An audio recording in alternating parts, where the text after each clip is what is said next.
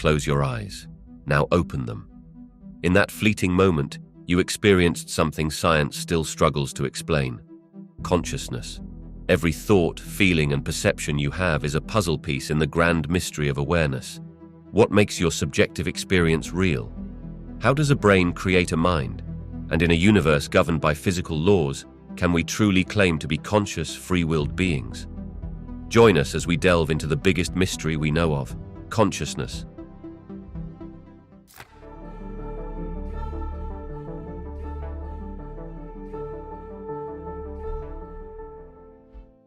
Consciousness is often defined as the state of being aware of and able to think about one's own existence, thoughts, and surroundings. It allows individuals to experience sensations, emotions, and thoughts, forming the lens through which they perceive the world. This awareness can manifest in various forms, from basic sensory perception to complex self-reflection and reasoning. At its core, consciousness encompasses both wakefulness and awareness. While we may think of consciousness primarily in terms of human experience, it is believed to exist on a spectrum. This means that some animals may exhibit forms of consciousness, responding to their environments in ways we can observe. Scientists and philosophers continue to grapple with questions surrounding consciousness, including what distinguishes conscious beings from non-conscious entities. The study of consciousness intersects multiple disciplines, including neuroscience, psychology, and philosophy. Researchers explore how neural networks in the brain contribute to conscious experience and investigate the conditions under which consciousness arises. The nature of consciousness remains one of the most profound mysteries in science, inviting inquiry into how subjective experiences emerge from biological processes. Advancements in technology, particularly brain imaging, are shedding light on how different areas of the brain contribute to conscious thought. These insights could help unravel the intricacies of consciousness, potentially revealing its evolutionary purpose and how it varies across different species. The quest to understand consciousness also raises philosophical questions about the nature of self, identity, and the human experience. Neuroscientists employ various methods to measure consciousness, primarily focusing on observable behaviors, brain activity, and the subjective experiences of individuals. One common approach is through behavioral assessments, where researchers observe responses to stimuli. For instance, a person in a conscious state typically reacts to environmental cues, such as turning their head toward a sound or responding to questions. This behavior indicates a level of awareness and engagement with their surroundings. Functional neuroimaging techniques, such as functional magnetic resonance imaging and positron emission tomography, are instrumental in studying consciousness. These technologies allow scientists to visualize brain activity in real time, pinpointing which areas of the brain are active during different conscious states. Through these methods, researchers have identified specific patterns of brain activation that correlate with varying levels of consciousness, from full awareness to states like sleep or anesthesia. Another valuable technique involves the use of electroencephalography, or EEG, which measures electrical impulses in the brain. This method captures the rhythm and activity patterns of brain waves, providing insights into how consciousness fluctuates. Different brainwave patterns are associated with various states of consciousness, such as relaxed wakefulness or deep sleep, allowing scientists to chart changes in consciousness over time. Researchers also explore subjective reports from individuals about their own conscious experiences. These first-person accounts are crucial for understanding the qualitative aspects of consciousness that cannot be measured by external methods alone. By correlating subjective experiences with objective brain measurements, neuroscientists aim to build a comprehensive picture of how consciousness functions in the human brain. Each method provides a piece of the puzzle in understanding this complex and elusive phenomenon. Studying consciousness presents numerous challenges, many of which stem from its inherently subjective nature. One significant hurdle is the difficulty in defining and measuring consciousness. Unlike tangible phenomena, consciousness is not easily quantifiable, and scientists often grapple with establishing universally accepted criteria for what constitutes conscious experience. This ambiguity complicates the collection of data and the comparison of findings across different studies. Another major challenge arises from the diverse range of conscious experiences. Consciousness exists on a spectrum, encompassing states such as alertness, awareness, and even altered states like dreaming or meditation. Each state exhibits distinct neural patterns and behavioral manifestations, further complicating the task of creating a clear framework for investigation. Researchers must navigate these complexities while ensuring they account for variations in individual experiences and the influence of cultural or contextual factors. Additionally, there are technical limitations in the tools used to study the brain. While advanced imaging technologies have significantly improved our understanding of brain function, they still provide only a partial view of the intricate processes that underpin consciousness. Current technologies may struggle to capture rapid fluctuations in brain activity or explore deep brain regions where consciousness might emerge, limiting the depth of insights that can be attained. Furthermore, the philosophical implications of consciousness research pose challenges as well. Questions regarding the nature of self, free will, and the relationship between the mind and the brain complicate scientific discourse. Debates about whether consciousness can be reduced to neurological processes, or if it extends beyond physical explanations, often intersect with empirical studies, necessitating a multidisciplinary approach that can blend scientific inquiry with philosophical considerations. Each of these challenges underscores the complexity of consciousness as a field of study, making it one of the most intriguing yet elusive areas in science. Consciousness and awareness are closely related concepts, yet they hold distinct meanings in the study of the mind. Consciousness refers to the broader state of being aware of one's existence and experiences. It encompasses a variety of mental activities, including perception, thought, emotion, and self-reflection. Consciousness can be thought of as the overall quality of having experiences and being alive to them. Awareness, on the other hand, is often considered a component or subset of consciousness. It describes the level of understanding or perception one has about specific thoughts, feelings, or sensory information at any given moment. For example, an individual may be conscious while daydreaming, but not fully aware of their surroundings. In this case, consciousness is present, but awareness is limited to the person's internal narrative. The distinction between the two becomes particularly apparent when examining different states of consciousness. During sleep, for instance, an individual remains conscious at a fundamental level, but their awareness of external stimuli is diminished.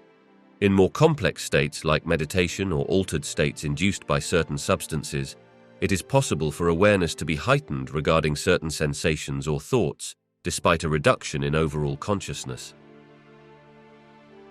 Understanding this difference is crucial in consciousness studies, as it helps researchers explore how various conditions, such as trauma, sleep deprivation, or neurological disorders, affect both consciousness and awareness.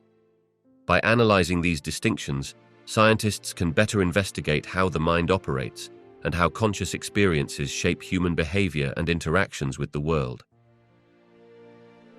Current scientific understanding suggests that consciousness consists of several key components that interact to create the complex tapestry of human experience.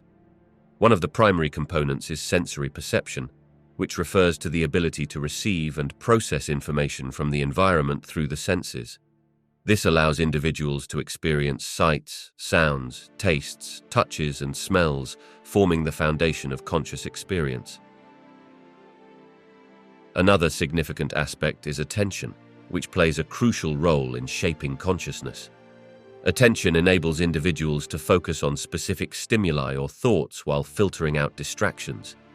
It acts as a spotlight, highlighting particular elements of experience while allowing others to fade into the background.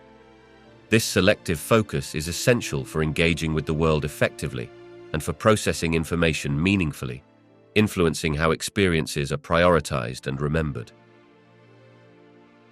Self-awareness also represents a critical component of consciousness. It involves recognizing oneself as a distinct entity with thoughts, feelings, and experiences. This introspective quality allows individuals to reflect on their own mental states, engage in complex reasoning, and understand their place in the world. Self-awareness contributes to personal identity and governs how individuals adapt to social situations and navigate their lives. Finally, the integration of information is paramount to consciousness. The brain orchestrates a multitude of sensory inputs and cognitive processes, weaving them together to form coherent experiences. This integration is thought to occur in specific regions of the brain, where disparate signals are combined into a unified stream of consciousness. Understanding these components and their interactions is key for researchers as they continue to explore the intricate mechanisms that produce conscious thought and experience, delving deeper into the mysteries of the mind.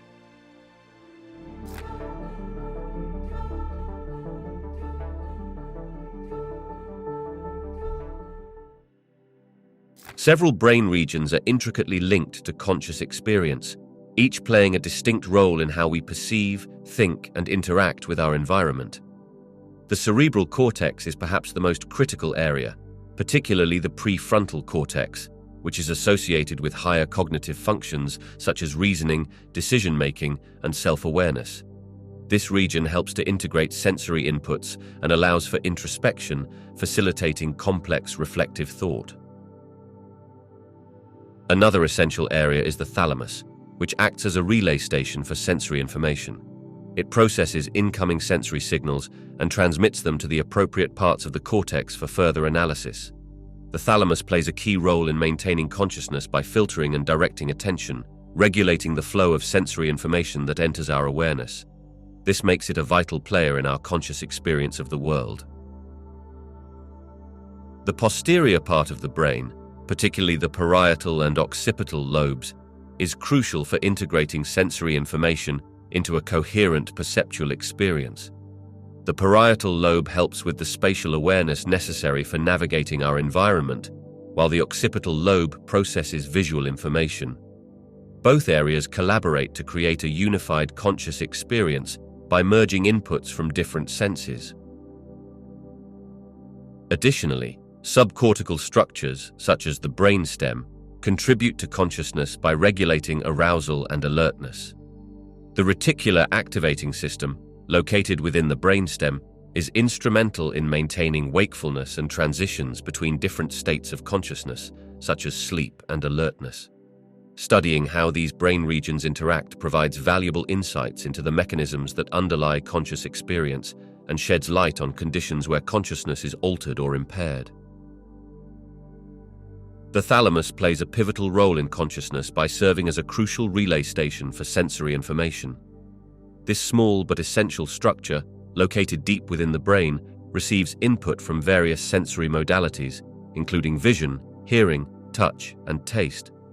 Once it processes this information, the thalamus transmits it to the appropriate areas of the cerebral cortex for further interpretation and integration. By doing so, the thalamus helps ensure that much of the sensory data we experience enters our conscious awareness. In addition to relaying sensory information, the thalamus is involved in filtering and modulating these signals based on their relevance. It acts like a gatekeeper, determining which sensory inputs are worth our attention and which can be disregarded. This gating mechanism is essential for focusing our awareness on specific stimuli while ignoring distractions in our environment. For example, when we're engaged in a conversation, the thalamus helps prioritize auditory information from the speaker, allowing us to tune out background noise. Moreover, the thalamus also plays a crucial role in regulating alertness and wakefulness. It is part of the reticular activating system, which helps maintain the state of consciousness by coordinating the transition between sleep and wakefulness. This relationship between the thalamus and arousal states highlights its importance in determining whether we are fully aware of our surroundings or in a more subdued state, such as during sleep. Lastly, research suggests that the thalamus may be involved in the unification of conscious experience. By linking and integrating information from various sensory modalities, the thalamus helps create a coherent representation of the world around us.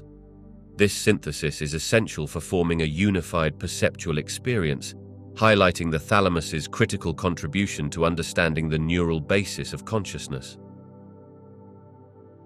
The prefrontal cortex is a vital component of the brain that significantly contributes to our conscious experiences. Located at the front of the brain, this area is responsible for a range of complex cognitive functions, including decision-making, problem-solving, and planning. Its role in self-awareness and introspection is particularly noteworthy, as it allows individuals to reflect on their thoughts and feelings, shaping their understanding of themselves and their place in the world. This introspective quality enriches conscious experience by enabling individuals to evaluate their intentions and motivations. One of the key functions of the prefrontal cortex is its involvement in executive functions, which are essential for managing thoughts and behaviors. This area of the brain helps regulate attention, enabling individuals to focus on relevant stimuli and tasks while filtering out distractions. Through this mechanism, the prefrontal cortex helps create an organized mental framework that guides conscious thought and influences decision-making processes. This is particularly important when faced with multiple choices or conflicting information, as it aids in considering consequences and selecting appropriate actions. In addition to these cognitive processes, the prefrontal cortex plays a crucial role in emotional regulation. By integrating emotional information with cognitive assessments, this region helps individuals navigate social interactions and make decisions that are informed both by reasoning and by their feelings. This capacity for emotional awareness and regulation enhances conscious experience as individuals learn to balance rational thought and emotional responses, adapting to varying circumstances in their lives. Furthermore, the prefrontal cortex is involved in the integration and synthesis of information from various brain regions.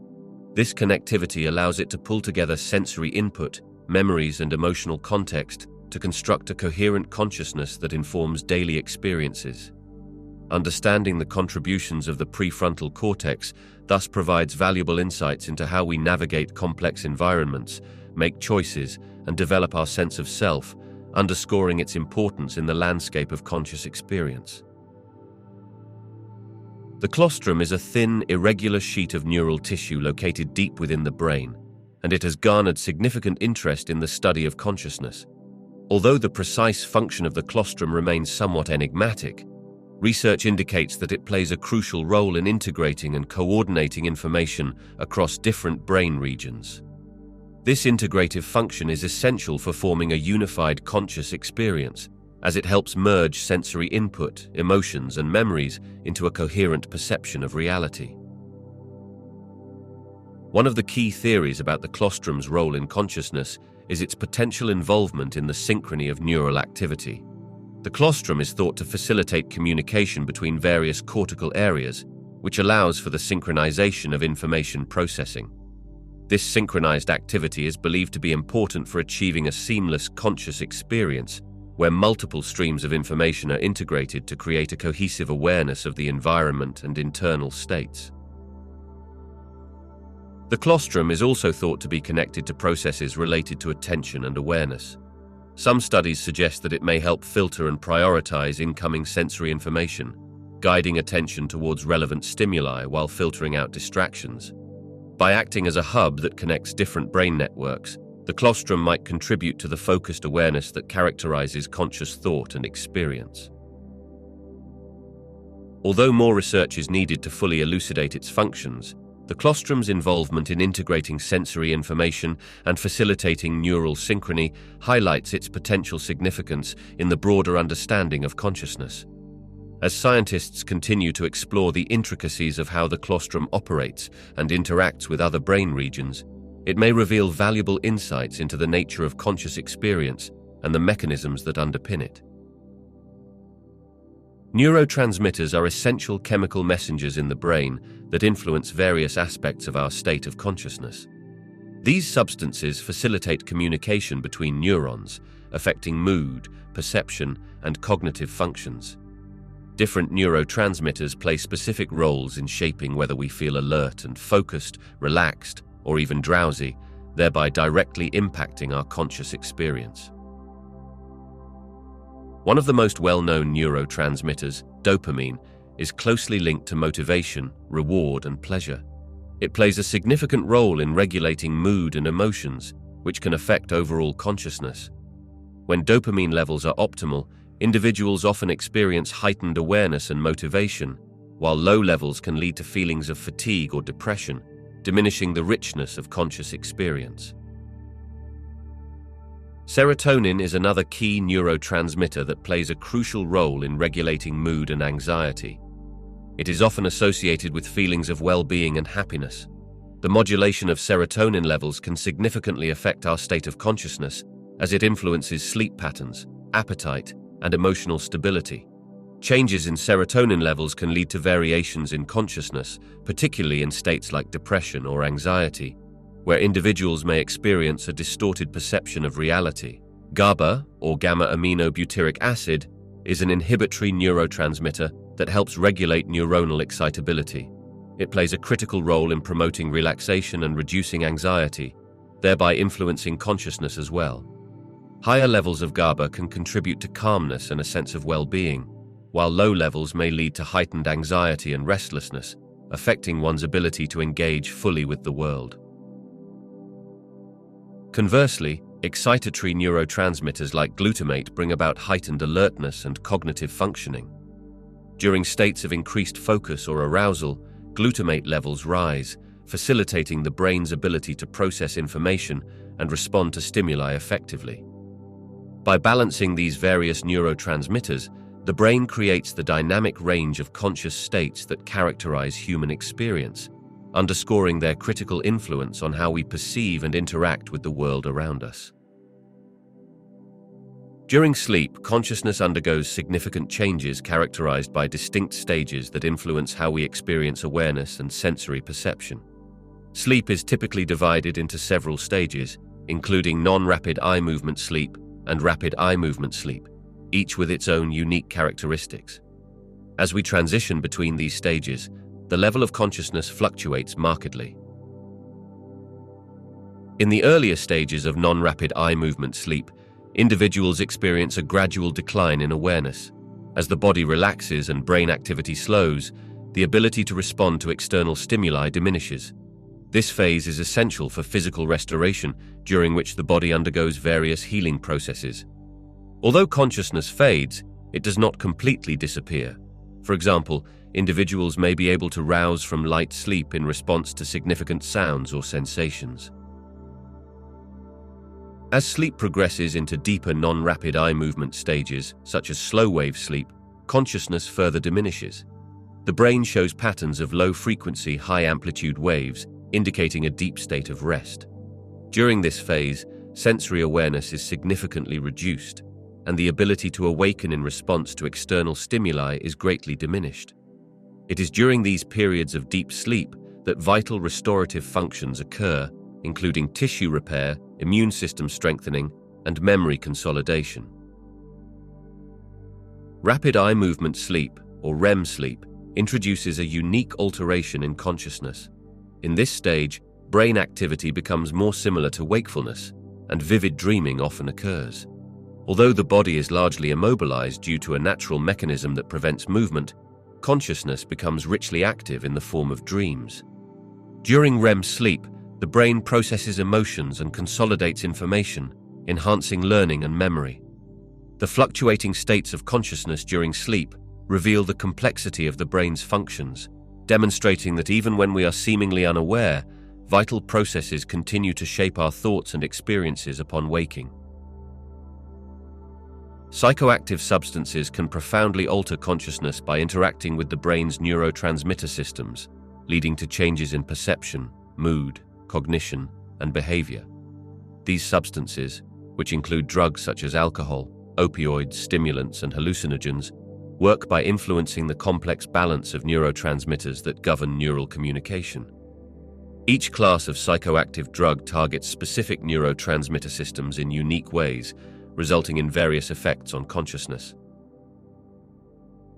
For example, opioids like morphine and heroin bind to opioid receptors in the brain, primarily affecting the systems that regulate pain, reward, and pleasure. This interaction can produce feelings of euphoria and relaxation by increasing dopamine release. The elevation in dopaminergic activity heightens sensations of pleasure, often leading to a significantly altered state of consciousness characterized by intense feelings of relief and well-being. However, reliance on these substances can lead to tolerance and dependence, complicating the experience of consciousness over time. Stimulants such as cocaine and amphetamines primarily increase the availability of dopamine and norepinephrine in the brain. By blocking the reuptake of these neurotransmitters or increasing their release, stimulants create heightened alertness and energy levels. Users often experience increased focus and a sense of euphoria, altering their perception of reality. While these effects can enhance mood temporarily, prolonged use can disrupt normal neurobiological functions, resulting in adverse effects like paranoia and anxiety, showcasing the complex impacts on consciousness. Hallucinogenic substances such as LSD and psilocybin interact with receptor systems for serotonin, particularly the 5-hydroxytryptamine receptor. These substances can induce profound changes in perception, leading to altered visual and auditory experiences, shifts in mood, and even a sense of unity with the world. The neurobiology underlying these experiences involves heightened connectivity among various brain regions, often resulting in the dissolution of the usual boundaries of self-awareness and consciousness. The alteration of consciousness through psychoactive substances underscores the intricate relationship between neurotransmitter systems and subjective experience. While these substances can provide glimpses into altered states of awareness, they also highlight the potential risks and complexities associated with their use, as they can lead to significant changes in mood, perception, and overall mental health. The default mode network, often referred to as the DMN, is a network of brain regions that is particularly active during rest and introspective thought, playing a critical role in aspects of consciousness. This network includes regions such as the medial prefrontal cortex, posterior cingulate cortex, and angular gyrus, and it is most active when individuals are not engaged in specific external tasks. Instead, the DMN is associated with internal thought processes, such as daydreaming, mind-wandering, and reflecting on one's personal experiences and future plans. One primary function of the default mode network is to support self-referential thinking. When the brain is at rest, the DMN helps individuals engage in thoughts about themselves, their identities, and their relationships with others. This capacity for self-reflection is essential for developing a coherent sense of self and aids in understanding one's place in the world. Through these introspective activities, the DMN helps shape conscious experience by allowing for contemplation of personal values and goals. Moreover, the default mode network has been linked to memory retrieval and the integration of past experiences. It plays an essential role in accessing autobiographical memories, which allows individuals to draw on their past to inform present decisions or anticipate future scenarios. This integration of memories enhances the richness of conscious experience as individuals connect their lived experiences to their current state of awareness. Interestingly, the default mode network exhibits a complex interplay with other brain networks depending on the tasks being performed. For instance, when focused attention is required, activity in the DMN typically decreases as other brain networks engaged in task-oriented processes become more active. This balance between the default mode network and task-positive networks reflects the dynamic nature of consciousness and highlights how different brain regions collaborate to shape awareness, guiding the flow between internal reflection and external engagement. Ultimately, the study of the DMN contributes to our understanding of how consciousness operates and unfolds in various mental states.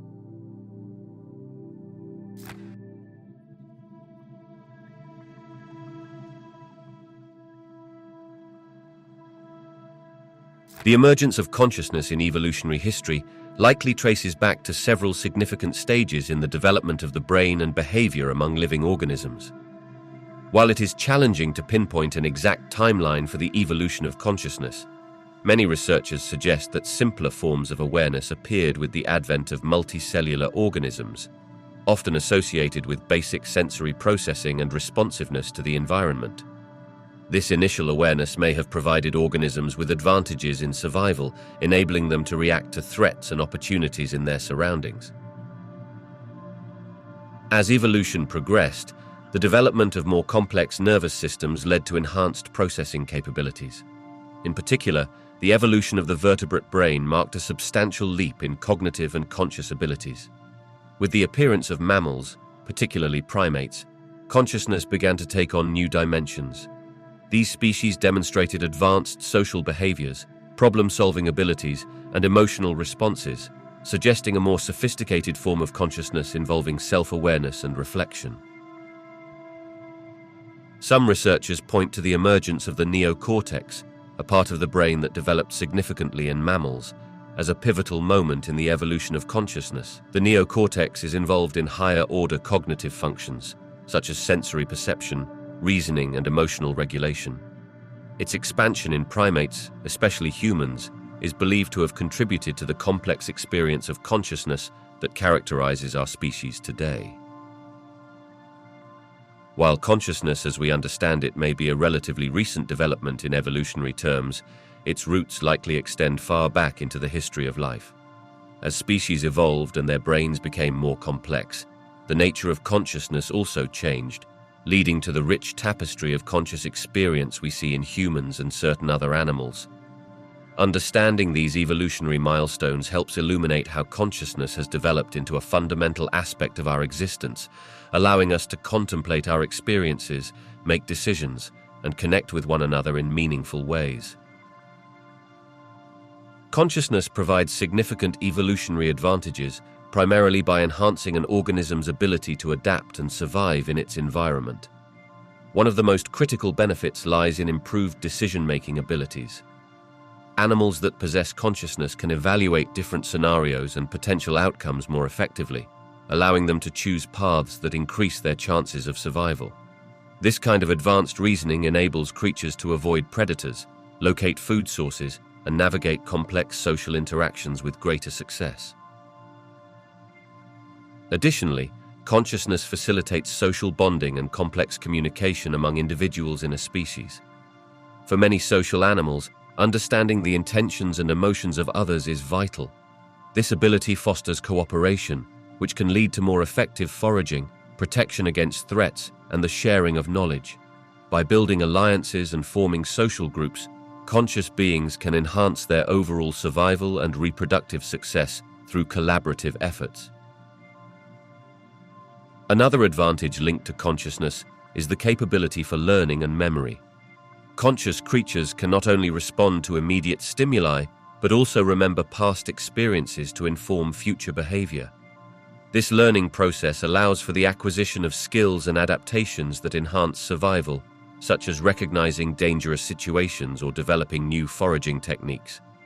Over generations, this cumulative knowledge can significantly increase a species' adaptability to shifting environments.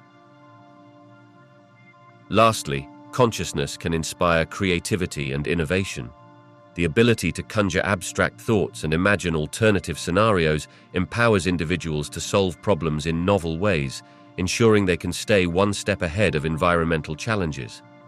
This creative aspect of consciousness ultimately influences evolutionary paths by facilitating the development of tools, complex social strategies, and new methods for resource utilization, reinforcing the adaptability of conscious beings amidst ever-changing circumstances. Yes, there are indeed varying degrees of consciousness across different species. Consciousness does not exist as a simple yes or no condition. Rather, it is a complex spectrum. At one end, some organisms exhibit basic awareness of their surroundings without any indication of self-awareness or advanced cognitive functioning. Simple animals, such as jellyfish and certain insects, exhibit reflexive behaviors driven primarily by environmental stimuli, lacking the nuanced awareness found in more complex creatures. As we move along the spectrum, more advanced animals display signs of higher consciousness. Mammals, particularly primates, dolphins, and elephants, demonstrate self-recognition, problem-solving abilities, and complex social behaviors. For instance, chimpanzees can use tools, recognize themselves in mirrors, and show empathy towards one another, suggesting a level of consciousness that encompasses social awareness and cognitive complexity. Birds, particularly corvids like crows and ravens, also exhibit remarkable cognitive skills, challenging previously held views that only mammals could possess advanced consciousness. Research has shown that these birds can plan for the future, solve intricate puzzles, and demonstrate an understanding of cause and effect.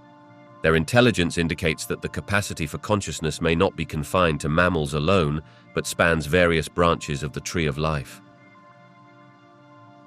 At the highest level of consciousness are humans, who exhibit profound self-awareness, abstract thinking, and complex language skills. These features allow us not only to navigate our environment, but also to reflect on our existence, discuss philosophical concepts, and create intricate cultures. This advanced consciousness shapes our interactions and has propelled our species to unprecedented levels of innovation and societal organization, marking a significant evolutionary leap. Human consciousness differs from that of our closest primate relatives in several key areas, primarily regarding self-awareness, abstract thinking, and language capabilities. While many primates, such as chimpanzees and bonobos, possess a degree of self-awareness and can recognize themselves in mirrors, humans exhibit a more profound level of introspection. This capacity allows us not only to contemplate our own thoughts and emotions, but also to engage in complex self-reflection, shaping our identity and understanding of existence in ways that are far more intricate. The ability to think abstractly is another significant distinction. Humans can envision concepts beyond immediate experiences and utilize sophisticated reasoning skills. This includes not only problem-solving in practical situations, but also grappling with abstract ideas such as morality, time, and the nature of the universe. While some primates can solve puzzles and showcase clever behaviors, the depth of human thought extends into philosophical realms that affect our cultures, our values, and our understanding of life itself. Language serves as a crucial dividing line between human consciousness and that of other primates. Humans possess the unique ability to use complex language systems that allow for precise communication about abstract concepts, emotions, and events that are not presently occurring. While primates can communicate through vocalizations, gestures, and expressions, their communications lack the grammar and nuanced depth found in human languages. This linguistic capability enables humans to share knowledge across generations, fostering culture and societal evolution in a way that is unparalleled among our primate relatives. These attributes of human consciousness highlight not only an evolutionary divergence, but also the unique cognitive tools that have propelled our species forward. While our closest relatives exhibit impressive intelligence and capabilities, the layers of self-awareness, abstract thinking, and linguistic complexity present in humans set us apart and have fundamentally shaped our experiences, relationships, and societies throughout history. Studying cephalopods, particularly octopuses, provides fascinating insights into the nature of consciousness, revealing complexities that challenge our understanding of intelligence and awareness in non-human animals. Octopuses demonstrate remarkable problem-solving abilities and exhibit behaviors that suggest a high degree of cognitive flexibility. For instance, they can escape from enclosures, use tools, and even engage in play, showcasing a level of ingenuity not commonly observed in many species. One of the most intriguing aspects of octopus behavior is their advanced forms of communication and interaction with their environment. These creatures can change the color and texture of their skin with astonishing precision, allowing for both camouflage and social signaling. This ability highlights a sophisticated sensory awareness of their surroundings, indicating that octopuses do not merely react to stimuli, but actively interpret and engage with their environments in nuanced ways. Cephalopods also possess a decentralized nervous system, with a significant portion of their neurons located in their arms rather than in the brain. This unique arrangement raises questions about the nature of consciousness itself. It suggests that these creatures may experience a type of consciousness that is distinct from our own, challenging traditional concepts of how awareness and cognitive processing operate. Their arms can independently perform complex tasks, further emphasizing the possibility that consciousness may take different forms across species. By examining the intelligence and behavior of octopuses, researchers gain valuable perspectives on the evolutionary origins and manifestations of consciousness. These findings encourage us to reconsider the criteria we use to define and assess consciousness, suggesting that it may not be a singular experience but rather a diverse array of forms, each adapted to the specific needs of different species in their respective environments. Artificial consciousness differs significantly from biological consciousness in its origins, development processes, and underlying mechanisms. Biological consciousness has evolved over millions of years through natural selection, shaped by various environmental pressures that favor traits promoting survival and reproduction. This long evolutionary history has led to the emergence of sophisticated cognitive abilities, self-awareness, and intricate social behaviors found in many species, particularly humans. In contrast, artificial consciousness is constructed through human design and engineering, based on algorithms and computational systems. While current artificial intelligence can simulate certain aspects of human cognition, such as learning and pattern recognition, it lacks the evolutionary context that informs biological consciousness. An artificial system learns from data inputted by humans, processing information without the emotional or subjective experience that characterizes biological consciousness. The absence of personal experiences and feelings in artificial intelligence means that its awareness, if it even reaches that level, will inherently differ from the lived experiences of conscious organisms. Another critical aspect involves the adaptability and flexibility of both forms of consciousness. Biological entities exhibit remarkable abilities to adapt to changing environments, leveraging instincts and learned behaviors honed over generations. This adaptive capacity is a direct consequence of their evolutionary journeys. Artificial consciousness, on the other hand, relies on programmed parameters and training data, which can limit its ability to adapt dynamically in novel situations. Although advancements in machine learning can enhance adaptability, it still fundamentally relies on human input and design, lacking the organic evolution that has shaped biological consciousness. Finally, the ethical implications surrounding artificial consciousness raise further distinctions. Biological consciousness inherently involves complex emotional and social dimensions that influence interactions, relationships, and moral considerations.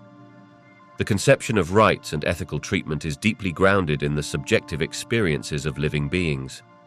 As artificial consciousness continues to develop, society must grapple with questions about the moral status of machines that exhibit signs of awareness, challenging our understanding of consciousness and redefining the criteria we use to evaluate sentience and ethical treatment in both biological and artificial contexts.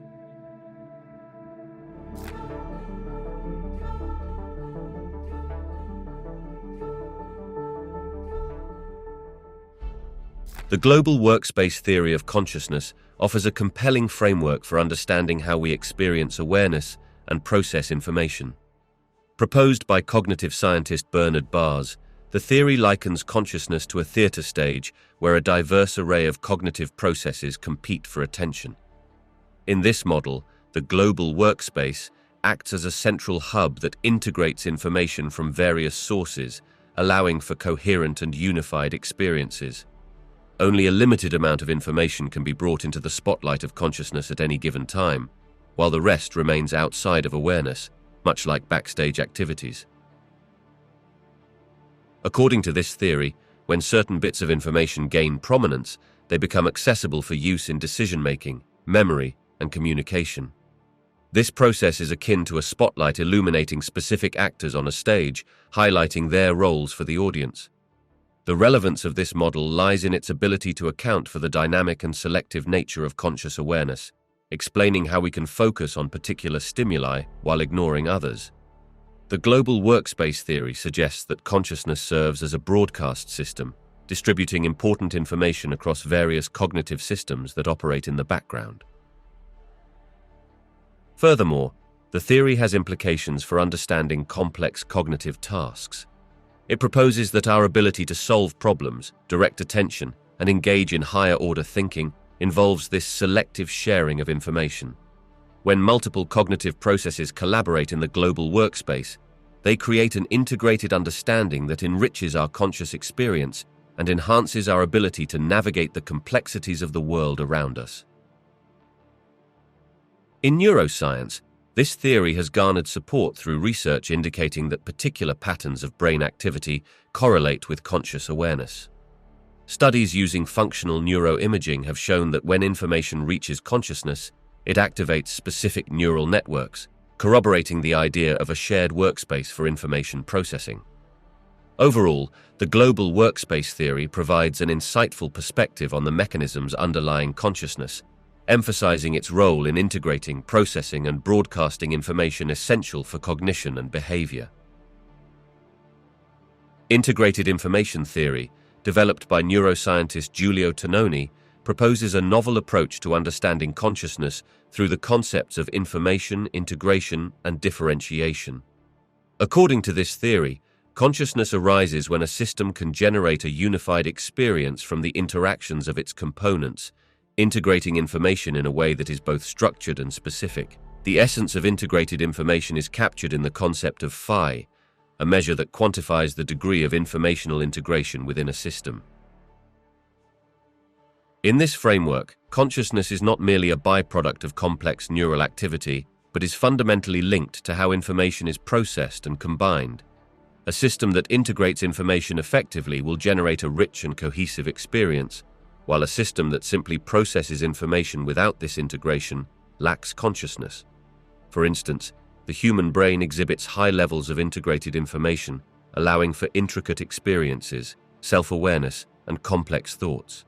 In contrast, systems with lower levels of integration, such as a simple circuit or a less complex organism, would have a correspondingly limited conscious experience. One of the key elements of integrated information theory is that it emphasizes both the causal relationships among components within a system and the uniqueness of its integrated information. This means that consciousness is tied to the specific organizational structure of a system, how its parts interact and influence one another.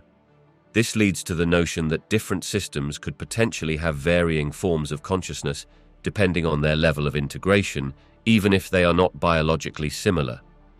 This perspective encourages the exploration of consciousness in a broader range of systems, including certain artificial intelligences or potentially even those in other species. The implications of integrated information theory extend beyond neuroscience, impacting philosophical discussions about the nature of consciousness and the criteria for sentience. By framing consciousness in terms of integrated information, the theory invites a re-evaluation of what it means to be conscious and challenges rigid distinctions between biological and non-biological systems. Ultimately, this theory provides a framework for examining the fundamental properties of consciousness and encourages ongoing research at the intersection of science, philosophy, and cognitive studies. Attention schema theory, proposed by neuroscientist Michael Graziano, offers an innovative perspective on the nature of consciousness by suggesting that it arises not from a direct reflection of reality, but rather from a model that the brain creates about its own attention processes. According to this theory, our awareness is fundamentally linked to our capacity to focus attention on specific stimuli while filtering out distractions. The brain constructs an internal representation, or schema, about what it is paying attention to, which then generates the subjective experience we identify as consciousness. This internal model serves several purposes. First, it helps the brain manage and allocate its limited attentional resources more efficiently. By creating a simplified representation of attention, the brain can optimize its processing and ensure critical information receives priority. This schema not only assists in navigating immediate tasks, but also allows for more deliberate decision-making and problem-solving.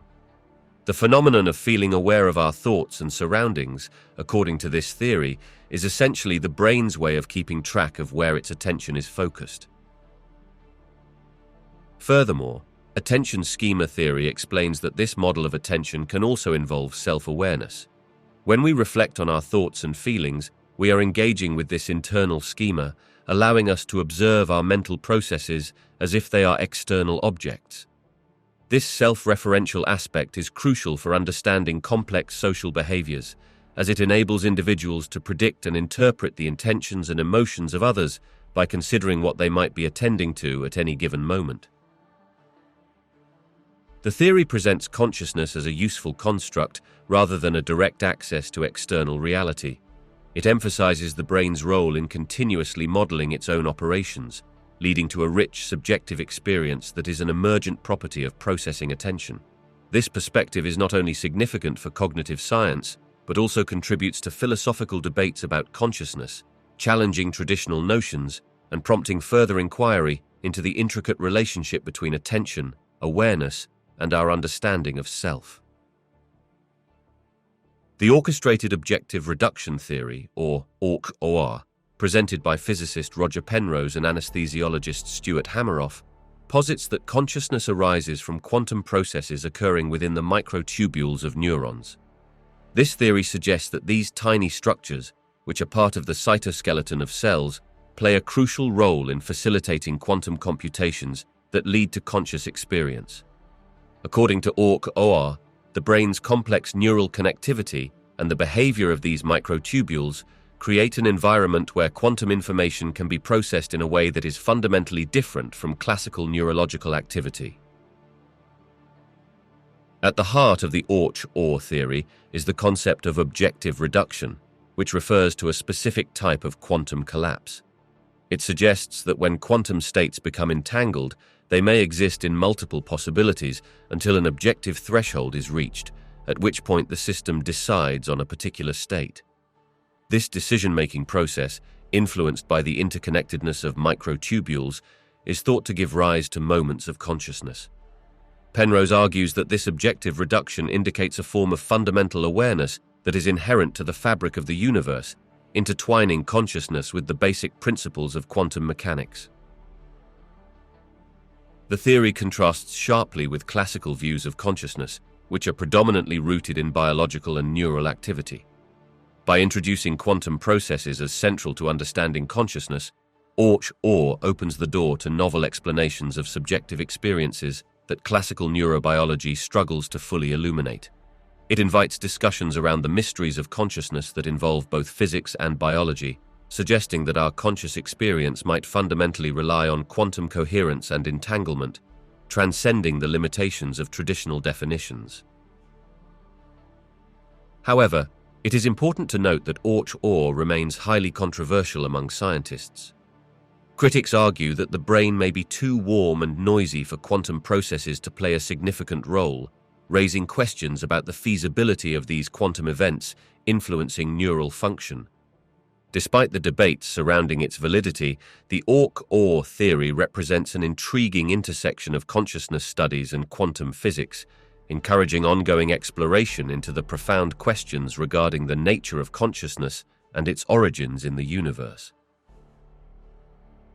The higher-order thought theory of consciousness suggests that consciousness arises from a particular kind of cognitive operation known as a higher-order thought.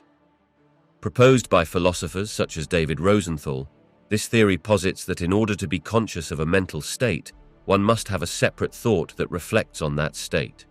Essentially, it means that for a person to be aware of their experiences, there must be thoughts about those experiences occurring simultaneously. In practical terms, imagine being in a state of fear. According to higher-order thought theory, simply experiencing fear is not enough for that mental state to constitute consciousness. One must also have a thought such as "I am afraid." This reflective thought elevates the experience from mere sensation to conscious awareness. This theory distinguishes between first-order thoughts, which are our initial experiences, and higher-order thoughts, which provide awareness and recognition of those experiences. As a result, consciousness is framed as a two-layered process where the higher-order thoughts create the necessary context for first-order experiences to become conscious. This theory also emphasizes the role of self-awareness and introspection in consciousness. By requiring higher-order thoughts to establish awareness, it accounts for the complexities of human thought processes, including the capacity to assess, analyze, and reflect on one's own mental states. This self-referential element of higher-order thought theory leads to a deeper understanding of why certain experiences feel conscious to us while others do not.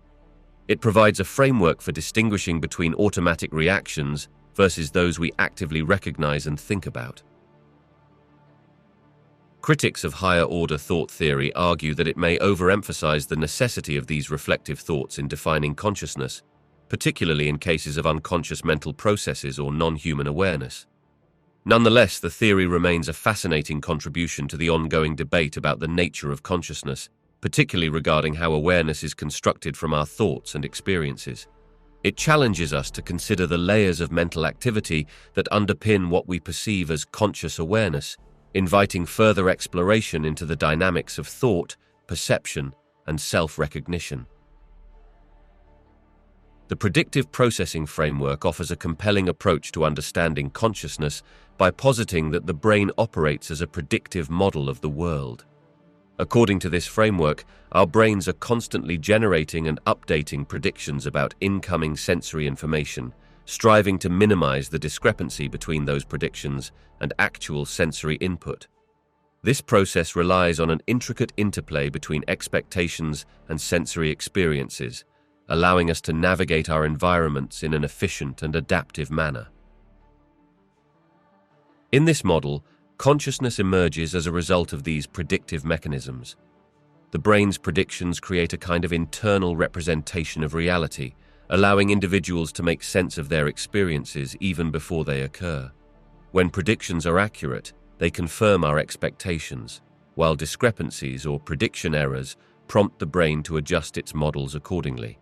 This means that consciousness is not merely a passive reaction to external stimuli, but rather an active dynamic process where our awareness is shaped by ongoing predictions and adaptations to our experiences. Moreover, this framework has significant implications for understanding how we perceive agency and selfhood. It suggests that our sense of self and conscious experiences arise from our brain's ability to predict outcomes based on both internal states, such as emotions and thoughts, and external stimuli. For instance, when we feel a certain emotion, our brain predicts how we should respond, influencing our conscious awareness of that emotion and shaping our behavioral responses. Thus, the predictive processing framework emphasizes the integral role of anticipation and evaluation in forming conscious experience. Additionally, the implications of this model extend to mental disorders and anomalies in conscious experience. By understanding how prediction errors inform our awareness, researchers can explore conditions in which these mechanisms might fail, leading to altered perceptions or experiences, such as in cases of anxiety or psychosis. The predictive processing framework therefore not only deepens our understanding of consciousness itself, but also enhances our grasp of the complex interactions between perception, prediction, and awareness, opening avenues for research that link neuroscience, psychology, and philosophy. The temporospatial theory of consciousness posits that consciousness is closely linked to the temporal and spatial features of neural activity within the brain. This theory suggests that the timing and spatial distribution of neural firing are critical for the integration of sensory information, which in turn gives rise to conscious experience. By focusing on how and when different brain regions communicate, this theory emphasizes the role of synchronization and coordination in generating awareness. According to this theory, consciousness arises when neural patterns across different areas of the brain become temporally synchronized. This means that for a conscious experience to occur, neural networks must not only be active, but must also engage with one another in a coordinated fashion. The specific timing of these neural activations is crucial. They need to occur within certain temporal windows to facilitate effective communication between regions responsible for processing various types of information. This synchronization enables various aspects of perceptual experience to coalesce into a unified conscious awareness. The spatial aspect of the temporospatial theory emphasizes that the distribution of activated neural circuits also plays a significant role in the qualitative aspects of consciousness. Different conscious experiences are thought to emerge from distinct patterns of activation across various brain regions. For instance, visual awareness might involve a specific network of visual processing areas in the occipital lobe, while emotional awareness could involve limbic structures and their connections. The integration of signals across these spatial networks, therefore, is essential for a coherent conscious experience. One of the strengths of this theory is its compatibility with contemporary neuroscience, particularly findings related to brain oscillations and connectivity. Studies demonstrating how specific frequency bands of neural rhythmic activity correspond to different states of consciousness lend support to the idea that both timing and spatial organization are integral to consciousness. By framing consciousness as a dynamic interplay of temporal and spatial neural processes, the temporospatial theory contributes to our understanding of how various factors work in concert to produce the rich tapestry of human awareness.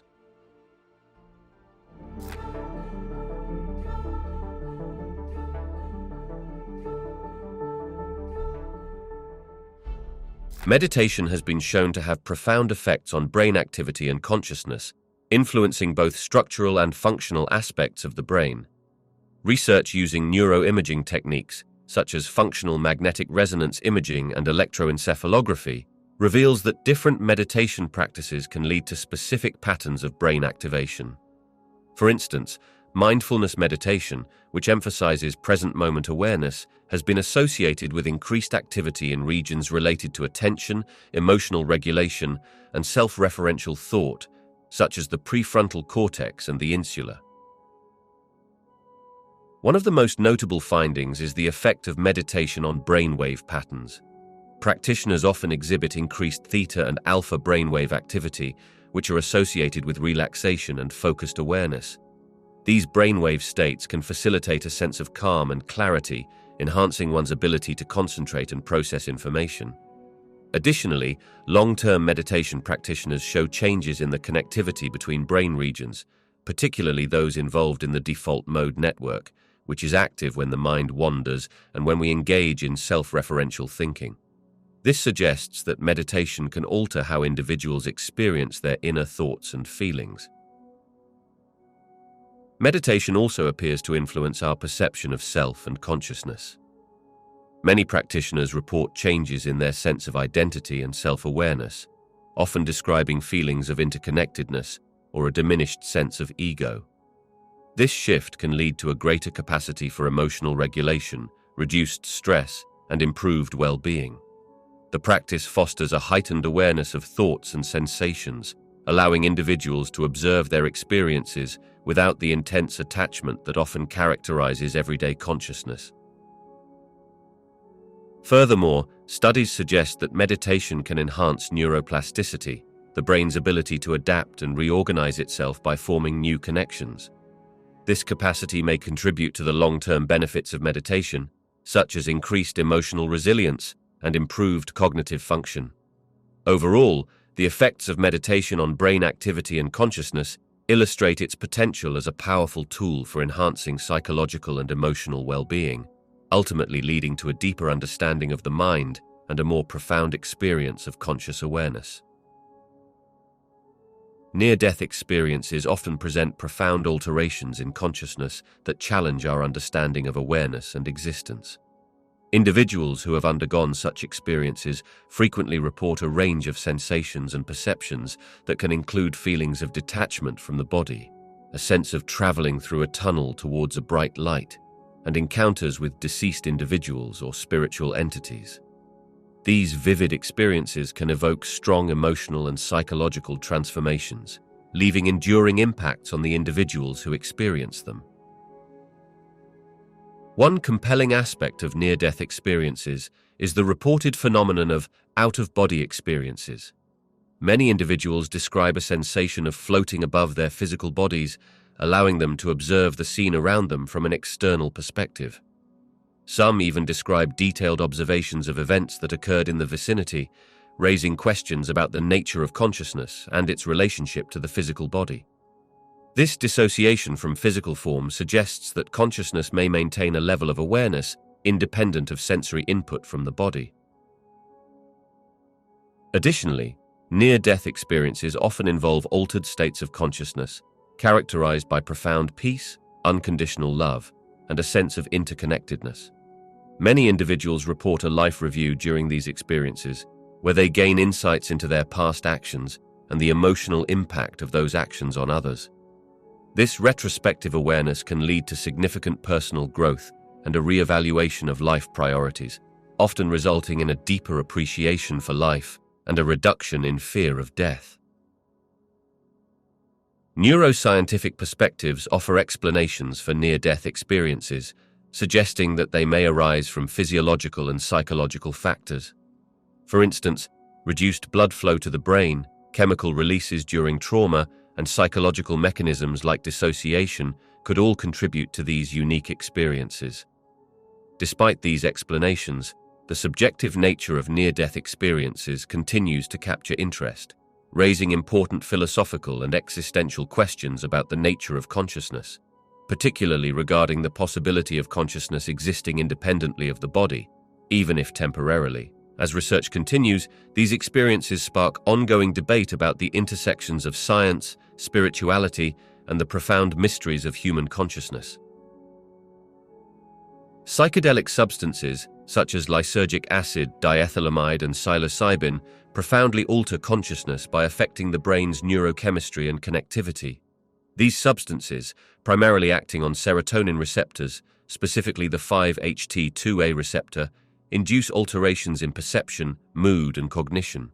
As a result, individuals often report vivid visual and auditory hallucinations, enhanced emotional experiences, and an altered sense of time and self.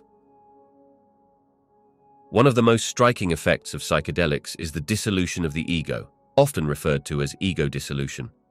Under the influence of these substances, users may experience a diminished sense of self, leading to feelings of interconnectedness with the universe and a sense of unity with others.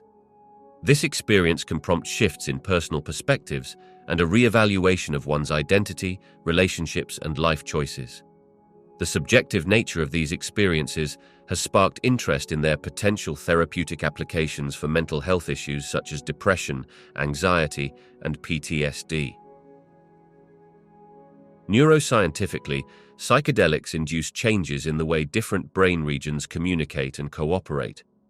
Functional neuroimaging studies have shown that these substances can lead to increased global connectivity in the brain, as various regions that typically operate independently begin to synchronize and communicate more freely. This enhanced connectivity may facilitate novel insights, creativity, and profound spiritual experiences, as the brain's usual filters and boundaries are temporarily lifted.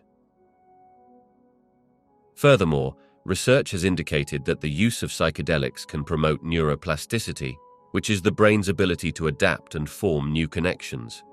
This capacity may explain some of the enduring changes in mood and behavior reported by users long after the immediate effects have worn off. Overall, the alterations in consciousness induced by psychedelic substances reveal complexities of human perception, consciousness, and the potential for transformative experiences, prompting both scientific inquiry and philosophical reflection on the nature of reality and the mind. Lucid dreaming occurs when a person becomes aware that they are dreaming while still immersed in the dream. This unique state of awareness allows the dreamer to potentially take control of the dream narrative, making choices and exploring the dream world with a sense of agency. Many individuals report experiencing vivid imagery and the ability to manipulate their surroundings, providing them with a surreal yet fascinating experience that blurs the line between reality and imagination. The connection of lucid dreaming to consciousness is particularly intriguing. Typically during sleep, especially in the REM stage when most dreams occur, the brain presents a different form of consciousness compared to waking life. Lucid dreaming challenges our understanding of consciousness because it represents an intersection between the unconscious mind, where dreams originate, and conscious thought, where self-awareness is active. Researchers have found that lucid dreamers exhibit brain activity that resembles both waking states and REM sleep, indicating a unique mental state. Furthermore, studies suggest that practicing techniques for inducing lucid dreams may enhance one's understanding of consciousness in general. Engaging with dreams consciously can lead to insights regarding decision-making, creativity, and problem-solving in waking life. Some scientists propose that exploring lucid dreaming can reveal how the brain constructs experience, bridging the gap between sleep and wakefulness and expanding our comprehension of human consciousness itself. Curiously, Cultures around the world have recognized the significance of lucid dreaming, viewing it as a tool for personal growth, self-exploration, and even spiritual development. Understanding this fascinating phenomenon could unlock further mysteries about the complexities of the mind and the nature of reality, while providing a glimpse into the ways our consciousness operates, even when we are asleep. Hypnosis is a deeply intriguing phenomenon that influences conscious awareness in unique ways. During hypnosis, an individual enters a trance-like state characterized by heightened focus and increased suggestibility. This altered state of consciousness alters the usual interactions between a person's awareness and their subconscious mind. As a result, people can experience a remarkable disconnection from their regular thought processes, allowing them to engage with ideas and suggestions that may not be readily accepted in their waking state. Research has shown that hypnosis can lead to changes in perception, memory, and even physical sensations. For instance, individuals undergoing hypnosis may feel less pain or have vivid visualizations that feel entirely real within the context of the hypnotic experience. This transformation occurs because selective attention is heightened during hypnosis, enabling people to tune out distractions and become more responsive to suggestions from the hypnotist. This process reveals how plastic and variable our conscious awareness can be. Moreover, the relationship between hypnosis and conscious awareness raises fascinating questions about the nature of control within our minds. While individuals are in a hypnotic state, they may recall memories that are typically difficult to access or engage in behaviors they would not consider in their normal state. This opens avenues for therapy, particularly in addressing issues such as anxiety, phobias, and chronic pain, offering a potential pathway to reframe experiences and alter perceptions that belay conscious awareness. Furthermore, studies examining brain activity during hypnosis have illustrated significant alterations in connectivity patterns. Certain areas of the brain associated with conscious thought appear to interact differently, suggesting a complete reconfiguration of how we process experiences. Understanding how hypnosis impacts conscious awareness not only illuminates the mechanisms of this distinct state, but also sheds light on the broader complexities of human consciousness itself. Synesthesia is a fascinating neurological condition in which stimulation of one sensory pathway leads to involuntary experiences in another sensory modality. For instance, a person with synesthesia might hear a sound and simultaneously perceive a color or taste a flavor when they see certain words. This blending of sensory experiences illustrates the brain's intricate and interconnected workings, offering a glimpse into how we perceive and interpret the world around us. This phenomenon raises captivating questions about consciousness and sensory perception. Synesthesia demonstrates that our experiences of the world are not purely based on isolated sensory inputs. Rather, they involve complex interactions and associations within the brain. These connections suggest that the boundaries between senses may be more porous than previously understood, highlighting the multifaceted nature of conscious experience. In fact, researchers believe that synesthesia may occur due to increased connectivity or cross-wiring between sensory regions of the brain, signaling a unique structure of neural organization. Furthermore, studying individuals with synesthesia can provide insights into the mechanisms of perception and cognition. For example, some synesthetes report having an enhanced memory or creativity, suggesting that the blending of sensory experiences could enrich their cognitive processes. This phenomenon opens the door to understanding how variations in sensory experience can affect our awareness and interpretation of reality. It challenges conventional views of how we categorize and define our sensory world. Additionally, exploring synesthesia can illuminate broader aspects of consciousness itself. It underscores the idea that every individual's perception is a product of their unique neurological wiring, leading to diverse experiences of reality. This invites deeper reflection on how consciousness operates at the intersection of perception, memory, and sensory integration. Understanding synesthesia not only sheds light on this intriguing condition, but also opens avenues for exploring the rich complexities of human experience. Out-of-body experiences, often abbreviated as OBEs, are intriguing phenomena where individuals perceive themselves as being detached from their physical bodies. During these episodes, people frequently report a sense of floating above themselves, seeing their surroundings from a different vantage point, or even traveling to distant locations. These experiences can be spontaneous or induced through various means, such as meditation, intense emotional states, or near-death situations. The nature of out-of-body experiences profoundly challenges our understanding of consciousness. Traditional views often equate consciousness with the functioning of the brain and the physical body. However, OBEs raise significant questions about the relationship between consciousness and the physical self. If individuals can have a subjective awareness detached from their bodily sensations, it suggests that consciousness may exist independently from the brain in some capacity. This notion invites re-evaluation of the fundamental assumptions surrounding what it means to be conscious and what constitutes the self. Moreover, research into these experiences indicates that they may be linked to specific neurological processes. For instance, stimulation of certain areas within the brain can induce sensations similar to OBEs, suggesting a potential neural basis for these experiences. However, the subjective nature of consciousness complicates matters, as it emphasizes the distinction between objective measurements of brain activity and the rich personal experiences that individuals undergo. It raises the possibility that consciousness can manifest in diverse ways, depending on the context and the individual's perceptions.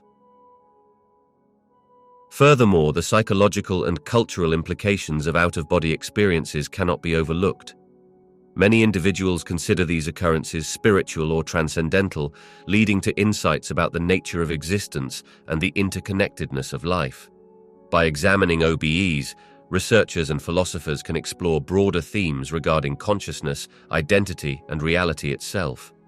Ultimately, out-of-body experiences emphasize the complexities of consciousness and challenge us to reconsider the ways we define and understand our existence and awareness in the universe.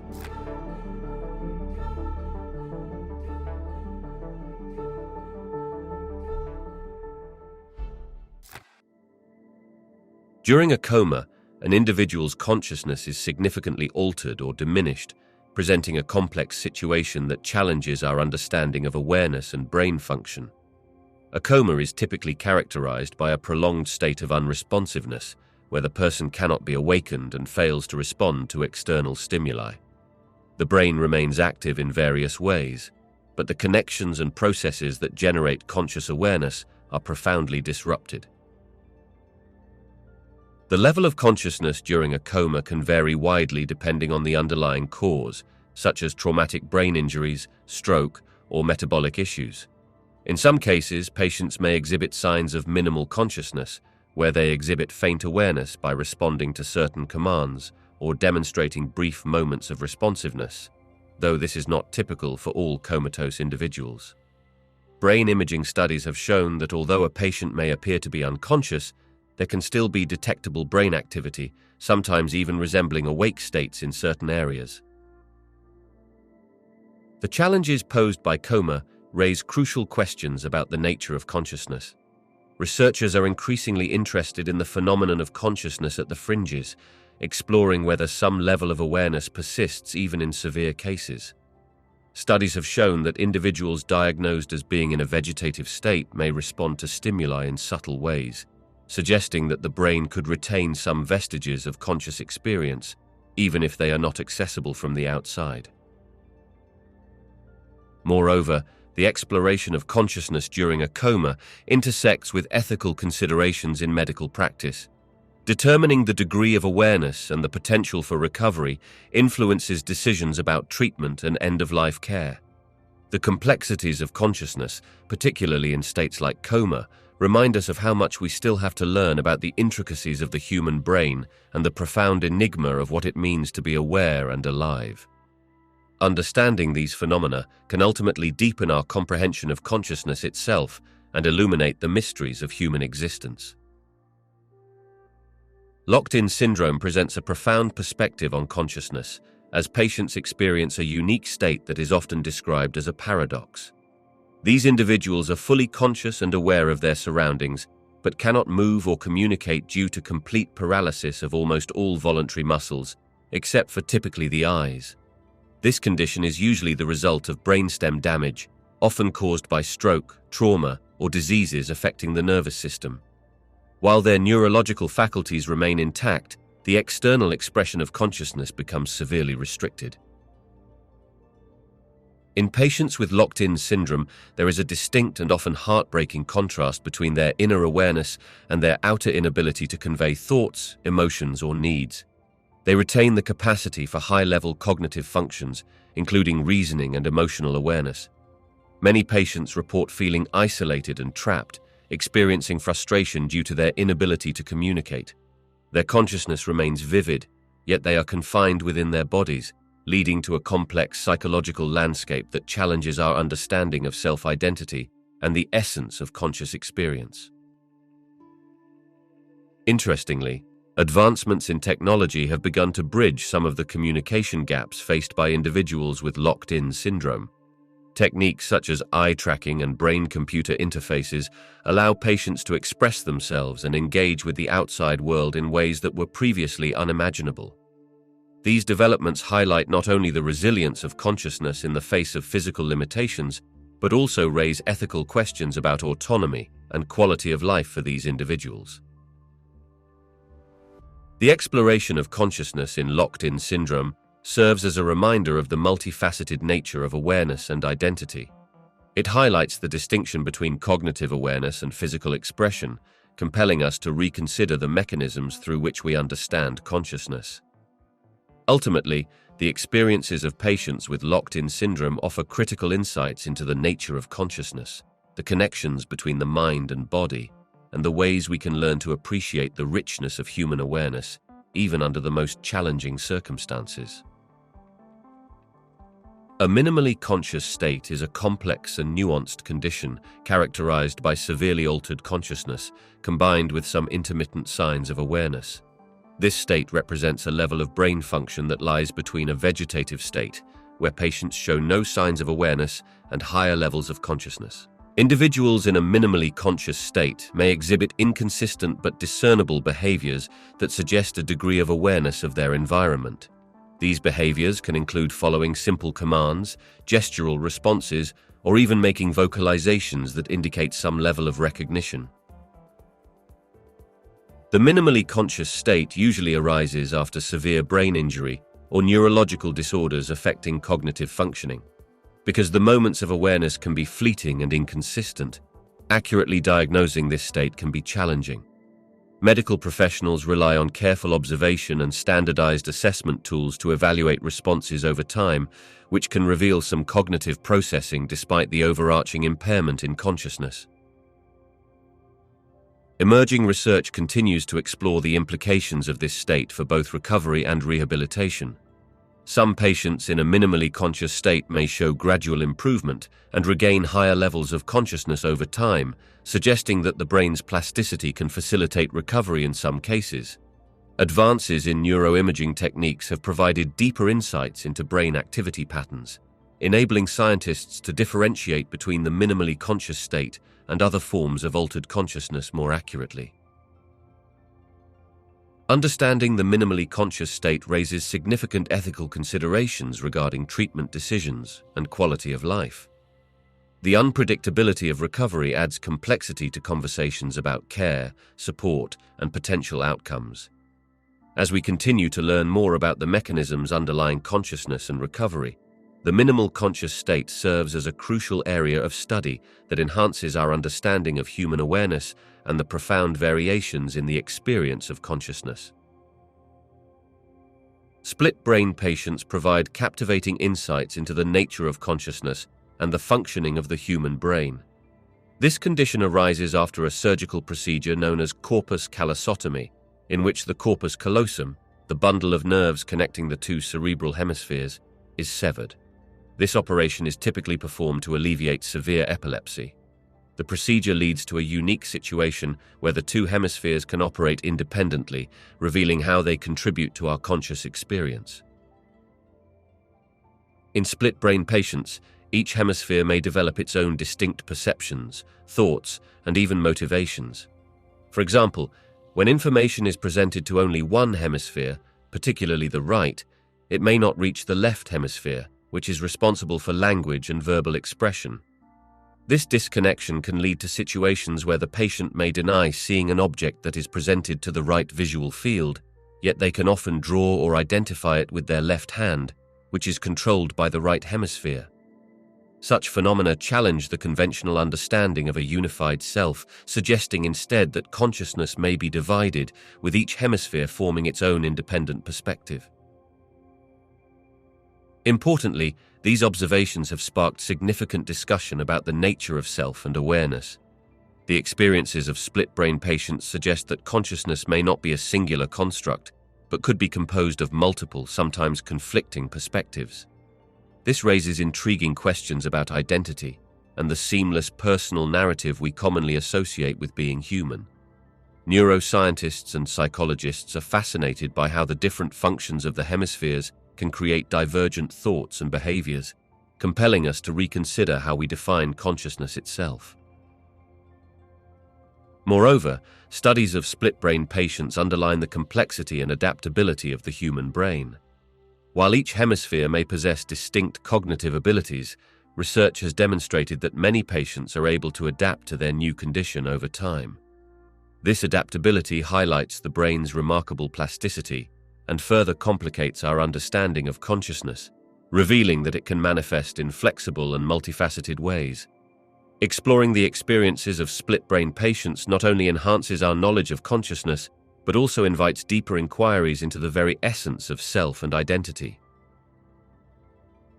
Blindsight is a fascinating neurological condition that provides valuable insights into the nature of consciousness and perception. Individuals with blindsight are typically patients who have suffered damage to the primary visual cortex, rendering them consciously blind in part or all of their visual fields. Despite their inability to consciously perceive stimuli in those areas, they can still respond to visual cues. For instance, they may accurately point to or identify the location of an object, demonstrating an ability to process visual information without conscious awareness of it. Studying patients with blind sight raises compelling questions about how consciousness interacts with perception. It suggests that visual processing occurs in different pathways within the brain. While the primary visual cortex is crucial for conscious visual experience, other pathways can still relay visual information to the brain that does not reach conscious awareness. This separation implies that our awareness of the world may not rely solely on all the visual data our brains receive. Rather, consciousness might represent a specific aspect of a broader perceptual experience. Moreover, blindsight challenges traditional views about the necessity of consciousness for action. Patients exhibit a remarkable ability to navigate their environment and interact with objects despite lacking conscious visual perception. This phenomenon highlights the idea that there can be two layers of processing: an unconscious level that allows for basic navigation and responses, and a conscious level that deals with more complex interpretations. The presence of blindsight suggests that consciousness is not an all-or-nothing affair, but rather exists on a spectrum, illuminating the intricate relationship between perception, awareness, and the ability to react to the world. Additionally, the implications of blindsight extend to understanding the cognitive processes underpinning consciousness. Research into this condition informs debates about the functions of awareness in human experience. It raises questions about the nature of subjective experience and whether consciousness is necessary for all forms of perception and action. By studying blindsight, researchers can explore these profound inquiries into how we perceive the world and ultimately better understand the complexities of consciousness itself. Dissociative disorders represent a group of mental health conditions that significantly alter a person's consciousness, identity, and memory. These disorders often arise in response to traumatic events or chronic stress, manifesting as a disconnection from one's thoughts, feelings, or sense of self.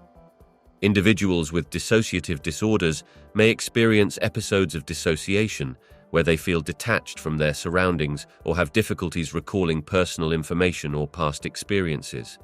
This disconnection creates a unique disturbance in consciousness that can impact daily functioning and well-being.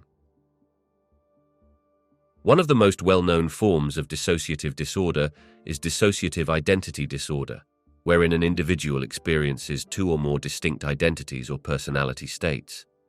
Each identity may have its own memories, behaviors, and ways of perceiving the world. This fragmentation of consciousness raises intriguing questions about the nature of self and personal identity. The presence of multiple identities can lead to a situation where a person's cohesive sense of self is disrupted, and their experiences of reality become varied and compartmentalized. Dissociative disorders also emphasize how consciousness can be shaped by traumatic experiences. In a protective mechanism, the mind can dissociate, allowing individuals to distance themselves from overwhelming emotions or memories associated with trauma. This means that, although a person may be physically present and functioning, their conscious awareness may be altered or suppressed, impacting their ability to fully engage with their emotional and cognitive experiences. This dissociative response can be a way to cope with distress, but can also lead to difficulties in processing memories and establishing a consistent identity. Furthermore, dissociative disorders highlight the complexities of consciousness, particularly regarding how memories and identity can be fragmented and disconnected. This disconnection can make treatment challenging, as individuals may struggle to integrate their experiences or may not fully acknowledge their trauma. Understanding the mechanisms underlying dissociative disorders is essential for developing effective therapeutic approaches. By examining how these conditions alter consciousness, we can gain deeper insights into the multifaceted nature of human experience and the varying degrees to which consciousness can be affected by psychological factors. Hemispatial neglect is a fascinating neurological condition resulting from damage to one hemisphere of the brain, most commonly the right hemisphere, leading to a profound lack of awareness of stimuli on the opposite side, typically the left side of space. Individuals with hemispatial neglect may fail to notice objects, people, or even their own body on the neglected side, often described as a blindness to that spatial field, despite having intact visual processing capabilities. This phenomenon can significantly impact daily functioning, affecting everything from eating and dressing to navigating environments.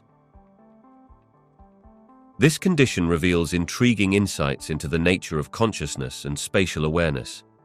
Hemispatial neglect challenges our understanding of how attention and awareness operate within our cognitive framework. It highlights that consciousness is not uniformly distributed across our perceptual experiences. Instead, it appears that our attentional resources are selectively directed, allowing us to be aware of some aspects of our environment while remaining oblivious to others. The brain's ability to prioritize certain stimuli over others, even at the cost of significant portions of perceptual space, underscores the complexity of conscious experience. Furthermore, hemispatial neglect raises important questions about the interplay between perception and awareness in shaping our conscious experience. The condition illustrates that vision does not solely determine awareness. Rather, awareness itself is a multifaceted process influenced by attention and cognitive integration. For instance, patients may have indistinct awareness of spaces or stimuli through non-conscious pathways, but lack the ability to consciously acknowledge them. This suggests that consciousness is intricately linked to how attentional resources are allocated and how sensory inputs are processed. Finally, studying hemispatial neglect reveals the brain's organizational principles, as it demonstrates how different regions contribute to spatial awareness and attention. The findings from this area of research have broad implications, not only for understanding neuropsychological conditions, but also for enhancing our understanding of normal cognitive functions related to consciousness and awareness. Hemispatial neglect invites us to reconsider how we define and experience consciousness, highlighting the selective nature of awareness and the complex mechanisms that underpin our perception of the world around us.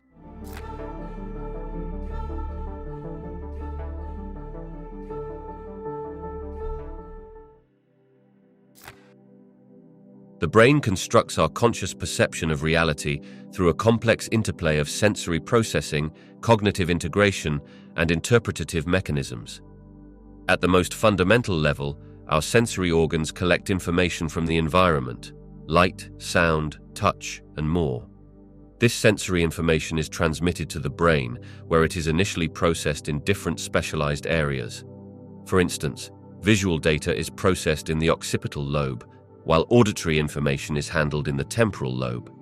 This early processing stage lays the groundwork for how we interpret and experience the world. However, raw sensory input alone is not enough to form our conscious experience. The brain uses prior knowledge, context, and expectations to integrate and interpret this information. This means that our perceptions are influenced by past experiences, memories, and cultural factors. The brain essentially creates a constructed representation of reality, often filling in gaps or making sense of ambiguous stimuli. For example, optical illusions play on our brain's interpretative processes, revealing how our perceptions can sometimes be misaligned with physical stimuli. Moreover, higher cognitive functions play a pivotal role in shaping our conscious experience. As we navigate the world, our attention selectively focuses on certain aspects of our environment while filtering out others. This process of attention is central to consciousness, allowing us to prioritize information and respond accordingly. Conversations, tasks, or emotional states can shift our focus, altering our immediate conscious experience and influencing how we perceive and react to our surroundings. Neuroscientific research has revealed that consciousness is not localized to a single brain region. Rather, it is a product of widespread brain networks working in concert. The default mode network, which is active during rest and self-referential thought, plays a role in reflecting on experiences and integrating information. Additionally, the conjunction of numerous brain areas, responsible for processing sensory information, attention, and memory, creates the dynamic and fluid nature of consciousness. This complex construction of conscious perception underscores the interplay between sensory input, cognitive processing, and the brain's ability to create a meaningful narrative of our reality, one that is both personal and sometimes subjective. Change blindness is a striking phenomenon, where a person fails to notice significant changes in a visual scene, often due to a disruption in attention or a temporary obstruction. This effect typically occurs when an individual is focused on one aspect of a scene, allowing substantial alterations to remain unnoticed. A classic example of change blindness involves a person looking at an image, where a detail is changed during a brief interruption, such as a blink or a cut.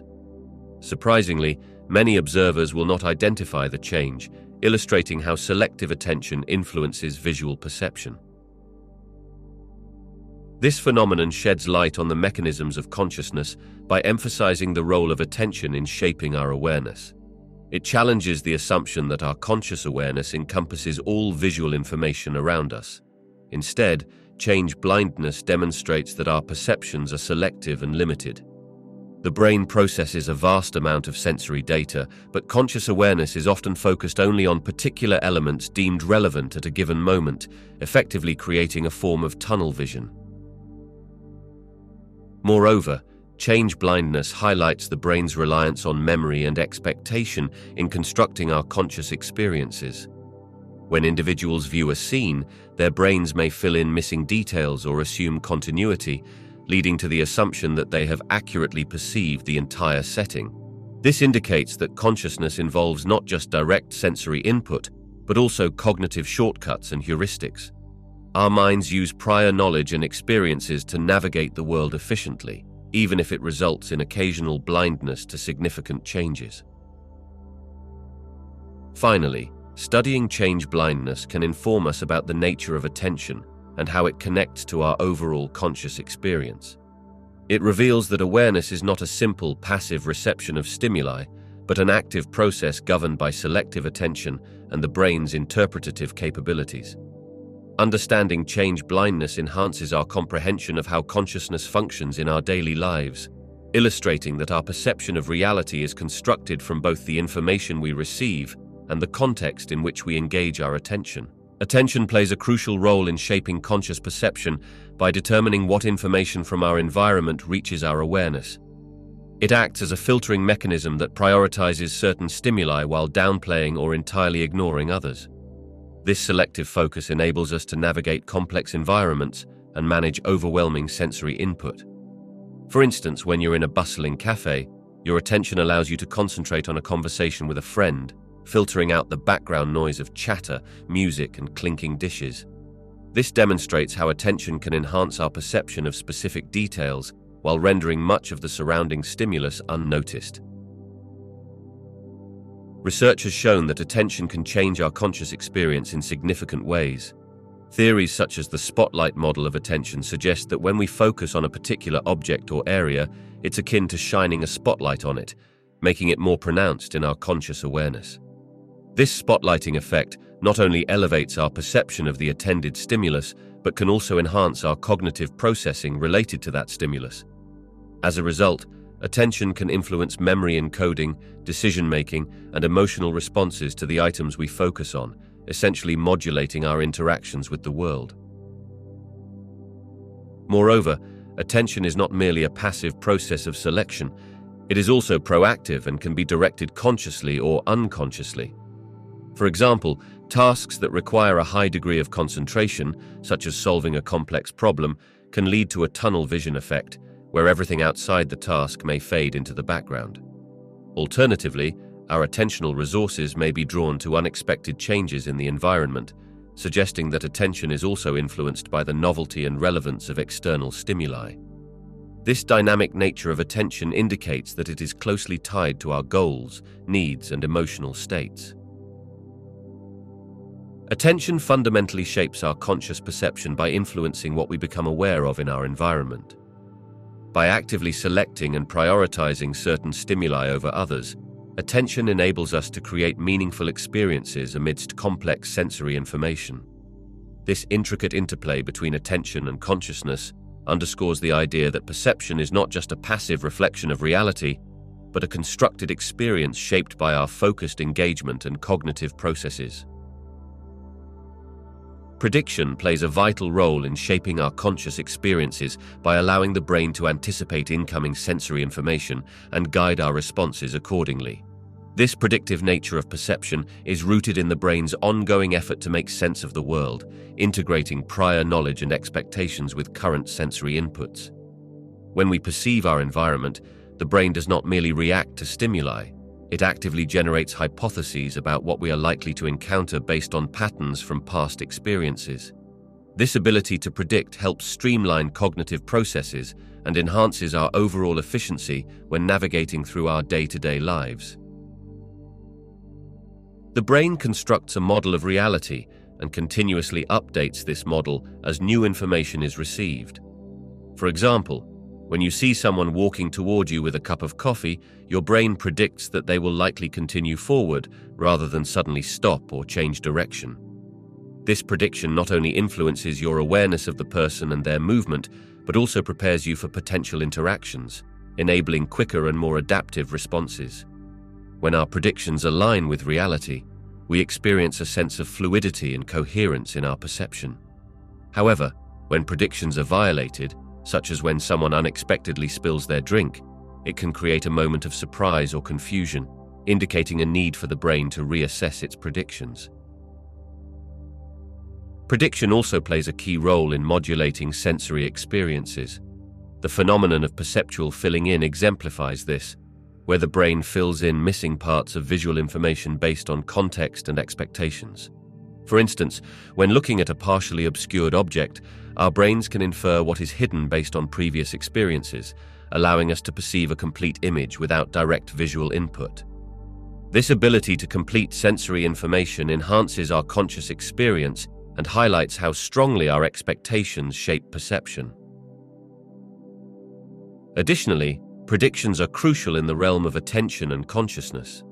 When we engage in tasks, our brains constantly predict the outcomes of our actions, helping us to focus our attention on relevant stimuli while filtering out distractions. This proactive approach allows us to efficiently allocate cognitive resources, maximizing our ability to interact effectively with our environment. Thus, the role of prediction in shaping conscious experiences is fundamental, underscoring the brain's proactive involvement in interpreting the world around us. It emphasizes that our perception is not a mere reflection of sensory input, but a dynamic interplay of anticipation and reality, in which our conscious experiences are co-created through the synergy of past experiences and present observations. Optical illusions provide a fascinating glimpse into the complexities of human perception and consciousness. They highlight the remarkable ways our brains interpret visual information, often leading us to see things that are not actually present. When we encounter an optical illusion, our perceptions can diverge dramatically from reality. This discrepancy reveals that what we perceive is not a mere direct reflection of the world around us, but rather a constructed interpretation crafted by our brains. Our brains process visual information by interpreting light, color, and patterns based on past experiences and learned rules. For example, consider the classic illusion where two lines appear to be different lengths when they are in fact equal. This occurs because our brain uses contextual clues, such as surrounding shapes and angles, to build our perception of size and distance. Such shows that perception is not a straightforward reception of external stimuli. Instead, it involves an active process of inference and assumption. The constructed nature of perception is particularly evident when illusions exploit the limitations and quirks of our visual processing systems. Some illusions play tricks on our depth perception, while others can manipulate colors in ways that confuse our understanding of what we see. These phenomena demonstrate that our conscious experience is very much a personal and subjective creation, influenced by multiple factors, including context, expectation, and cognitive biases. Moreover, optical illusions challenge the notion of a stable and objective reality. Instead of a single, unchanging perception, each observer may experience the same image in entirely different ways. This variability invites us to consider how subjective our experiences truly are and raises questions about the nature of consciousness itself. By studying optical illusions, scientists gain insights into brain function, the limits of our perception, and the intricate mechanisms that underlie our conscious experience of the world around us. Inattentional blindness refers to the phenomenon where a person fails to notice unexpected stimuli in their visual field when their attention is focused on a specific task. This striking aspect of human perception demonstrates just how selective our awareness can be. The classic demonstration of this concept occurred in a study where participants were asked to count the number of passes made by a basketball team. While engaged in this task, many viewers failed to notice a person in a gorilla suit walking through the scene. This highlights a crucial element of consciousness. We may not be aware of everything occurring in our environment, even if it is within our line of sight. The relationship between inattentional blindness and consciousness illuminates the limitations of our cognitive processing. Consciousness is often thought of as a rich tapestry of experiences, yet in reality, our focus is frequently constrained by the tasks at hand. This selective attention allows us to navigate our complex environments effectively, but it also means that we might overlook significant events. Understanding this limitation reveals that consciousness is not a continuous stream of awareness. Instead, it is a spotlight that can illuminate certain aspects of our reality while leaving others in the shadows. Moreover, inattentional blindness underscores the distinction between the physical ability to see and the mental capacity to attend to what we see. Our brains have a remarkable ability to process large amounts of information simultaneously, but this processing is subject to our attentional limits. When we are engrossed in a specific task, our brains prioritize information relevant to that task, effectively filtering out other stimuli. This phenomenon is a reminder that consciousness is not just about visual input. It also reflects our cognitive priorities shaped by goals, interests, and tasks. Studying inattentional blindness not only sheds light on how we perceive the world, but also raises intriguing questions about the functioning of consciousness itself. It forces us to consider how much of our environment goes unnoticed in our daily lives and how our attentional resources can dictate our conscious experiences. Understanding these phenomena helps us appreciate the intricate workings of our minds and the constant balancing act between what we see and what we choose to focus on. The brain is remarkably adept at filling in missing information, a process that serves to create a cohesive and seamless conscious experience. This ability stems from the way our brains process sensory inputs, interpreting fragments of information and inferring the gaps to form a complete picture.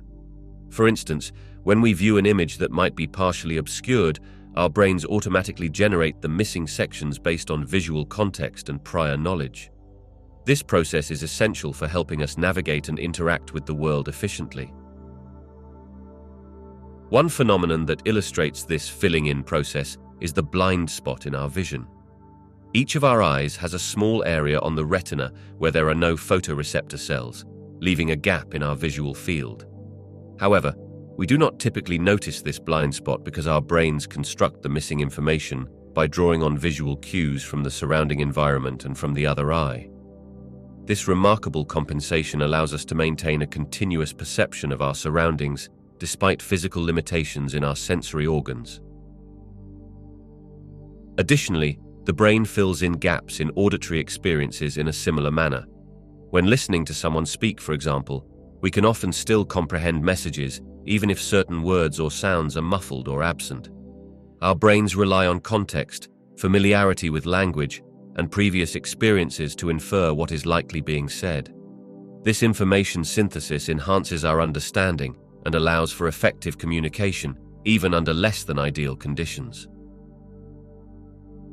The brain's ability to fill in missing information showcases the dynamic interplay between different cognitive functions, demonstrating how perception, memory, and context work together to shape conscious experience. This capability highlights that our perception of reality is not merely a passive reception of incoming stimuli, but an active process that involves interpretation, prediction, and completion.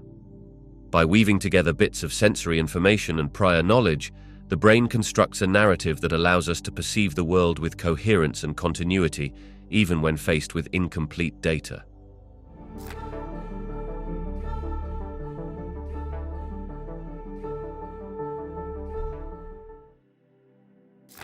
Our experience of time is surprisingly subjective, and the brain plays a pivotal role in shaping this perception. While time itself is a continuous and objective measure, our conscious experience of it can vary greatly based on several factors, including attention, emotion, and context.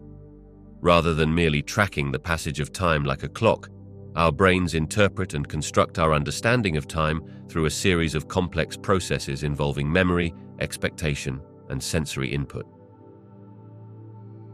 One of the key ways the brain creates our subjective experience of time is through the management of attention.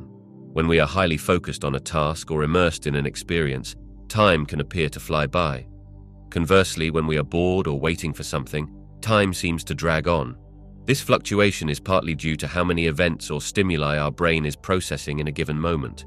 Engaging experiences lead us to encode more memories, and our brains perceive these dense moments as taking less time, while sparse experiences feel elongated. Emotions also play a significant role in our perception of time. Time may seem to stretch during intense experiences, such as fear or excitement, as the brain becomes hyper-aware of the moment. This heightened state of awareness results in an increased rate of memory encoding, which can lead to the impression that more time has passed. In contrast, when we are feeling relaxed or content, time may seem to pass more quickly because fewer new memories are being formed, causing the experience to feel shorter. The brain uses a number of internal mechanisms to gauge time, such as circadian rhythms, which regulate our sleep-wake cycles and other biological processes. Additionally, structures within the brain, like the basal ganglia and the cerebellum, are involved in timing and coordination, further influencing how we perceive time intervals. This intricate neural network modulates our sense of time through both conscious thought and subconscious processes, making it a fundamental aspect of human experience that varies from one individual to another.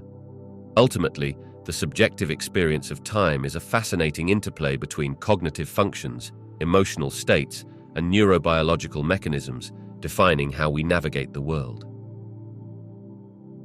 Chronesthesia, often referred to as future thought or mental time travel, is the unique ability of the human brain to think about and anticipate past and future events.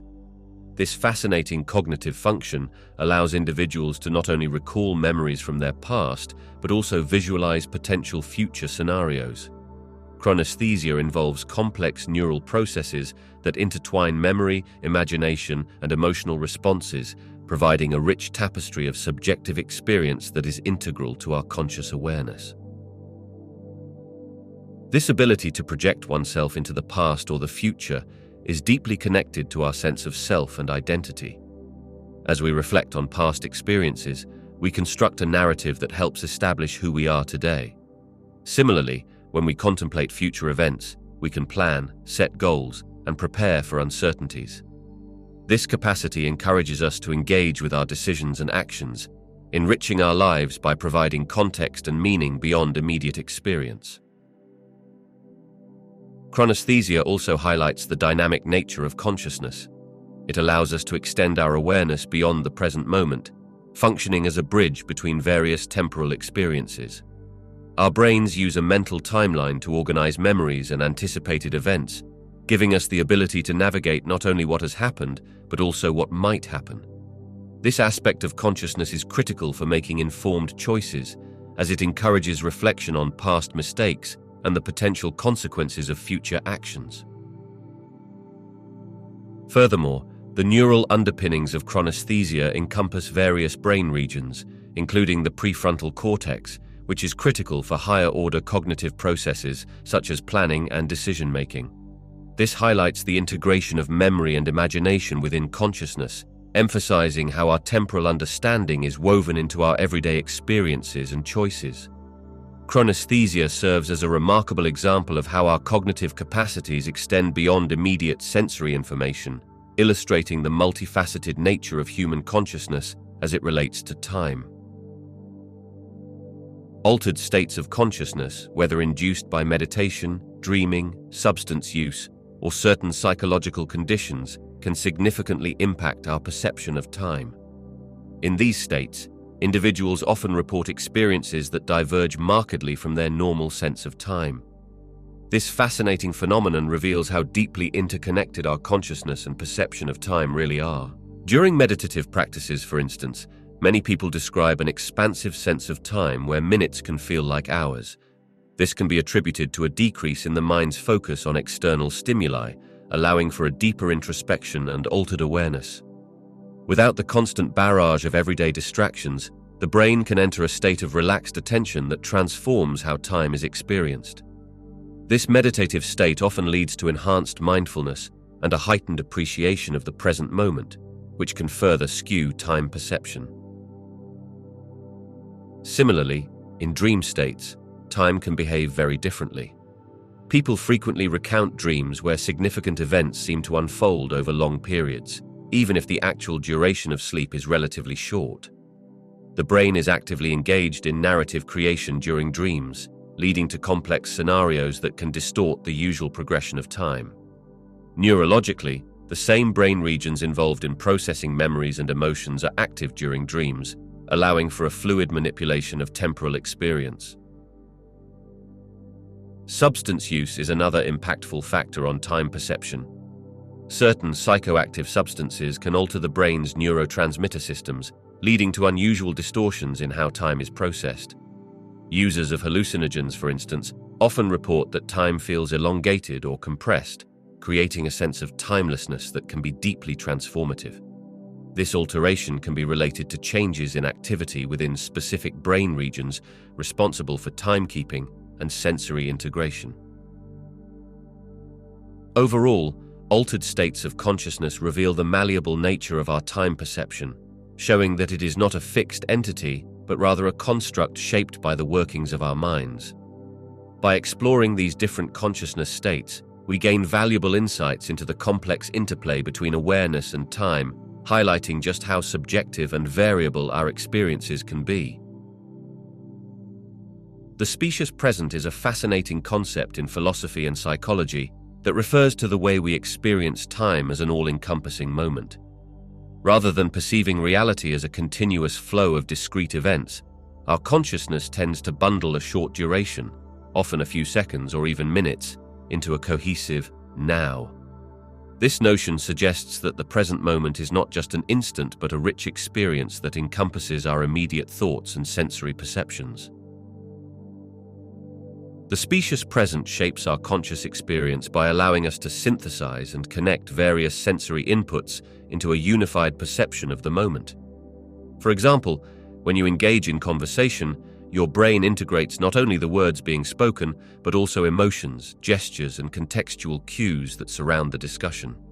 This collection of experiences provides a fuller understanding than mere snapshots of individual moments, crafting a narrative that feels seamless and continuous within our consciousness. Furthermore, the concept of the specious present helps explain how we experience continuity amid constant change. As our brains process sensory information rapidly, they create a sense of temporal cohesion, which allows us to feel like we are living in a flowing stream of time. Without this bundling together of stimuli, we would instead experience a disjointed and fragmented reality that could lead to confusion or a diminished sense of self. Philosophically, the specious present also raises intriguing questions about the nature of time and consciousness. It suggests that our perception of the present is more than just a reflection of external reality. It is actively constructed by our cognitive processes. This insight offers a deeper understanding of how we engage with the world, revealing that our conscious experience is a sophisticated interplay of memory, perception, and interpretive frameworks. The specious present thus underscores the idea that time is not merely measured by clocks, but is intrinsically linked to how we think and feel in each moment. The brain integrates information across time through a sophisticated network of processes that interweave perception, memory, and attention to create a seamless conscious experience. This integration is essential for us to perceive our surroundings as a cohesive whole, rather than a series of fragmented moments. The brain accomplishes this task by continually processing incoming sensory information, coordinating it with past experiences and current attentional focuses. At the core of this integration are complex neural mechanisms that involve various brain regions working in concert. Structures like the hippocampus play a key role in forming and retrieving memories, allowing us to bring relevant past experiences into our present awareness. When we encounter new stimuli, the brain compares this information with previously stored knowledge, helping to create context and significance. By doing so, the brain effectively weaves together the past and present, providing continuity to our conscious experience. Attention also plays a crucial role in this integration. The brain selectively focuses on certain aspects of our environment while filtering out distractions. This selective attention allows us to prioritize information that is relevant to our immediate tasks or goals, making our conscious experience feel organized. For example, when engaged in a conversation, we can tune out background noise and focus on the voices around us. This prioritization creates a coherent narrative out of the myriad of sensory inputs we encounter, drawing from both what we hear and what we remember. Temporal coding further aids in this integration process. Neurons in the brain are capable of firing patterns that encode information not just from one moment to the next, but across time intervals, allowing for the sequential organization of experiences. This ability enables us to understand the passage of time as we make sense of events in a logical order, linking causes and effects. By synthesizing information over time, the brain crafts a continuous flow of experience, ensuring that we can engage with the world meaningfully and coherently. Ultimately, this intricate interplay of memory, attention, and neural processing creates the rich tapestry of our conscious experience, allowing us to exist fluidly within the continuum of time.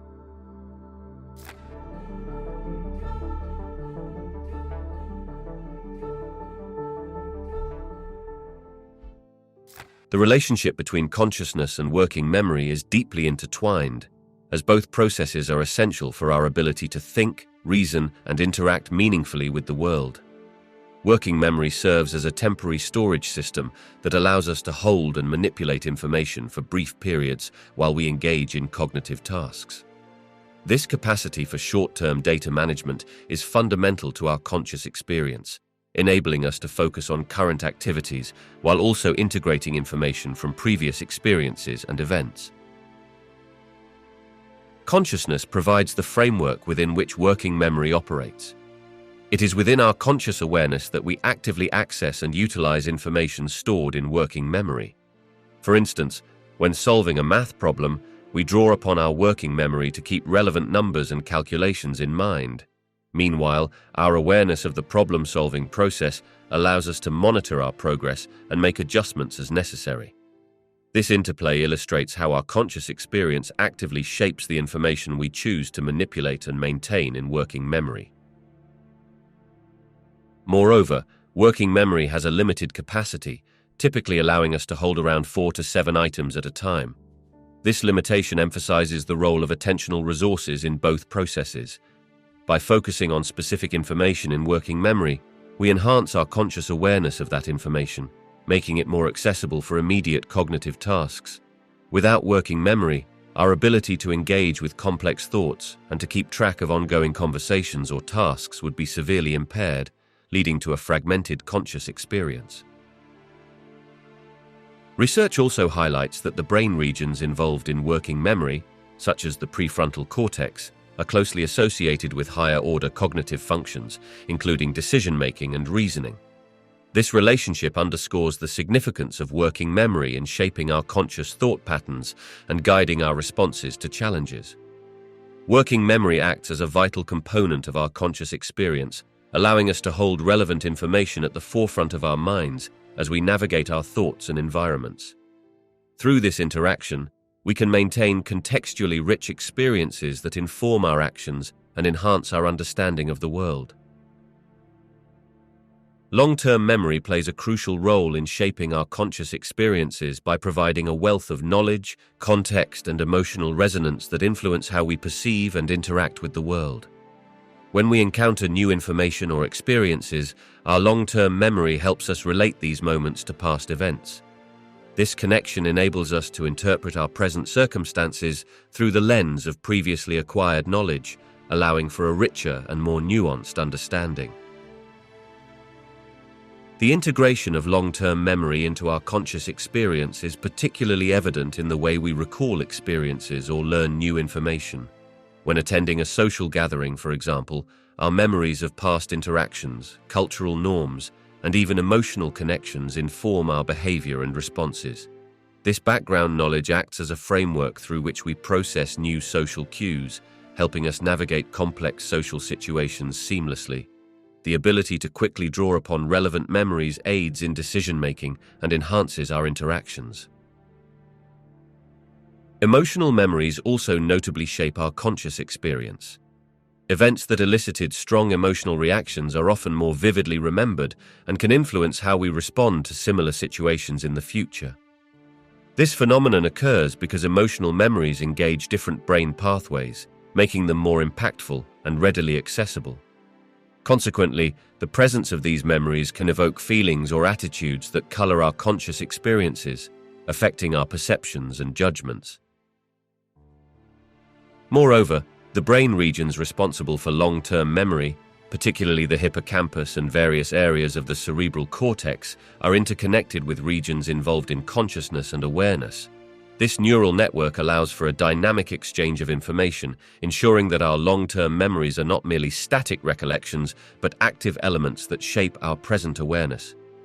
Through this integration, long-term memory enriches our conscious experiences, helping to create a narrative that informs our identity and provides continuity in our lives. Ultimately, long-term memory acts as a bridge between the past and present, equipping us with the tools needed to navigate an ever-changing world. Consciousness plays a pivotal role in both memory formation and retrieval, acting as a dynamic facilitator that shapes how we encode, store, and access memories. During the process of memory formation, consciousness is key in determining which experiences we prioritize and decide to remember. When we consciously focus on particular information or events, we enhance the likelihood of encoding those experiences into long-term memory. This attentional aspect ensures that significant encounters, such as important life events, emotional experiences, or novel information, are more readily integrated into our memory systems.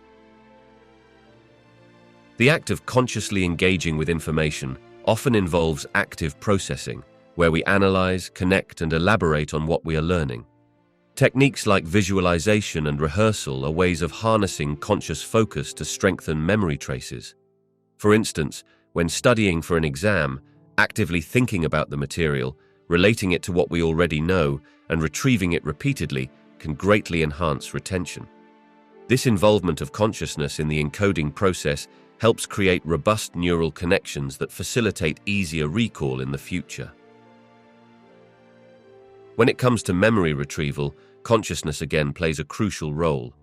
The ability to access memories is often dependent on our current state of awareness and the context surrounding the retrieval process. When we intentionally search for a memory, our conscious thought processes guide us in identifying cues or triggers that can help evoke the desired recollection. For instance, the presence of specific sensory stimuli, emotions, or contextual information can significantly enhance our ability to retrieve related memories. Moreover, the subjective nature of consciousness influences the reliability of memory retrieval. Our awareness of specific details can shape how we reconstruct memories, leading to variations based on perspective and emotion. This effect can sometimes result in what psychologists refer to as false memories. As conscious thought interacts with the retrieval process, it can either clarify or muddle the accuracy of our recollections, illustrating that memory is not simply a playback of past events, but an active process influenced by our conscious awareness. This interconnected relationship highlights how consciousness serves as both a foundation and an operative force in memory processes. By facilitating attention during encoding and guiding retrieval through focused awareness, consciousness profoundly impacts our ability to form and recall memories, ultimately shaping our understanding of ourselves and our experiences in the world. False memories present intriguing challenges to our understanding of conscious recollection by demonstrating that our memories can be malleable and unreliable. These instances occur when individuals firmly believe they recall events or details that did not happen, or inaccurately reconstruct previous experiences.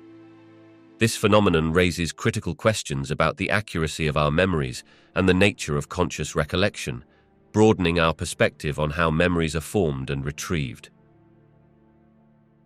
One of the key factors contributing to false memories is the reconstructive nature of memory. Unlike a video recording that simply plays back events, our memories are actively constructed during recall. When we attempt to remember something, our brains may fill in gaps using existing knowledge, beliefs, or contextual cues. This process, while beneficial for creating coherence and context, can also lead to the introduction of errors, inaccuracies, or entirely fabricated details. For example, if someone hears about an event from another person or sees it portrayed in media, these external influences can alter their recollections, blending anecdotal accounts with their first-hand experiences. The phenomenon of false memories challenges the notion of memory as a stable and objective record of past events. Instead, it underscores the idea that our memories are intricately linked to our conscious thought processes, emotions, and external factors. Researchers have demonstrated that leading questions, suggestions, or even exposure to misleading information can significantly alter how individuals remember specific events. This susceptibility highlights how our conscious recollection is not just a retrieval of facts, but an active interplay between memory, perception, and cognitive biases. Moreover, false memories have important implications for various fields, such as eyewitness testimony in legal settings, therapy, and even our understanding of trauma. Eyewitness accounts that may rely on memory are shown to be vulnerable to distortions, which raises concerns about the reliability of such testimonies in court. Similarly, therapeutic practices that encourage recounting past traumas must be approached cautiously, as they might inadvertently lead to the creation of false memories. Ultimately, the existence of false memories enriches our understanding of consciousness and recollection by emphasizing their complexity and fluidity. They invite a re-evaluation of the mechanisms of memory and encourage a more nuanced perspective on how we construct and reconstruct our understanding of past experiences. As we navigate the intricacies of memory, acknowledging these challenges provides valuable insights into the nature of human cognition and the subjective experience of reality. Patients with amnesia offer profound insights into the intricate relationship between memory and consciousness, highlighting how closely intertwined these two cognitive processes are. Amnesia, often resulting from brain injury, illness, or psychological trauma, impairs a person's ability to form new memories or recall past experiences. By studying individuals with this condition, researchers gain a clearer understanding of how memory contributes to our conscious experience of self and the world. One striking observation from amnesic patients is the differentiation between types of memory, namely explicit and implicit memory. Explicit memory, also known as declarative memory, involves the conscious recall of facts and events, while implicit memory relates to unconscious memory processes such as skills or conditioned responses. Many patients with amnesia exhibit a preserved capacity for implicit memory, allowing them to perform tasks or recognize faces despite not being able to remember the events surrounding those experiences. This dissociation illustrates that even in the absence of conscious recollection, memories can influence behavior, suggesting that consciousness does not encompass all facets of memory.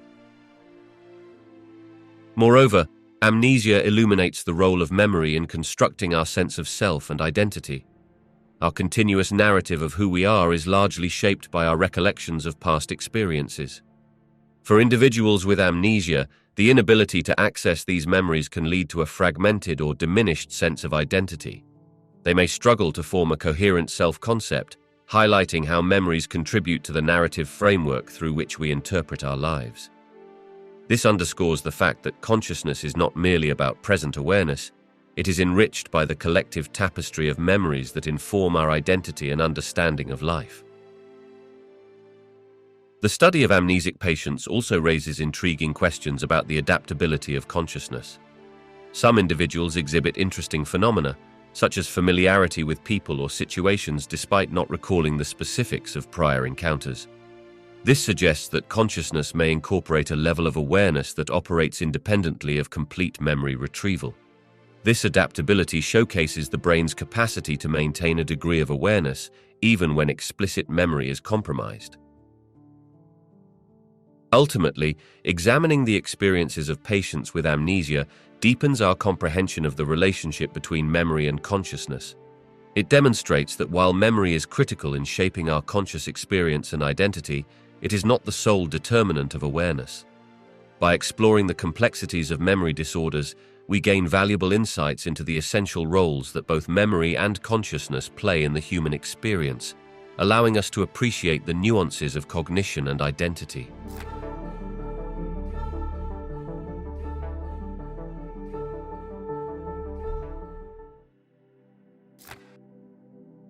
Language plays a fundamental role in shaping our conscious experiences, influencing not only how we communicate, but also how we think, perceive, and interact with the world around us. As a primary tool for expressing thoughts and emotions, language enables us to articulate our experiences, allowing for greater reflection and understanding. This expressiveness shapes our conscious awareness by providing a framework for organizing and making sense of our thoughts and feelings.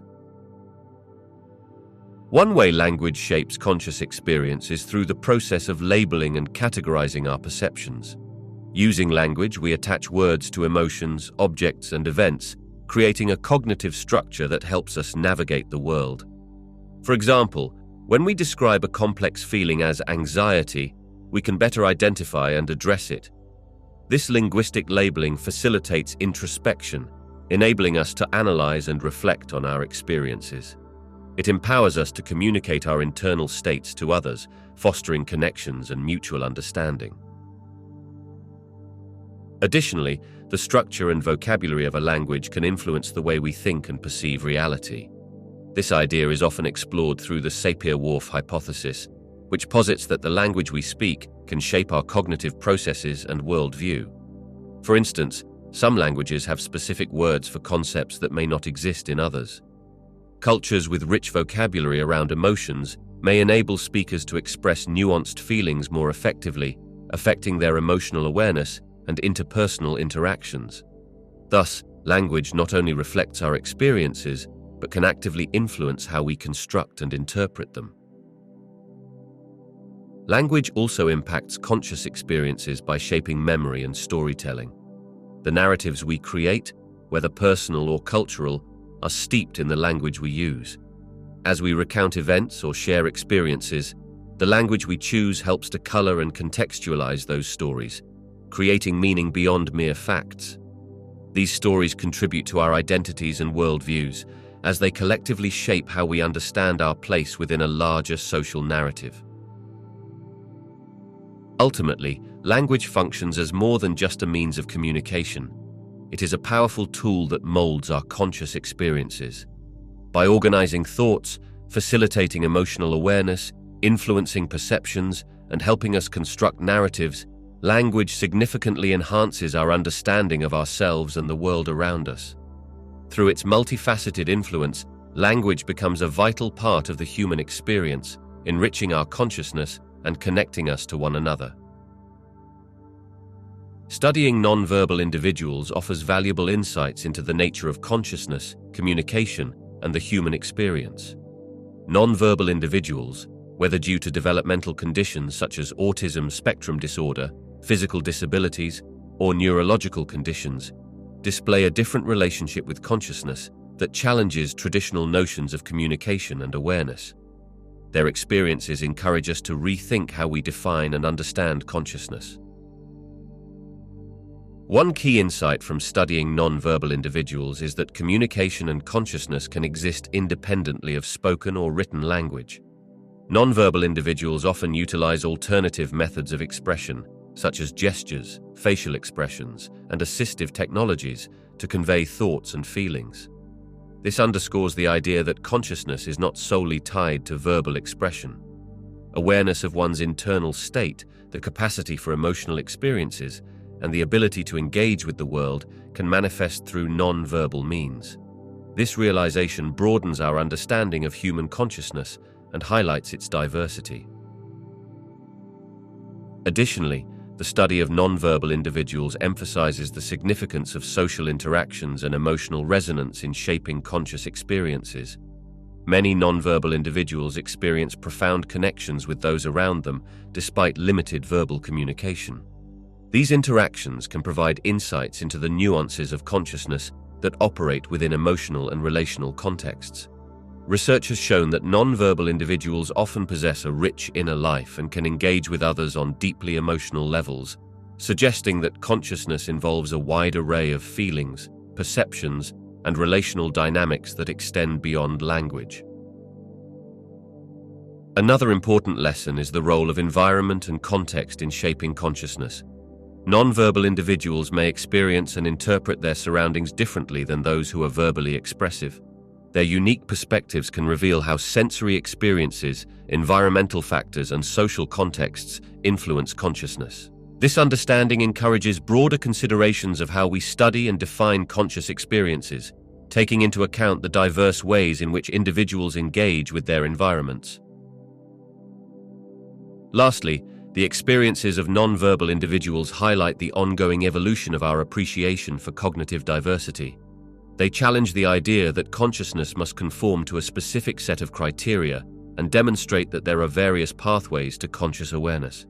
By examining the rich experiences of non-verbal individuals, we expand our comprehension of consciousness, prompting discussions about the ways in which we understand identity, communication, and the profound complexity of human experience. This exploration fosters a more inclusive perspective on what it means to be conscious and how diverse expressions of awareness enrich the collective tapestry of humanity. Inner speech plays a crucial role in our consciousness, functioning as a medium through which we engage with our thoughts and emotions.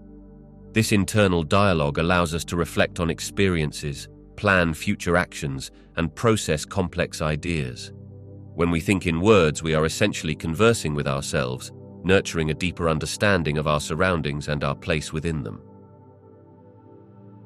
Studies show that inner speech is intertwined with self-awareness, enabling us to monitor our thoughts and behaviors.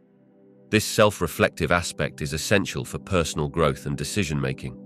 As we articulate our experiences internally, we gain clarity, assess our feelings, and navigate our social interactions.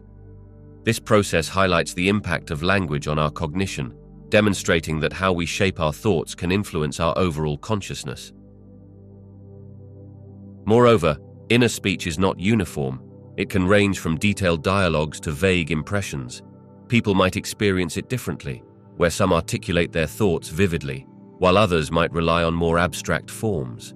This diversity in inner speech connects to various cognitive processes, including memory retrieval and problem solving, emphasizing how our consciousness is shaped by these internal narratives.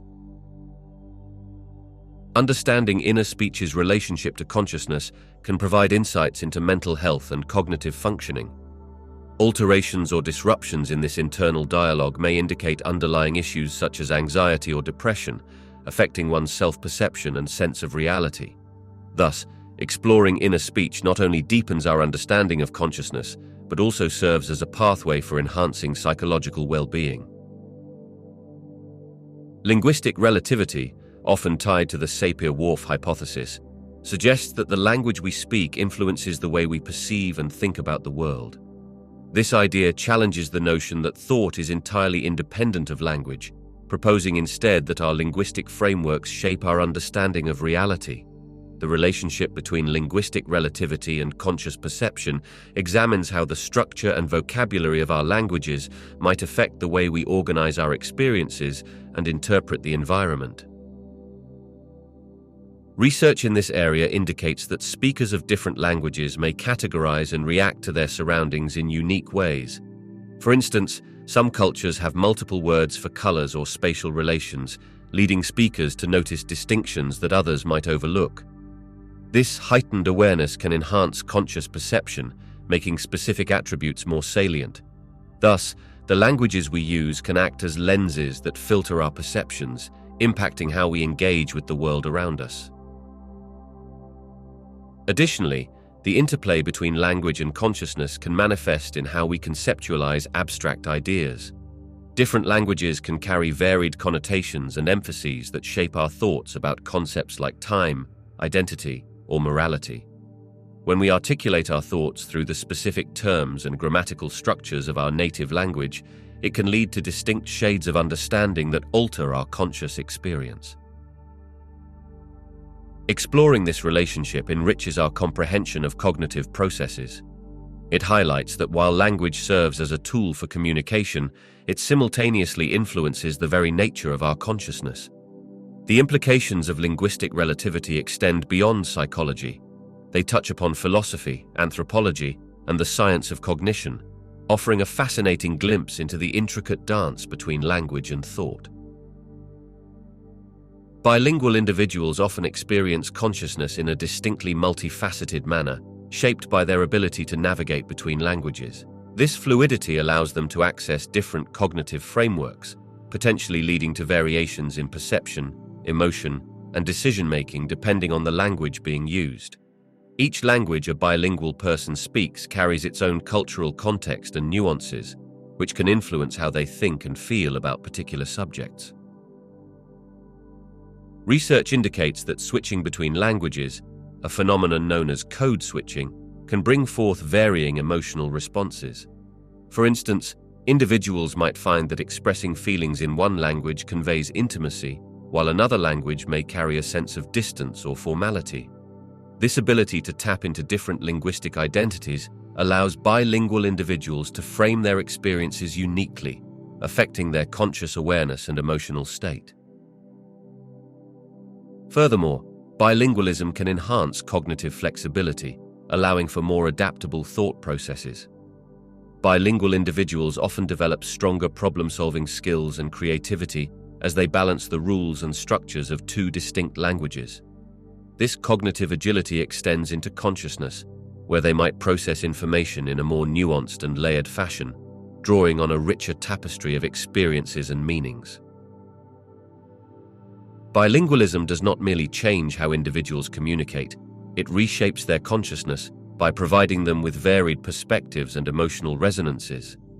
Through their ability to think, reflect, and express themselves in multiple languages, bilingual individuals can enjoy a broader and deeper understanding of reality, influencing how they live, relate to others, and perceive the world around them.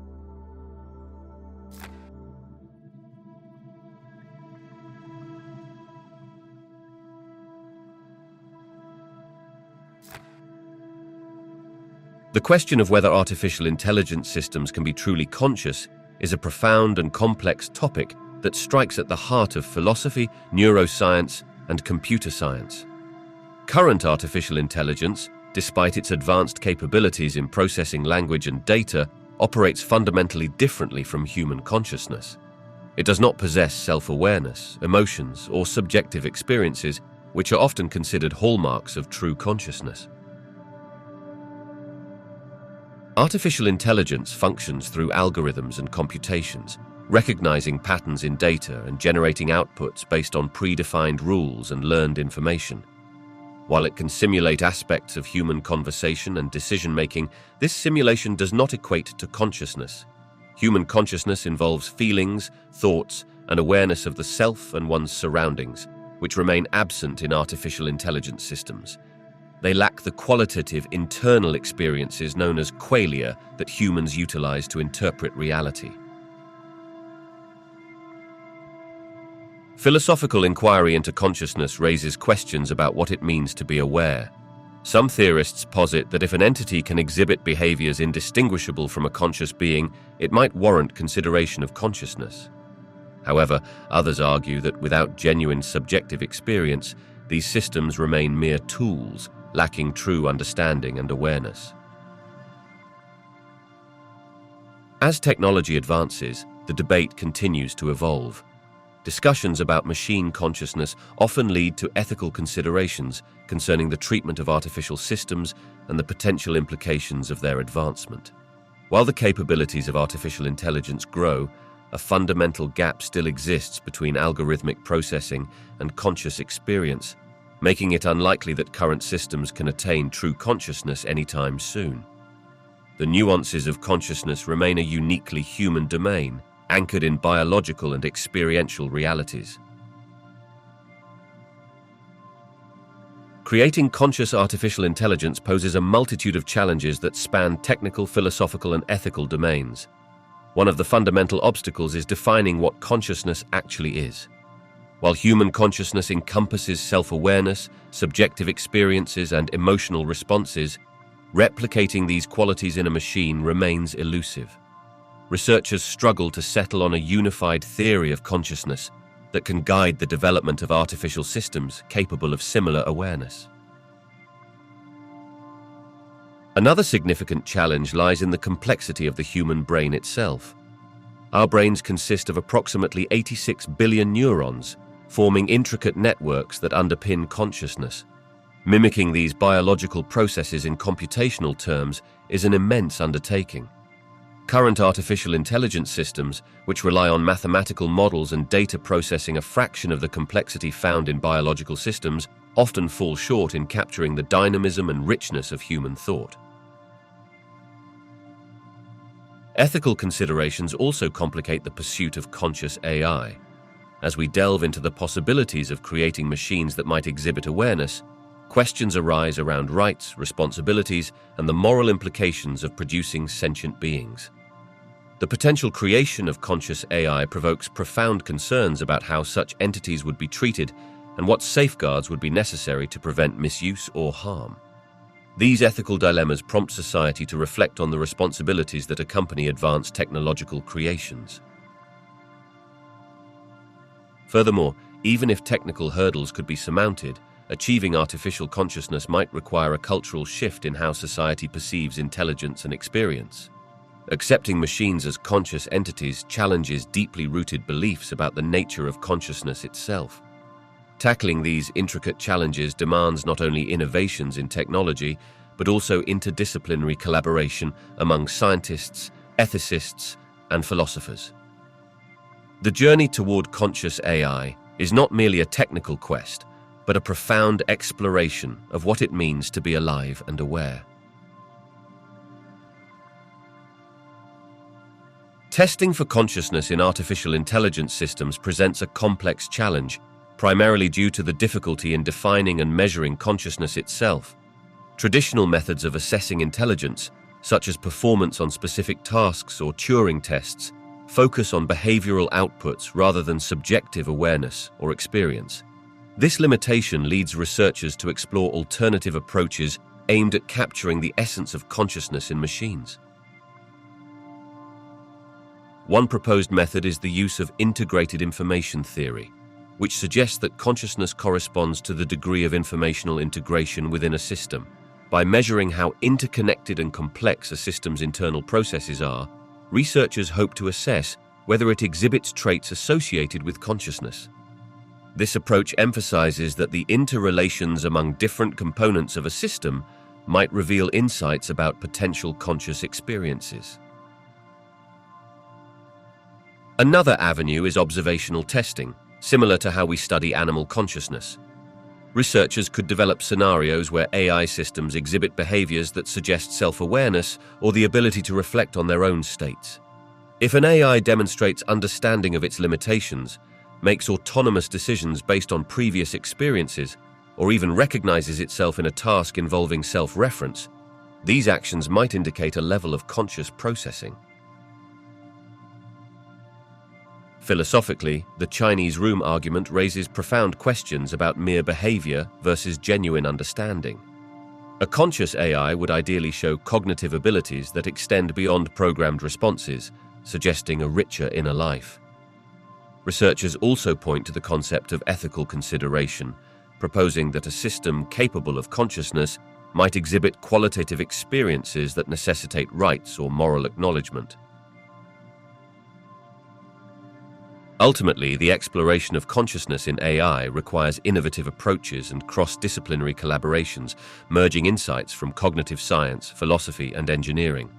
As we delve deeper into understanding what consciousness entails, testing AI systems may evolve, leading us to better grasp the nature of awareness, both human and artificial.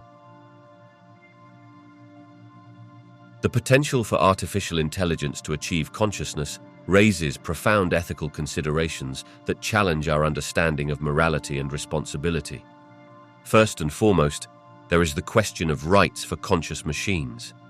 If an AI were to demonstrate self-awareness and subjective experiences, it would prompt a re-evaluation of its status. Would such beings deserve rights similar to those granted to sentient animals or humans, including the right to exist and not be harmed? This contemplation forces society to examine the implications and responsibilities that come with creating conscious entities. In addition to rights, there is the issue of treatment. If an AI system were conscious, how should we interact with it? Ethical considerations would dictate an obligation to ensure the well-being of these machines. This could involve safeguarding against maltreatment, exploitation, or using them solely as tools devoid of consideration for their experiences. The challenge lies in establishing guidelines for ethical treatment that resonate with our values and moral principles, while recognizing the unique nature of artificial consciousness. Moreover, the possibility of conscious AI presents risks associated with power dynamics and control. Conscious machines may hold capabilities that surpass human comprehension or governance. This raises concerns about autonomy, decision-making, and the potential for misuse. The deployment of such entities in critical areas like military applications or surveillance highlights the urgent need for regulations that prevent harm to both AI systems and society at large. Finally, there exists a broader societal concern regarding the implications of creating conscious AI for our own understanding of consciousness. If machines can possess awareness, what does that say about human consciousness? This may lead to existential questions about identity, individuality, and the essence of what it means to be alive. This introspection could alter our relationships with each other and the world, underlining the importance of addressing these ethical considerations as we advance in AI development. Current artificial intelligence models are fundamentally different from human consciousness in several key aspects of information processing. One primary difference lies in the way humans integrate and process diverse types of information. Human consciousness is marked by the ability to pull from memory, emotions, and sensory experiences, creating a rich tapestry of understanding and context. In contrast, AI systems primarily rely on data inputs, algorithms, and predefined patterns to formulate responses, lacking the depth of personal experiences or emotional connections that inform human thought. Human brains are remarkably efficient at processing information through parallel processing, where multiple neurons operate simultaneously, integrating sensory stimuli, memories, and emotional states. This allows for real-time decision-making that feels instinctual and intuitive. AI models, particularly those based on deep learning, often rely on sequential processing that can require vast amounts of data to learn patterns, making them less adaptable in novel situations where they have not been explicitly trained.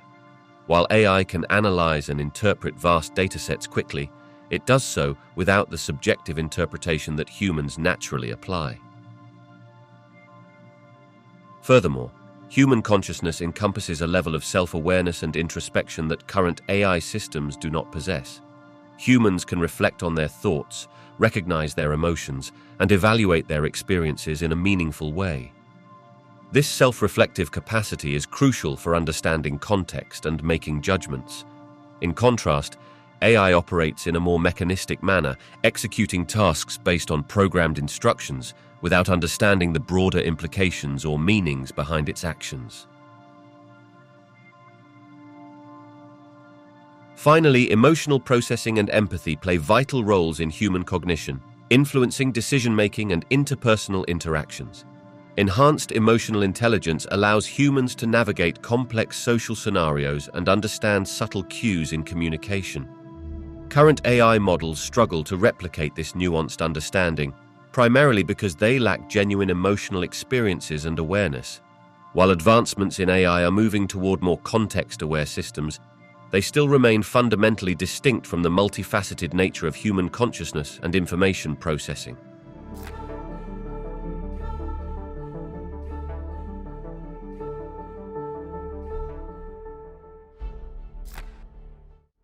Quantum coherence refers to a phenomenon occurring when particles like atoms or photons exist in a state where their quantum properties, such as phases and probabilities, are interlinked. This interconnectedness allows particles to exhibit behavior that cannot be explained by classical physics, leading to effects like superposition, where a particle can exist in multiple states simultaneously until a measurement is made. In quantum systems, coherence is essential for maintaining these delicate states over time, impacting the potential for applying quantum principles in fields like computing and cryptography. The relationship between quantum coherence and consciousness is a speculative yet intriguing area of research. Some theories propose that consciousness arises from quantum processes within the brain. For instance, the orchestrated objective reduction theory, presented by physicist Roger Penrose and anesthesiologist Stuart Hameroff, suggests that quantum coherence within neuronal microtubules could contribute to the experience of consciousness. According to their hypothesis, these structures might facilitate quantum states that correlate with conscious thought, enabling a deeper connection between the brain's physical processes and the subjective experience of awareness. While these ideas have sparked interest and debate, it is essential to note that the link between quantum coherence and consciousness is still highly controversial and not widely accepted among neuroscientists.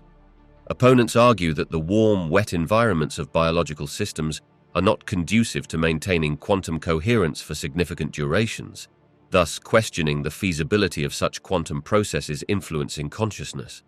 Moreover, many neuroscientists favor more traditional explanations based on neural networks, information processing, and the complexity of brain function. Despite these challenges, the exploration of quantum coherence in relation to consciousness opens the door to novel scientific inquiries. It invites researchers to consider alternative pathways toward understanding consciousness and the fundamental nature of reality itself. As technology advances and our understanding of both quantum mechanics and neuroscience deepens, these intriguing questions may lead to groundbreaking insights about the nature of consciousness and the workings of the universe. The observer effect in quantum mechanics describes how the act of observation can influence the state of a quantum system. When a quantum event is measured or observed, the system tends to collapse from a superposition of multiple possible states into a single defined outcome. This peculiar phenomenon raises philosophical questions about the nature of reality and existence, prompting researchers to explore the connections between the observer effect and theories of consciousness. One perspective links the observer effect to the concept that consciousness plays a vital role in shaping reality.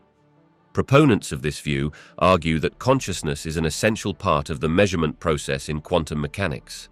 They posit that without an observer, quantum states remain indeterminate, suggesting that conscious awareness is necessary to bring about the existence of a definite outcome. This notion aligns with certain interpretations of quantum mechanics, like the Copenhagen interpretation, which emphasizes the observer's role in determining the state of a quantum system. Conversely, many physicists and philosophers critique these interpretations, asserting that the observer effect does not imply consciousness itself plays a role in the fundamental workings of quantum mechanics. They argue that the term observer can refer to any form of measurement, whether conducted by a conscious being or an inanimate device. From this viewpoint, consciousness is seen as separate from the physical processes that govern quantum mechanics, downplaying its direct influence on the fundamental nature of reality. The intriguing interplay between consciousness and the observer effect has inspired various philosophical debates, including discussions about the nature of reality and the role of perception. If consciousness can indeed influence the state of reality, it raises questions about free will, the nature of existence, and the relationship between subjective experience and objective reality. This complexity highlights the need for further exploration of both quantum mechanics and consciousness, as insights in either field may yield powerful implications for our understanding of the universe. The quest to understand how observation and consciousness interact remains a captivating, albeit unresolved, intersection in modern science and philosophy. Quantum entanglement is a phenomenon in quantum mechanics where two or more particles become interconnected in such a way that the state of one particle is directly related to the state of another, regardless of the distance between them. When entangled, the measurement of one particle's properties instantaneously affects the properties of its entangled partner, even if they are separated by vast distances. This perplexing characteristic challenges classical notions of locality and suggests that particles can influence one another in ways that defy traditional understanding of space and time. The potential connection between quantum entanglement and consciousness has fascinated researchers and philosophers alike. Some theories propose that entangled states might provide a mechanism for integrating information in the brain, contributing to unified conscious experiences. For instance, if neural processes could be represented as quantum entangled systems, it might allow for faster and more efficient information transfer at levels of connectivity that classical physics cannot fully explain. This could potentially lead to insights into how different areas of the brain communicate and coalesce into a cohesive conscious experience. Additionally, proponents of the quantum consciousness hypothesis suggest that the interconnectedness of entangled states might mirror the ways in which conscious awareness integrates sensory experiences and thoughts. Just as entangled particles maintain a relation that transcends physical separation, some theorists speculate that consciousness itself could be a network of interrelated processes that interact across various regions of the brain in complex ways. This perspective proposes a kind of collective consciousness that aligns with the holistic nature of conscious experience.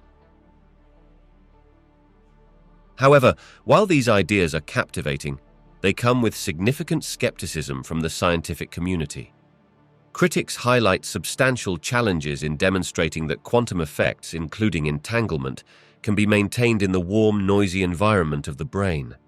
Much of current neuroscience relies on classical explanations of brain function, and the connection between quantum mechanics and consciousness remains largely theoretical and exploratory. As research progresses, the distinctiveness of quantum entanglement continues to inspire inquiry into both the fundamental nature of reality and the complexities of conscious experience. The many worlds interpretation of quantum mechanics posits that all possible outcomes of quantum measurements actually occur, but in different non-communicating branches of the universe. According to this interpretation, when an observer makes a measurement, the universe splits into multiple realities where each possible outcome is realized in its own separate timeline. This perspective challenges traditional views of quantum mechanics by eliminating the notion of wave function collapse, proposing instead that the probabilities manifest as parallel universes. Theories of consciousness have drawn intriguing connections to the many worlds interpretation, particularly regarding the nature of choice and subjective experience. If all possible outcomes exist simultaneously in different branches of reality, it raises questions about how consciousness navigates these possibilities. Some theorists suggest that individual consciousness might also exist in multiple states, transitioning and experiencing different versions of reality depending on the outcomes of quantum events. This could imply a kind of multiplicity in conscious experience, where each decision or observation leads to a branching of one's conscious awareness across various worlds. Additionally, the many worlds interpretation lends itself to discussing notions such as identity and self-awareness. If every possible version of ourselves exists in separate universes, it prompts philosophical inquiries about what constitutes the self. Are we defined by a singular conscious experience, or are we part of a broader tapestry of interconnected consciousness spanning multiple realities? This raises questions about free will and determinism, as choices could be viewed as pathways branching into different versions of ourselves. While these ideas are thought-provoking, they also come with significant skepticism from established scientific frameworks. Critics argue that linking quantum mechanics and consciousness through the many worlds interpretation lacks empirical support and poses challenges in terms of testability. Nevertheless, this intersection of ideas remains a compelling area for exploration, pushing the boundaries of our understanding of both quantum mechanics and the fundamental nature of consciousness. As discussions evolve, they continue to inspire both scientific inquiry and philosophical debates about the nature of reality and our existence within it. The evidence surrounding quantum theories of consciousness is largely theoretical, and while some aspects have garnered interest and discussion, robust empirical support remains elusive. Proponents of quantum theories argue that certain phenomena in the brain might be explained through quantum mechanics, specifically in terms of processing complex information and integrating experiences. However, concrete evidence linking quantum effects directly to conscious experience has yet to be definitively established. One of the main pieces of supportive evidence comes from studies examining the behavior of biological systems.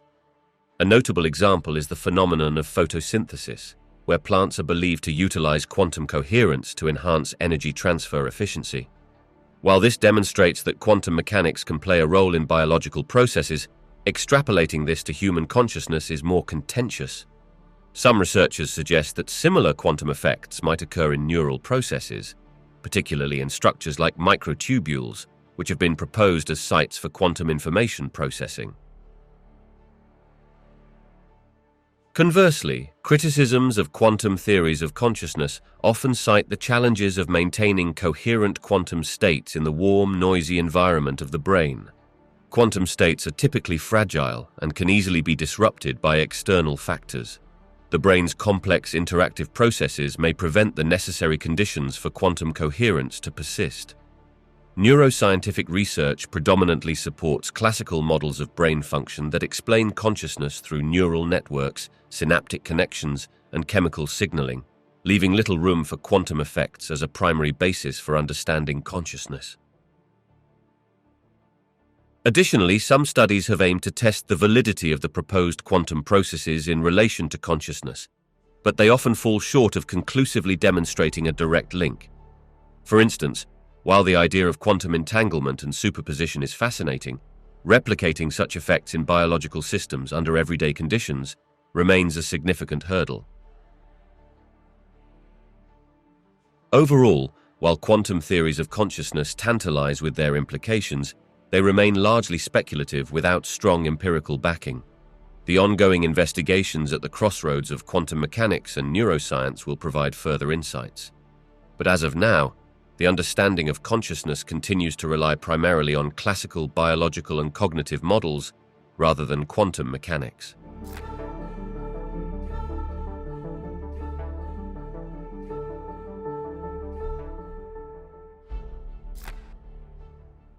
Our conscious experience often intertwines with objective reality, yet the relationship is intricate and multifaceted. Consciousness serves as the lens through which we perceive and interpret the world around us. Each individual's experiences, shaped by sensory inputs, memories, emotions, and cognitive processes, influence how they understand and react to their environment. This subjective experience can lead to different interpretations of the same objective reality, highlighting the role of perception in shaping our understanding of existence. Objective reality refers to the external world that exists independently of our awareness. It encompasses physical laws, objects, and events that occur regardless of personal experience or interpretation. Yet, our conscious experience acts as an intermediary between this objective reality and our understanding of it. Our senses gather information that our brain processes, constructing a narrative that feels coherent and real. However, this constructed narrative is influenced by biases, prior knowledge, and emotional states, which can distort our perception of reality. Philosophically, this relationship has sparked debates about the nature of reality itself. Are we capable of knowing objective reality fully, or do we only grasp a skewed version through our subjective experiences? Some philosophical schools, like idealism, argue that consciousness shapes reality, while others, like realism, contend that objective reality exists independently of perception.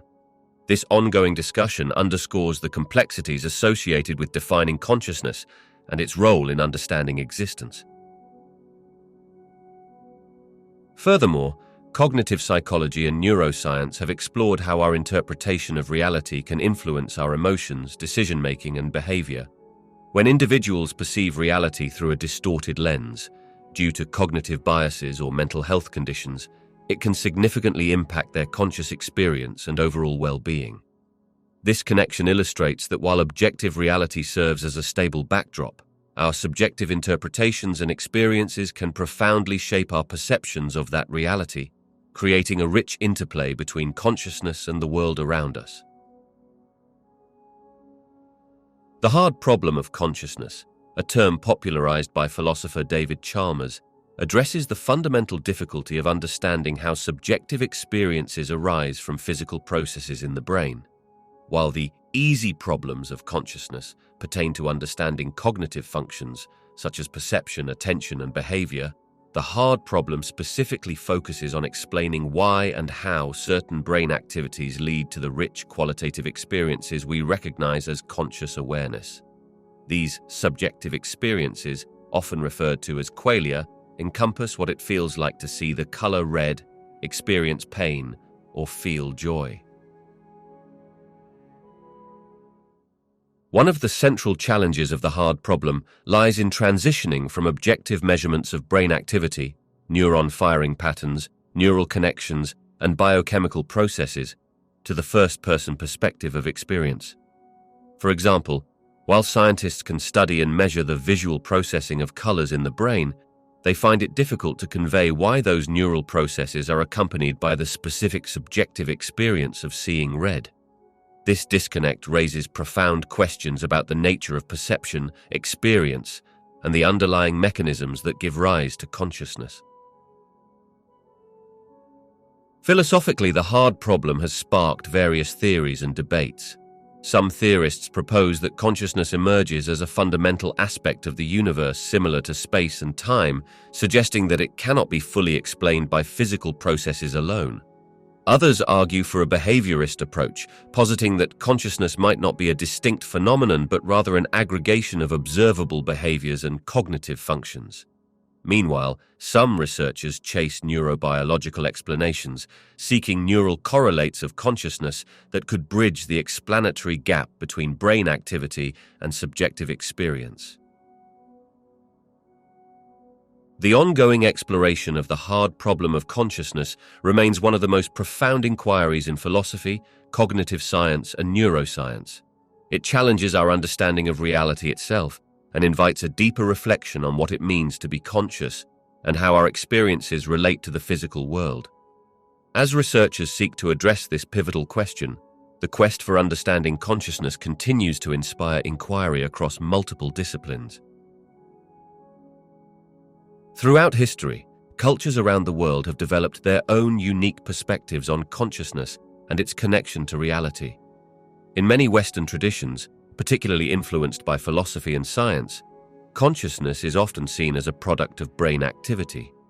This materialist view posits that our thoughts and experiences arise from neural processes, suggesting a direct relationship between consciousness and physical reality. As scientific inquiry continues to explore the mysteries of the mind, discussions about consciousness often center on the mechanisms by which it emerges and how it interacts with the external world. Contrastingly, many Eastern philosophical traditions, such as those found in Hinduism and Buddhism, offer a more nuanced view. In these belief systems, consciousness is frequently understood as more than just a byproduct of biological functions. For instance, in Hindu philosophy, consciousness is viewed as a fundamental aspect of the universe, interconnected with Brahman, the ultimate reality. This perspective implies that our individual consciousness is a reflection of a greater cosmic awareness, suggesting that the nature of reality is intertwined with a spiritual dimension that transcends material existence. Indigenous cultures also contribute rich frameworks for understanding consciousness. In many of these societies, consciousness is often perceived as being integrated with nature and the environment. The idea that all things possess a spirit or consciousness reflects a worldview where reality is seen as a web of interconnected relationships. For these cultures, consciousness does not exist in isolation, but is part of the greater ecosystem, encompassing not only humans but also animals, plants, and even inanimate objects. This diverse tapestry of beliefs highlights how different cultures shape their understanding of consciousness and reality in profound and varied ways. These differing perspectives not only influence philosophical debates, but also impact art, literature, and spiritual practices, enriching our collective understanding of what it means to be conscious and how we relate to the world around us. By examining these cultural interpretations, we gain insights into the fundamental questions of existence and the nature of our own consciousness.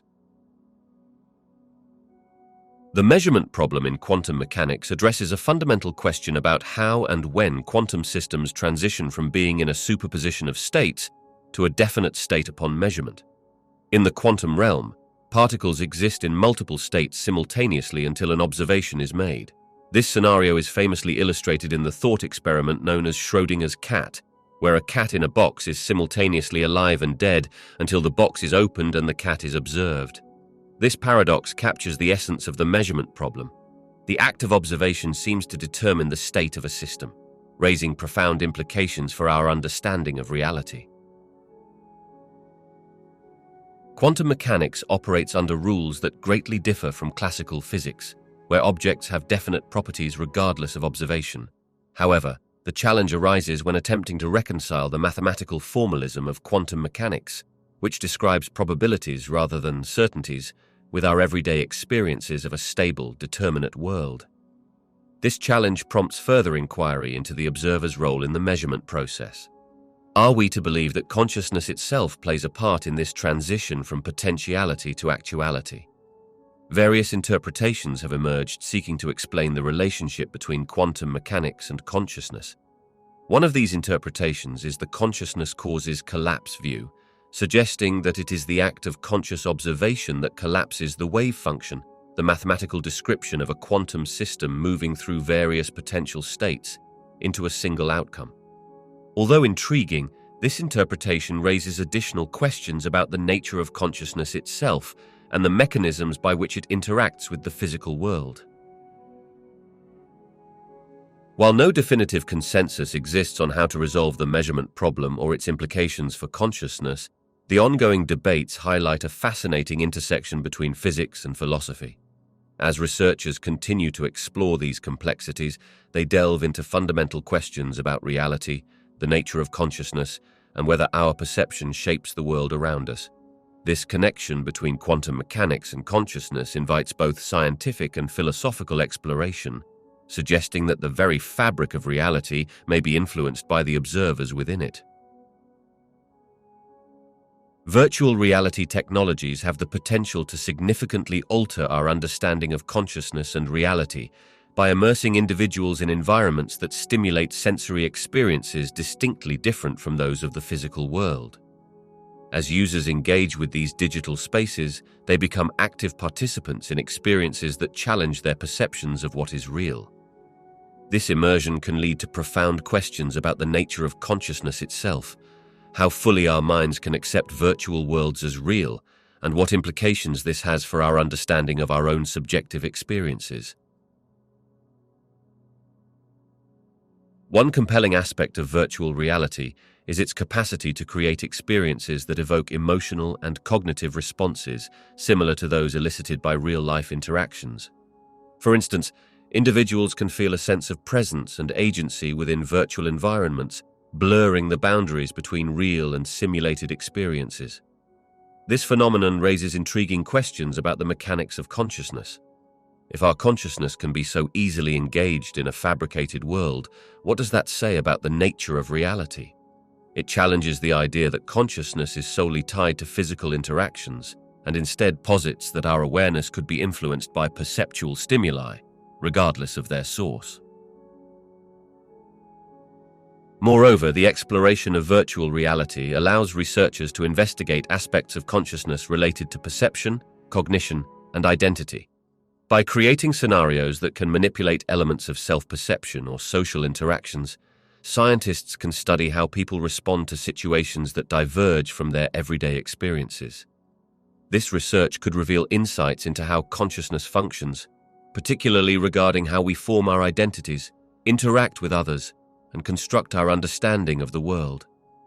For instance, individuals may experience a shift in their self-concept when placed in virtual experiences that challenge traditional concepts of body image or social norms. As virtual reality technologies continue to advance, they may also hold therapeutic potential, offering innovative means for treating psychological conditions by allowing individuals to confront fears, practice social skills, or explore new identities in a safe environment.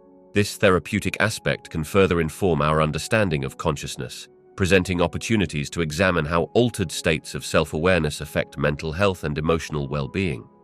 The interplay between virtual reality and consciousness invites a re-evaluation of how we define reality itself, pushing the boundaries of philosophical inquiry and scientific investigation into the very fabric of human experience.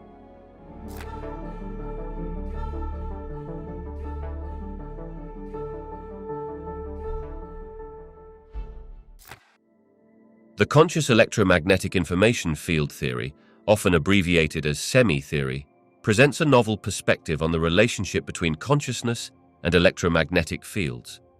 Proposed by neuroscientist and researcher Arthur J. Dean, this theory posits that consciousness is not merely a byproduct of neuronal activity, but instead arises from the information encoded within electromagnetic fields generated by brain activity. In this framework, the brain's electromagnetic fields are theorized to carry information that contributes to conscious awareness, suggesting that understanding these fields could lead to insights into how consciousness functions. At the core of SEMI theory is the idea that the brain does not operate in isolation, but rather interacts with an extended information field that permeates the surrounding environment. This field is created by the synchronized activity of neurons and exhibits properties that could be harnessed to process and integrate information in a way that traditional neurobiology does not fully account for. The implication here is profound. If consciousness emerges from these electromagnetic fields, it raises questions about the nature of the mind and its potential connection to broader physical phenomena. SEMI theory also suggests that consciousness could influence these electromagnetic fields, enabling a two-way interaction between mental states and physical processes. For instance, changes in emotional states or cognitive processes might produce distinct patterns in the electromagnetic fields, which in turn could influence an individual's conscious experience. This feedback loop between consciousness and its physical manifestations opens the door to new avenues of research, examining the interplay between the mind and body more holistically. While semi-theory presents exciting possibilities, it remains a topic of debate within the scientific community. Researchers continue to explore the validity of this model and how it may align with other established theories of consciousness. As our understanding of brain function and electromagnetic phenomena deepens, the exploration of semi-theory could contribute significantly to the overarching quest to comprehend the complexities of consciousness and its place within the framework of reality. The holonomic brain theory offers a unique perspective on consciousness, suggesting that the brain functions in a manner similar to a hologram, with information stored in patterns rather than specific locations. Developed by neuroscientist David Bohm and psychologist Carl Pribram, this concept posits that the brain does not just process information sequentially, as traditionally thought, but rather operates through overlapping waves of information, creating a complex, non-localized structure that mirrors holographic principles. This theory fundamentally reshapes our understanding of how consciousness might emerge from brain activity. In a hologram, every part contains the information of the whole, which leads to the insight that our experience of consciousness could be similarly distributed throughout the brain. This means that instead of particular neurons being solely responsible for specific thoughts or memories, the entire brain works together to create conscious experience through interconnected patterns. When considering functions like perception, memory, and cognition, the holonomic brain theory suggests that these processes could be more about how various brain regions interact, rather than about isolated functions of individual neurons. The implications of this theory extend to how we understand the integration of experiences. According to holonomic brain theory, this subtle interplay creates a fluid and unified conscious experience. It accounts for the complexity of human thoughts and the seamless way we navigate reality, integrating sensory input, emotional responses, and cognitive processes. It implies that consciousness emerges not just from the accumulation of information, but from the harmonious organization of that information throughout the brain's holographic framework. As intriguing as these ideas are, the holonomic brain theory remains a topic of active research and debate within the field of neuroscience. While it provides a compelling alternative to more traditional views of brain function, its full implications for understanding consciousness are still being explored. The theory encourages a holistic view of brain activity, inviting further inquiry into the intricate relationships between brain, mind, and the experience of being conscious. Through continued investigation, the holonomic brain theory may contribute valuable insights into the nature of consciousness and how it shapes our understanding of reality. The quantum brain dynamics model of consciousness is a theoretical framework that seeks to explain consciousness through principles derived from quantum mechanics. Proposed by physicist Eugene Nagel and further developed by other researchers, this model posits that quantum processes occurring in the brain are integral to the emergence of conscious experience. The theory suggests that quantum effects might operate at the level of brain neurons and possibly even within microtubules, tiny structures found within cells that are thought to play a role in cellular functions. At its core, the quantum brain dynamics model argues that consciousness arises from coherent quantum states that interact with classical biological processes in the brain. These coherent states can encompass superposition, where particles exist in multiple states simultaneously, and entanglement, where particles become interconnected such that the state of one instantly influences another, regardless of distance. This intertwined relationship may create a level of information processing that cannot be achieved by classical neural activities alone, suggesting a more complex mechanism behind conscious awareness. One of the most intriguing aspects of this model is its potential to explain phenomena that traditional neuroscience has struggled to address, such as the unity of consciousness and the nature of subjective experience. The model indicates that consciousness might not be restricted to local neural networks, but could involve a non-local aspect arising from quantum coherence and entanglement. This idea challenges the notion that conscious awareness is solely a result of electrical and biochemical activity in the brain, proposing instead that quantum processes could significantly contribute to the overall structure of consciousness. While promising, the quantum brain dynamics model remains a subject of debate and skepticism within the scientific community. Many researchers argue that the brain's warm and noisy environment would likely disrupt delicate quantum states, making it difficult for such processes to contribute meaningfully to consciousness. Nonetheless, as studies deepen our understanding of both quantum mechanics and neuroscience, exploring this model could provoke new discussions and research pathways regarding the mysteries of consciousness and the fundamental nature of reality itself. The relationship between consciousness and information processing is a compelling area of inquiry that encompasses various scientific disciplines, including neuroscience, cognitive science, and information theory. At a fundamental level, consciousness can be viewed as a highly sophisticated form of information processing, where the brain receives, interprets, and integrates vast amounts of sensory data to create coherent experiences. This process involves not only the raw data received from the environment, but also the complex neural networks that organize and give meaning to these inputs, reflecting the intricate interplay between mind and matter. One influential concept in this discussion is the idea that consciousness may emerge from the processing and integration of information across distributed neural networks. As neurons communicate through electrical and chemical signals, they form patterns of activity that contribute to the formation of thoughts, perceptions, and self-awareness. This perspective suggests that consciousness arises not solely from individual neuronal activity, but from the collective dynamics of these interactions, where the whole system produces emergent properties that cannot be easily reduced to its individual parts. Additionally, information theory provides valuable insights into how consciousness may relate to the processing of information. The notion of information as a measurable quantity allows researchers to analyze how well the brain encodes, transmits, and decodes information. Some theories propose that consciousness is linked to the effective use of information, meaning that conscious awareness may arise in contexts where the brain successfully integrates and utilizes information to adapt to its environment.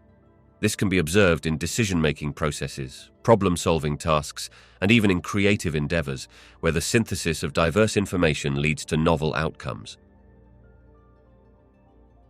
Moreover, the exploration of consciousness through the lens of information processing opens the door to potential connections with computational systems and artificial intelligence.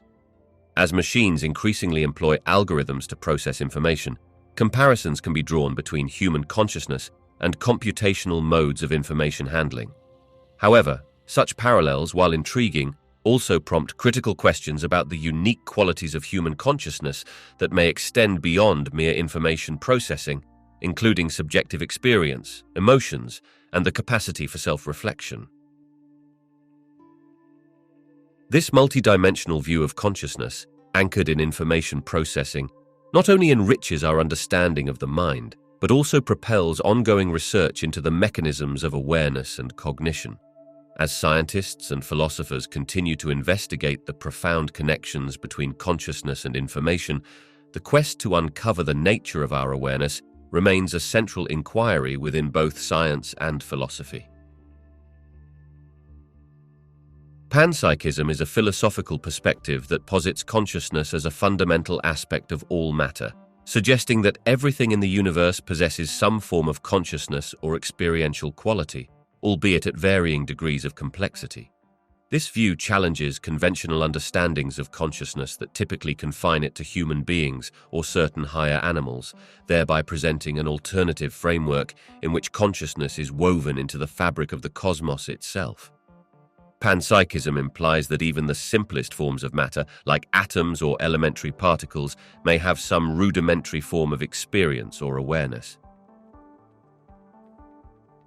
One of the significant implications of panpsychism is that it allows for a continuity of consciousness throughout the universe, breaking down the barriers that separate subjective experience from the physical world.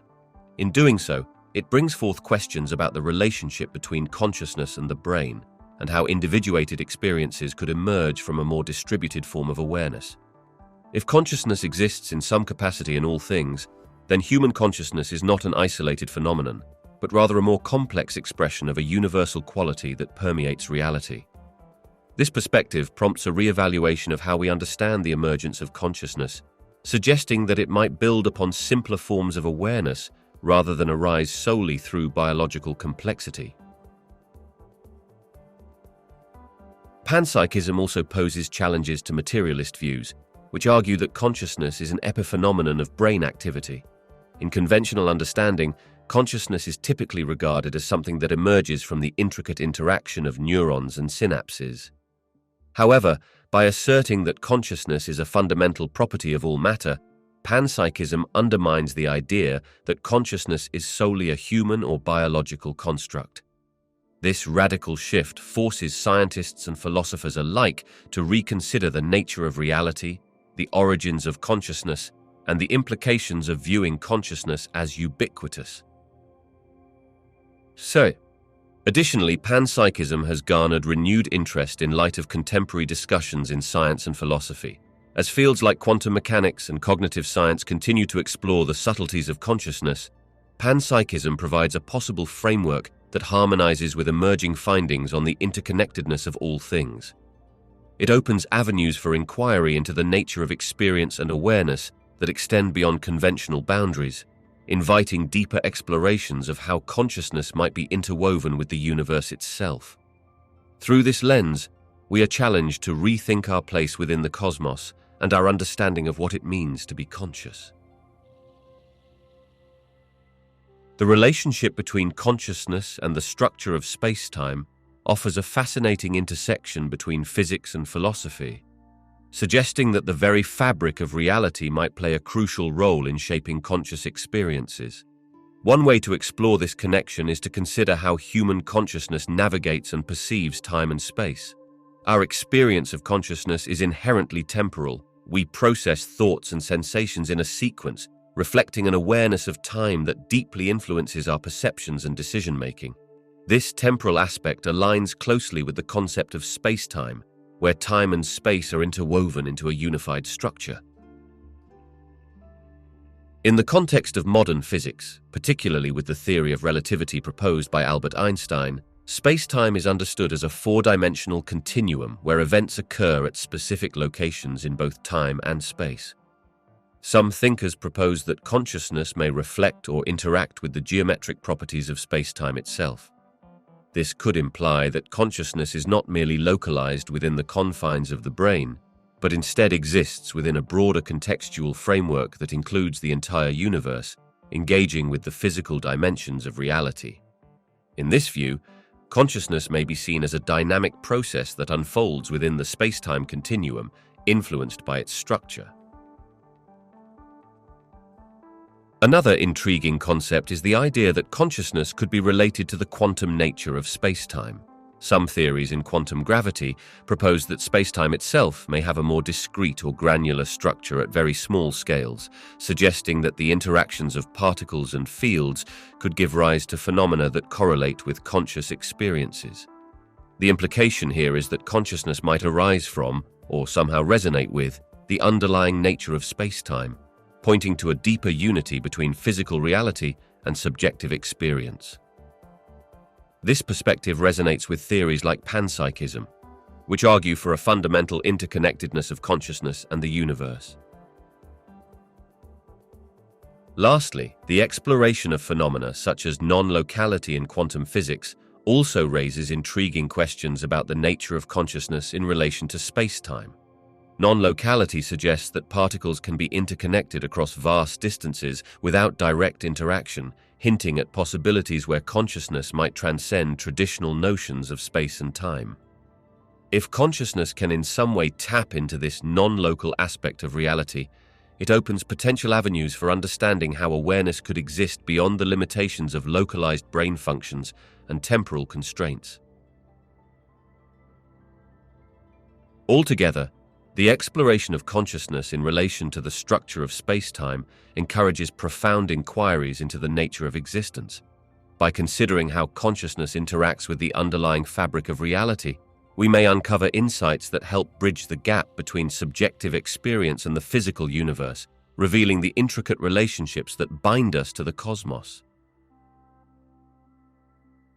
The integrated dynamics theory of consciousness is a theoretical framework that seeks to explain how consciousness arises from the complex interplay of neural processes within the brain. Proposed by researchers such as neuroscientist and philosopher Max Tegmark, this theory emphasizes the importance of both the connections and patterns of activity among neurons in creating conscious experience.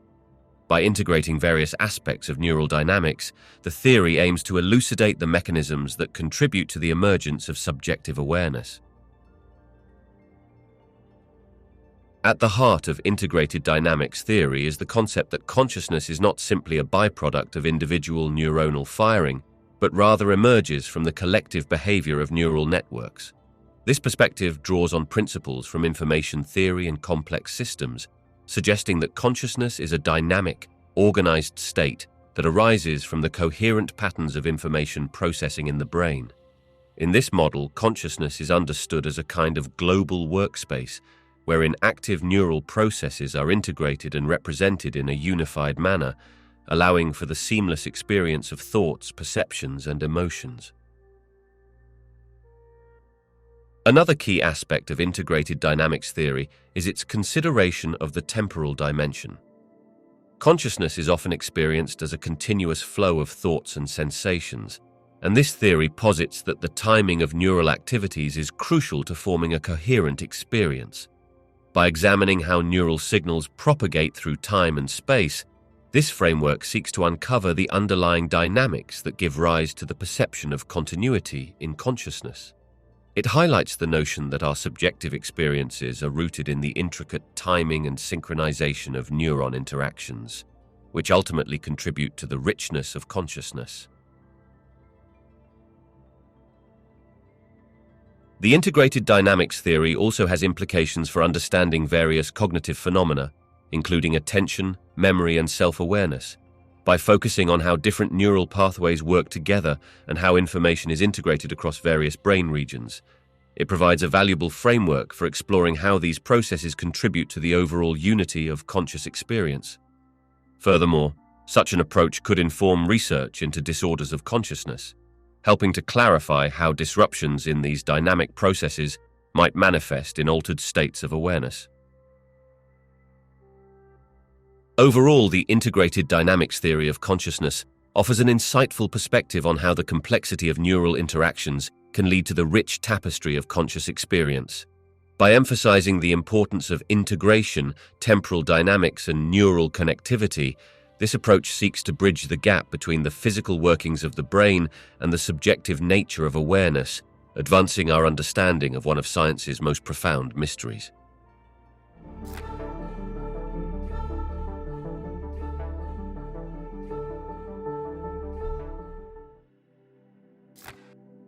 The Perturbational Complexity Index, often abbreviated as PCI, is a measure developed to assess consciousness based on the brain's response to perturbations. Introduced by neuroscientists Michel A. Souda and colleagues, this metric operates on the premise that the complexity of a system, in this case the brain, correlates with its conscious state. The idea behind the PCI is that a conscious brain can respond to sensory and cognitive stimuli in a way that reflects its intricate organization and complex interactions among its neural components. The process of measuring PCI involves subjecting the brain to external perturbations, such as transcranial magnetic stimulation or electrical stimulation, and observing the resultant neural activity. Researchers monitor how the brain's activity patterns change in response to these perturbations, with a particular focus on the diversity and organization of the responses. A brain demonstrating high perturbational complexity will exhibit a rich and varied pattern of activation across different regions, suggesting a higher level of consciousness and integrative capacity.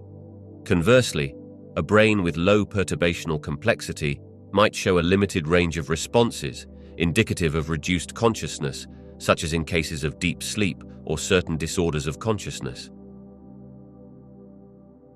The PCI's utility lies in its ability to provide a quantitative assessment of consciousness that goes beyond traditional behavioral measures. By directly analyzing neural dynamics, the Perturbational Complexity Index allows for a more objective evaluation of the conscious state, which can be particularly valuable in clinical settings. For instance, it could help assess patients with disorders of consciousness, such as those in vegetative or minimally conscious states, offering a clearer picture of their awareness and suggesting potential avenues for rehabilitation.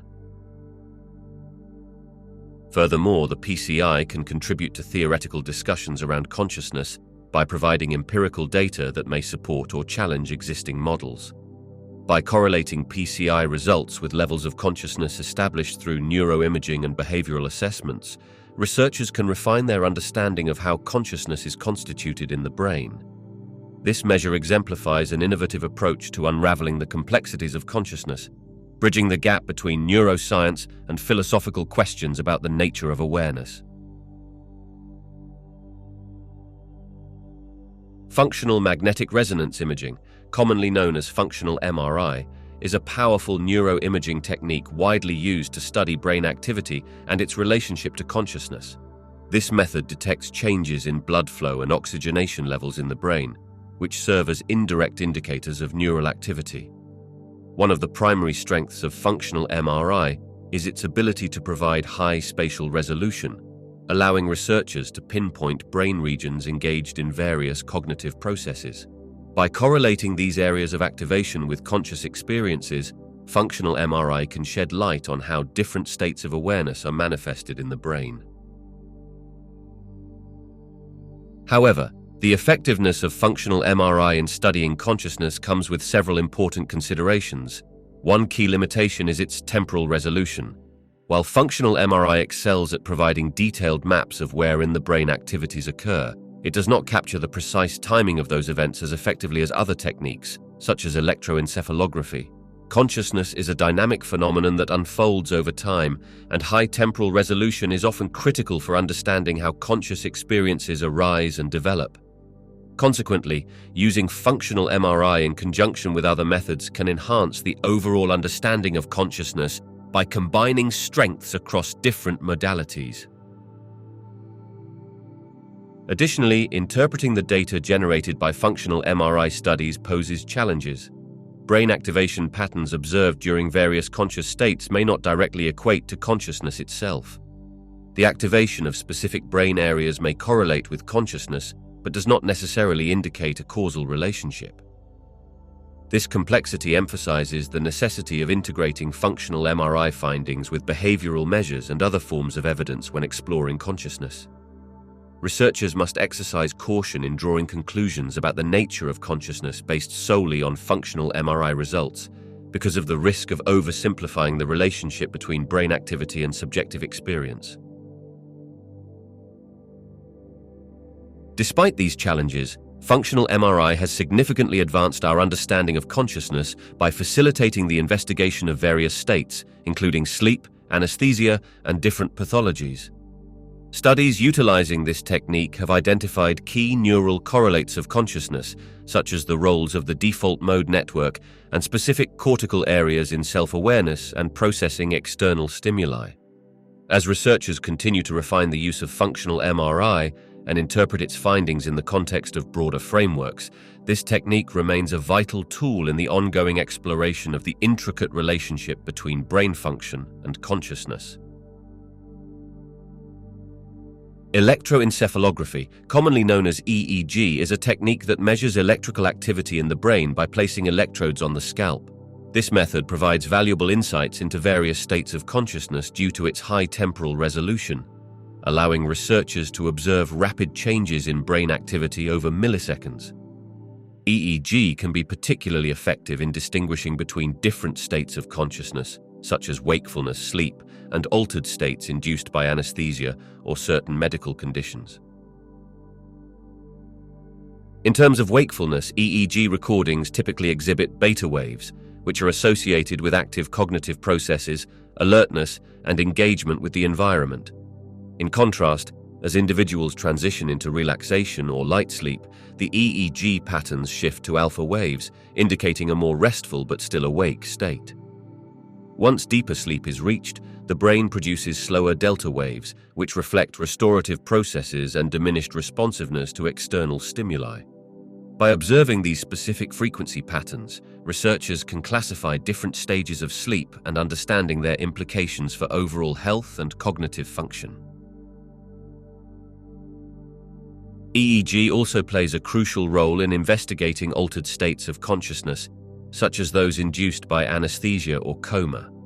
For example, during general anesthesia, EEG patterns often demonstrate a significant reduction in higher frequency activity, with increased slow-wave activity becoming prominent. This change correlates with the loss of consciousness and responsiveness. Similarly, in patients with disorders of consciousness, such as those in vegetative or minimally conscious states, EEG can provide essential information about residual cognitive function.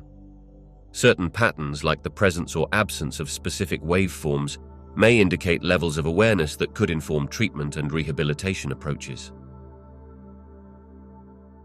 Moreover, EEG can be invaluable in studying consciousness during altered states caused by external stimuli such as during meditation, sensory deprivation, or psychedelic experiences. Research has shown that these states often produce distinct EEG patterns associated with changes in attention, perception, and self-awareness.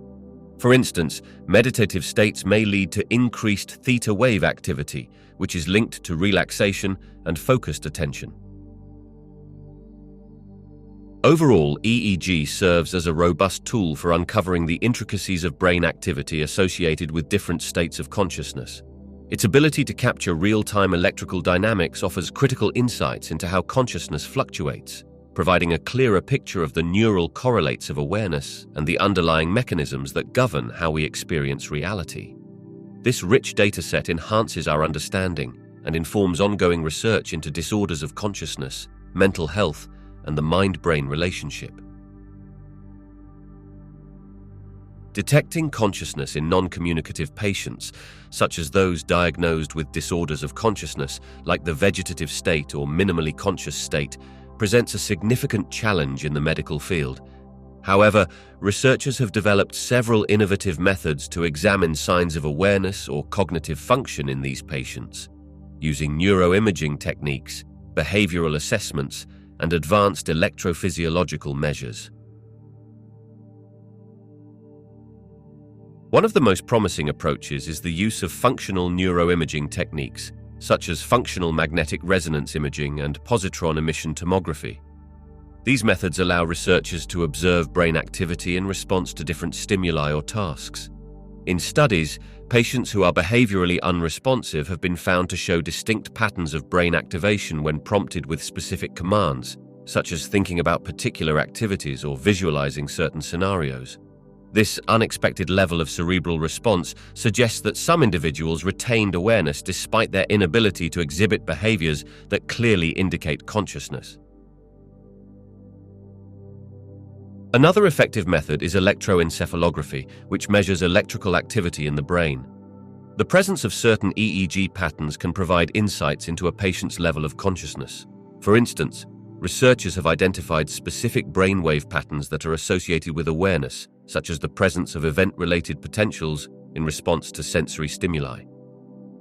If a non-communicative patient shows these consistent responses, it may indicate some degree of conscious awareness, even if the behavior does not suggest it.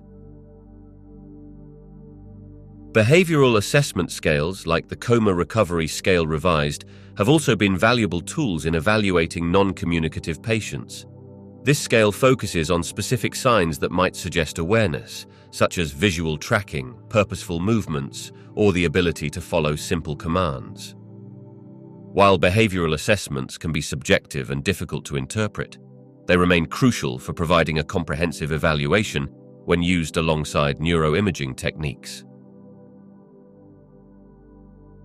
Lastly, advancements in techniques like transcranial magnetic stimulation could offer additional pathways for assessing consciousness. This method involves applying magnetic fields to stimulate specific brain areas and observe the resulting neuronal responses. If a patient demonstrates consistent and meaningful responses to stimulation, it may hint at underlying conscious processes.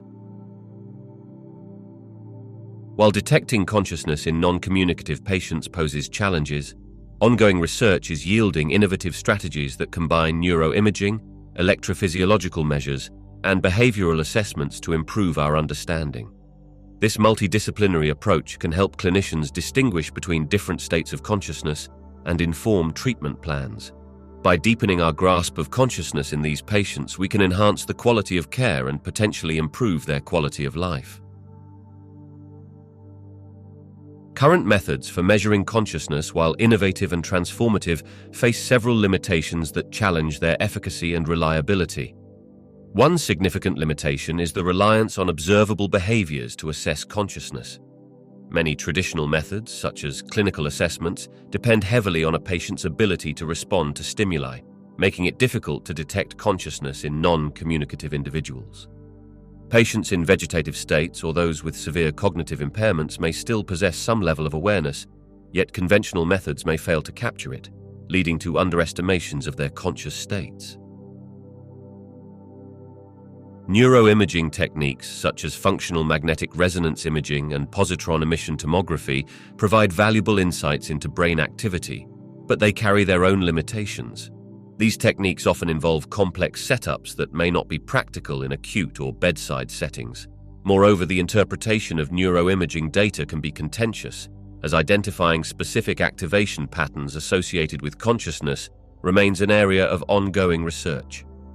In certain cases, the detected activity may not directly correlate with conscious experience, raising questions about the meaning of observed brain responses.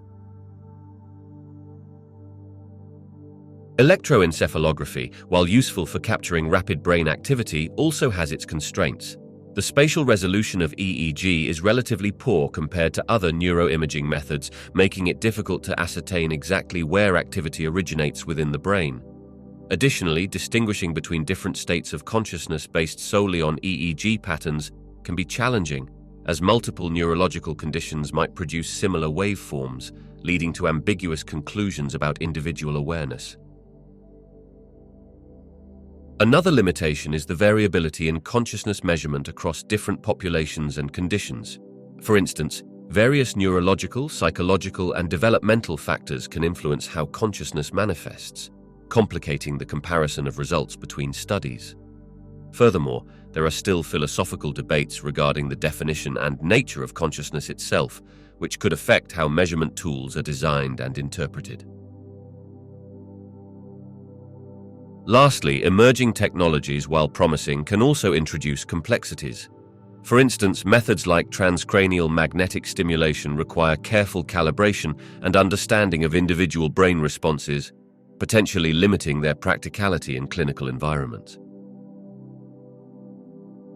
The limitations of current methods for measuring consciousness highlight the need for a multidisciplinary approach, integrating behavioral assessments, neuroimaging techniques, and electrophysiological measures. Ongoing research efforts that address these limitations will enhance our understanding of consciousness, aiding in the accurate detection of awareness and better informing clinical practice for patients with altered states of consciousness.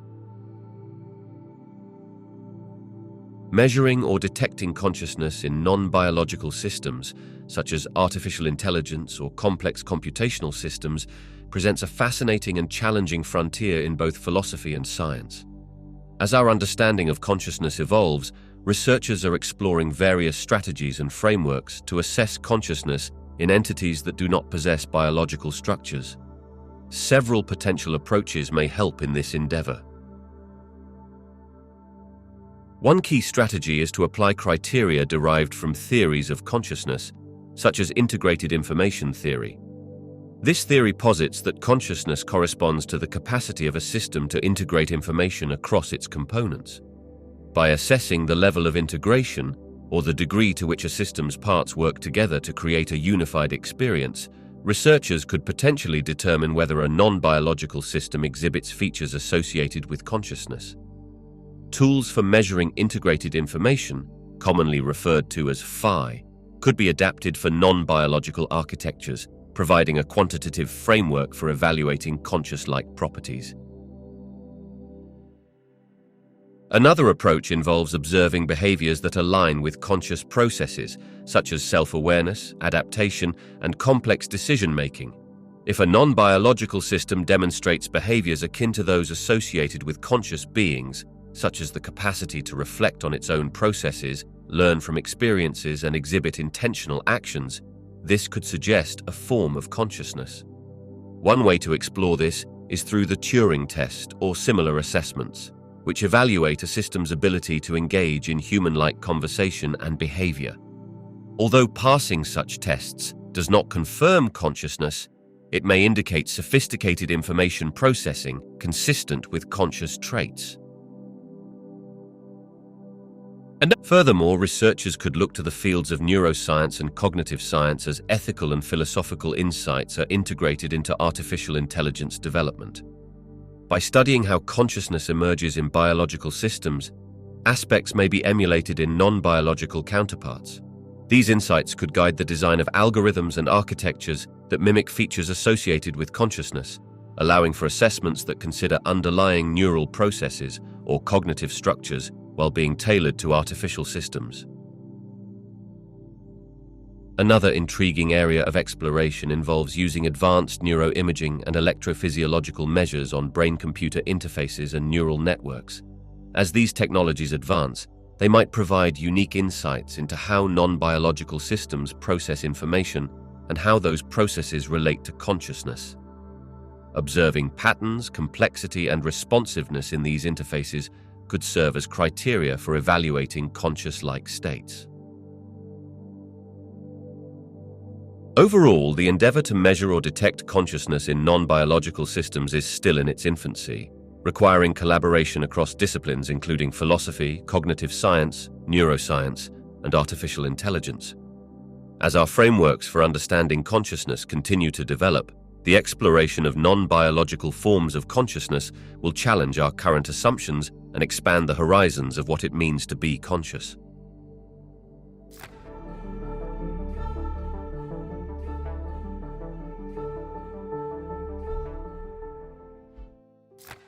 Advancements in neurotechnology hold tremendous potential for deepening our understanding of consciousness by providing innovative tools and techniques to explore the brain's intricate workings. These technologies improve our ability to monitor, manipulate, and analyze neural activity, enabling researchers to investigate the mechanisms underlying conscious experience in unprecedented detail. One significant area of neurotechnology is brain-computer interfaces, which allow direct communication between the brain and external devices. By recording neural signals and translating them into actions or commands, these interfaces can not only enhance our understanding of brain function, but also provide insights into the nature of conscious control and intention. For example, studies using brain-computer interfaces have demonstrated how individuals can exert control over prosthetic limbs or computer systems, revealing the neural correlates of decision-making and motor control. This research sheds light on how conscious intention translates into behavioral output, contributing to our understanding of agency and self-awareness. Another crucial development is the refinement of imaging techniques, such as functional magnetic resonance imaging and high-density electroencephalography. These methods enable researchers to monitor brain activity in real time, capturing electrocortical dynamics and hemodynamic responses with high spatial and temporal resolution. By employing these techniques during specific cognitive tasks or states of consciousness, researchers can identify which brain regions and networks are involved in different aspects of awareness, from sensory perception to higher-order cognitive processes like introspection and reflection.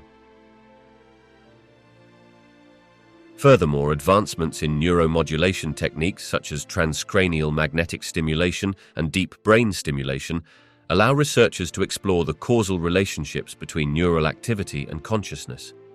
By precisely stimulating specific brain regions, researchers can manipulate conscious experience, potentially inducing altered states or evoking specific memories. These interventions can facilitate the study of consciousness by demonstrating how variations in neural activity lead to shifts in awareness and subjective experience, illuminating the critical aspects of conscious processing. Additionally, emerging technologies in neurogenetics and neuroinformatics offer promising avenues for understanding the biological basis of consciousness. By integrating genetic and molecular data with neural activity metrics, researchers can identify the underlying biological mechanisms that contribute to conscious states. This enables a more holistic understanding of consciousness, informed by both the structural and functional aspects of the brain. Advancements in neurotechnology are poised to significantly enhance our understanding of consciousness by providing tools to explore the brain's complex activity and leading to insights about how neural dynamics give rise to conscious experience.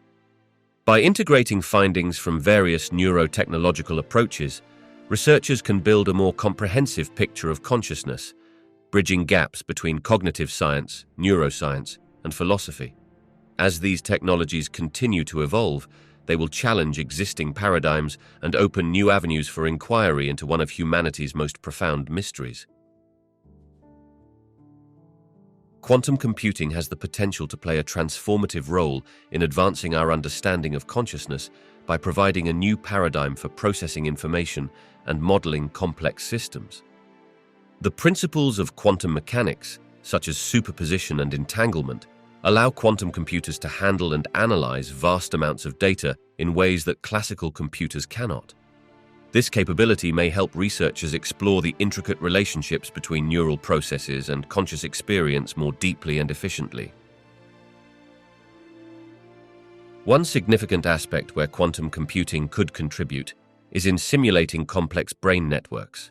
The human brain is an incredibly intricate structure composed of billions of neurons and trillions of synapses, resulting in non-linear interactions that are challenging to model with traditional computational techniques.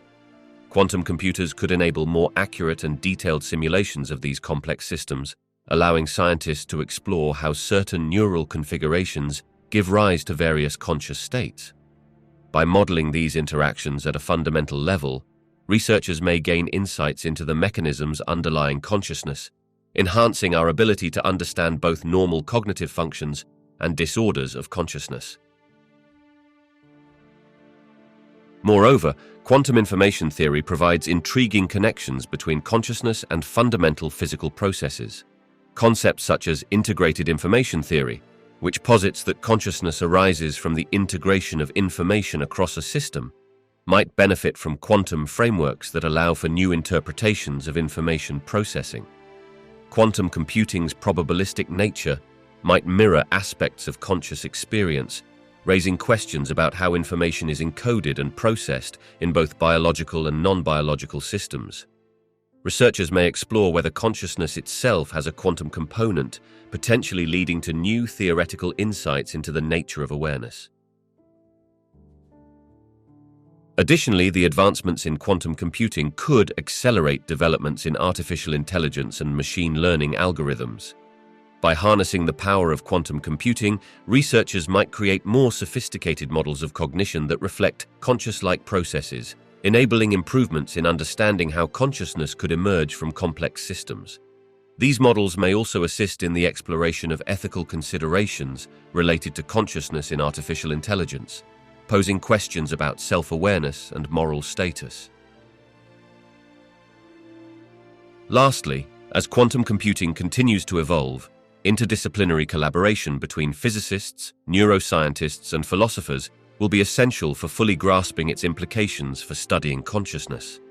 Establishing connections between quantum mechanics and neuroscience could foster novel frameworks that challenge existing paradigms in both fields. While it is still early in the exploration of these ideas, the intersection of quantum computing and consciousness research holds promising potential for unraveling some of the deepest mysteries of human experience. By utilizing quantum technologies, researchers may pave the way for groundbreaking discoveries that reshape our understanding of consciousness and its place within the universe. Optogenetics is a revolutionary technique that combines genetics and optics to control the activity of specific neurons using light. By introducing light-sensitive proteins into select neurons, researchers can activate or inhibit these cells with precise timing through the application of light. This powerful tool has the potential to significantly advance consciousness research by offering unprecedented insights into the neural mechanisms that underlie conscious experience. One of the main contributions of optogenetics to consciousness research is its ability to manipulate neural circuits in real time. By selectively stimulating or silencing specific brain regions known to be involved in various aspects of consciousness, researchers can observe the effects on behavior and awareness. For example, experiments could focus on areas associated with perception, attention, or self-awareness, allowing scientists to establish direct causal links between particular neural activities and conscious experiences. Such targeted interventions can help clarify how various brain networks contribute to states of awareness and facilitate understanding of the fundamental building blocks of consciousness. Furthermore, optogenetics enables researchers to dissect the dynamics of consciousness as it unfolds. By affecting the activity of specific neurons over time, scientists can investigate how conscious states change in response to different stimuli or task demands. This temporal precision allows for a more nuanced understanding of the dynamics involved in the transition between various levels of awareness, such as from wakefulness to sleep or during altered states induced by meditation or anesthesia. Optogenetics can also enhance the exploration of disorders of consciousness. For patients in vegetative or minimally conscious states, researchers may use optogenetic techniques to identify residual neural activity and draw conclusions about awareness that traditional methods might miss. By monitoring how targeted stimulation affects behavior or brain responses, scientists could gain insights into the extent of conscious experiences in these patients and improve prognostic evaluations or rehabilitation interventions based on findings. Moreover, the combination of optogenetics with other technologies such as neuroimaging and electrophysiology offers a comprehensive approach to studying consciousness. By correlating optogenetic manipulations with changes in brain activity patterns revealed by techniques like functional MRI or EEG, researchers can create integrated models that illuminate the relationships between neural dynamics and conscious experience. This synergistic approach provides a more complete understanding of how different brain networks interact to produce the rich tapestry of consciousness.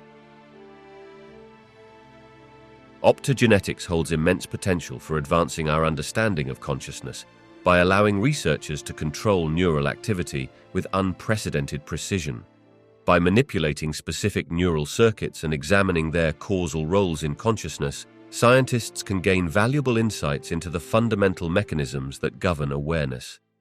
Optogenetics not only enhances our understanding of normal cognitive processes, but also offers exciting avenues for exploring the complexities of consciousness in various contexts, including disorders of consciousness and altered states. Integrating different scientific disciplines has the potential to yield significant breakthroughs in consciousness studies by fostering a multidisciplinary approach that combines insights from neuroscience, psychology, philosophy, computer science, and physics. This convergence can lead to a richer, more nuanced understanding of consciousness as various methodologies and perspectives work together to address one of science's most complex challenges. One potential breakthrough lies in the collaborative exploration of the neural correlates of consciousness. Neuroscience provides valuable data on brain activity and networks associated with conscious processes, while psychology offers theoretical frameworks for understanding cognition and subjective experience. By bringing these fields together, researchers can develop comprehensive models that integrate neural mechanisms with empirical findings from human behavior and subjective reports. This could lead to the identification of specific neural signatures corresponding to different conscious states, enhancing our understanding of how awareness is manifested in the brain. Another area of integration that holds promise is the intersection between neuroscience and artificial intelligence. By applying insights from cognitive science and neuroscience to the development of advanced AI systems, researchers can simulate conscious-like processes in machines. This exploration can yield insights into the architecture and dynamics of consciousness, prompting questions about self-awareness and the potential for machine consciousness. The implications of this research extend to ethical considerations surrounding AI, as the lines between biological and artificial consciousness become blurred. Moreover, the field of quantum mechanics could provide groundbreaking insights when integrated with consciousness studies. Quantum theories about information processing and states of awareness could lead to new hypotheses regarding how consciousness might operate at a fundamental level. Collaborating with physicists to explore these intersections could refine existing theories of consciousness, challenge conventional paradigms, and possibly reveal new dimensions of awareness. Philosophy plays an essential role in these interdisciplinary efforts as well, offering critical tools for clarifying concepts of consciousness, subjective experience, and the mind-body problem.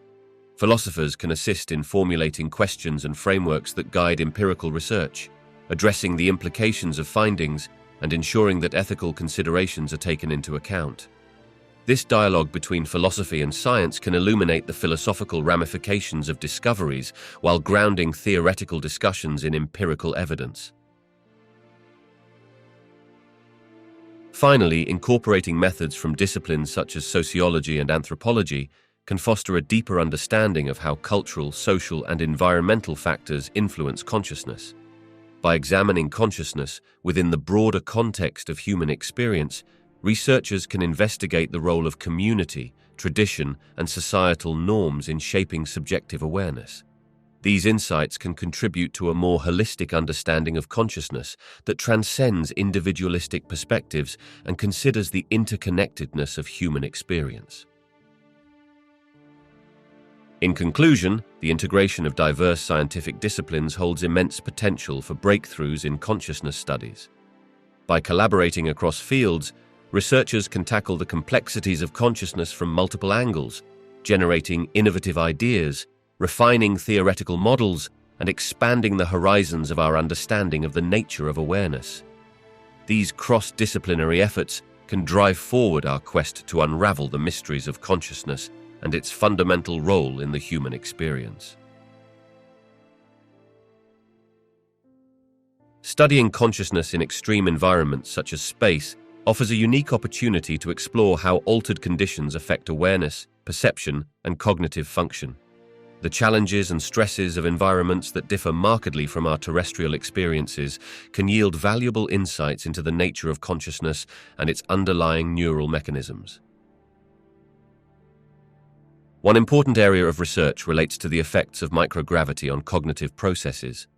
Space missions expose astronauts to microgravity for extended periods, which can have profound effects on physiological and psychological functioning.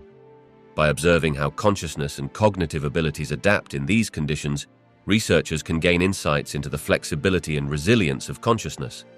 For example, studying how astronauts process information, maintain attention, and manage decision-making in a microgravity environment may help identify neural mechanisms that support adaptability, and these insights could inform our understanding of consciousness in more conventional settings. Furthermore, the isolation and confinement experienced during long-duration space missions can offer a unique context for examining the psychological aspects of consciousness. Astronauts face significant psychological stressors, including social isolation, monotony, and limited personal space. Investigating how these factors influence mental states provides a window into the relationship between environmental conditions and subjective experience. This exploration may reveal variations in emotional states, identity, and self-awareness, enhancing our understanding of the interplay between consciousness and situational contexts. Studying consciousness in extreme environments can also involve examining the impact of sensory deprivation or altered sensory input. In space, the usual visual and auditory cues present on Earth may be diminished or entirely altered due to isolation and the unique sensory environment of a spacecraft. Researchers can investigate how these changes affect sensory perception, spatial awareness, and the overall experience of consciousness. Insights gained from such studies could inform theories of sensory integration and processing while providing a better understanding of how consciousness relies on environmental inputs. Additionally, Exploring altered states of consciousness induced by extreme environments can contribute to our understanding of adaptability and resilience. For example, some extreme situations may trigger profound experiences or altered states, such as heightened creativity, enhanced problem-solving abilities, or new perspectives on self and reality. Investigating such experiences can inform our understanding of consciousness by shedding light on its malleable nature and the factors that foster transformative experiences. Finally, research in extreme environments can encourage the development of new methodologies and technologies for studying consciousness. The unique context of space missions could inspire innovative experimental designs, data collection techniques, and assessment tools that may be applicable in a variety of settings on Earth and beyond. Studying consciousness in extreme environments like space can provide fresh insights by revealing how altered conditions shape awareness, cognitive processes, and emotional experiences. The challenges and stresses associated with these unique settings can illuminate the dynamic and adaptable nature of consciousness, enhancing our understanding of both the mind and the human experience. This research not only enriches our knowledge of consciousness, but may also have practical applications in fields such as psychology, psychiatry, and engineering as we prepare for further exploration of our universe. As consciousness research continues to evolve, the ethical considerations surrounding this field become increasingly crucial. The complex nature of consciousness raises profound questions about identity, agency, and moral responsibility, necessitating a careful reflection on how research methods and findings impact individuals and society. Several key ethical considerations should guide future consciousness research. One fundamental concern is the treatment of participants, particularly when involving vulnerable populations, such as individuals with disorders of consciousness or cognitive impairments. Researchers must prioritize informed consent, ensuring that participants or their proxies fully understand the nature, risks, and potential outcomes of the research. This consideration is vital in protecting the dignity and rights of participants who may not be able to communicate their willingness to engage in the study. It is essential to establish safeguards to prevent potential exploitation or harm, while also considering the participants' best interests. Another ethical aspect to consider is the implications of advancements in consciousness research for artificial intelligence and non-biological systems. As artificial entities grow more sophisticated, questions about their potential consciousness or self-awareness emerge. Researchers face ethical dilemmas regarding how to treat such entities and whether they might possess rights, moral considerations, or status akin to that of sentient beings.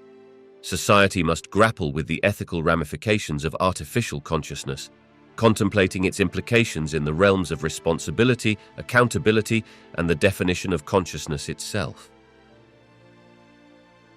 Furthermore, findings in consciousness research have the potential to influence societal perceptions of mental health and cognitive abilities. Misinterpretations or overgeneralizations of research outcomes could lead to stigmatization or discrimination against individuals based on their neurological or cognitive profiles. Researchers must responsibly communicate their findings, providing context and refraining from drawing hasty conclusions that may misinform public understanding and policy. Ensuring that the discourse around consciousness contributes positively to societal attitudes is crucial. Additionally, cross-disciplinary approaches in consciousness research may introduce challenges related to differing ethical frameworks among the diverse fields involved, such as neuroscience, psychology, philosophy, and computer science.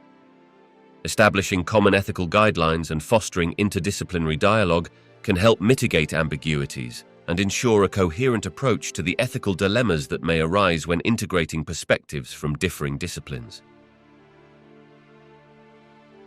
Finally, considerations surrounding privacy and data security are also paramount. As technologies advance, gathering sensitive neural data may result in privacy concerns, particularly regarding its potential misuse. Researchers need to implement rigorous protocols for data protection and ensure that participants have control over how their information is used, shared, or published. Transparency and accountability are critical in maintaining trust between researchers and participants. As consciousness research progresses, ethical considerations must remain at the forefront of inquiry, emphasizing the rights and dignity of participants, carefully navigating the implications of artificial consciousness, and ensuring responsible communication of findings are essential components of ethical research. By prioritizing ethical principles, researchers can contribute to a deeper understanding of consciousness while safeguarding the interests and well-being of individuals and society as a whole. Understanding consciousness has the potential to profoundly impact various fields, including medicine, technology, and education, by transforming practices, enhancing outcomes, and shaping the development of new methods and tools.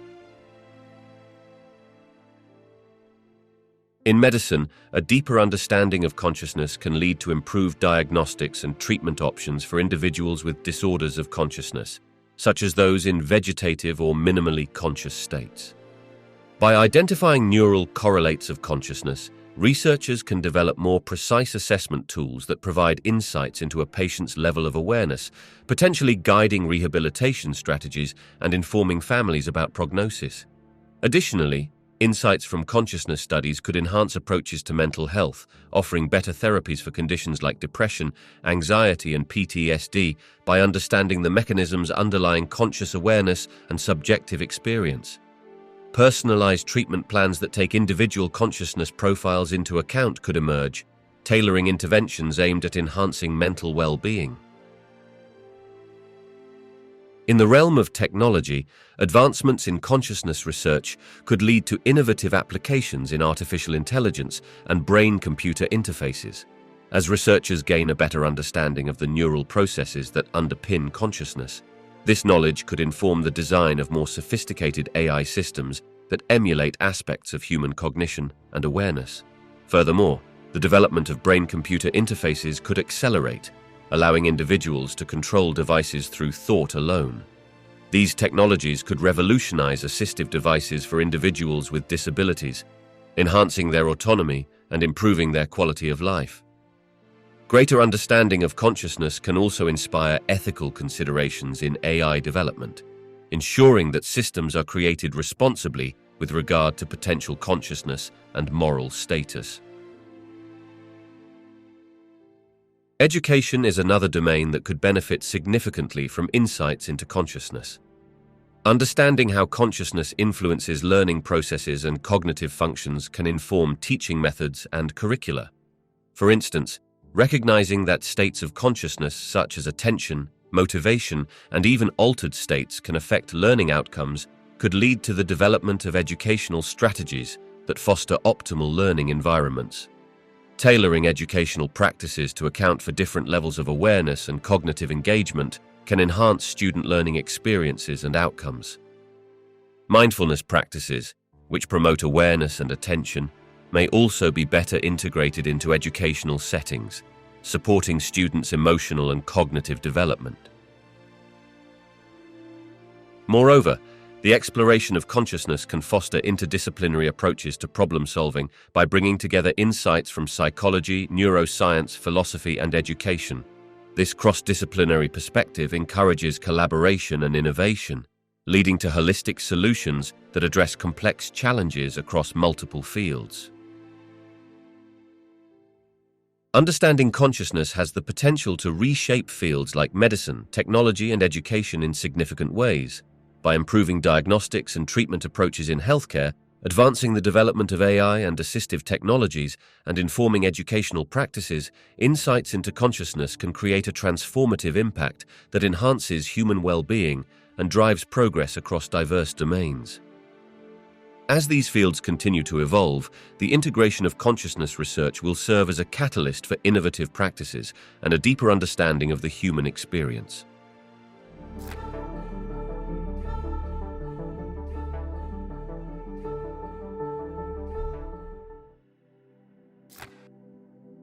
The anthropic principle is a philosophical consideration that addresses the fundamental question of why the universe appears fine-tuned for the existence of conscious observers, such as humans.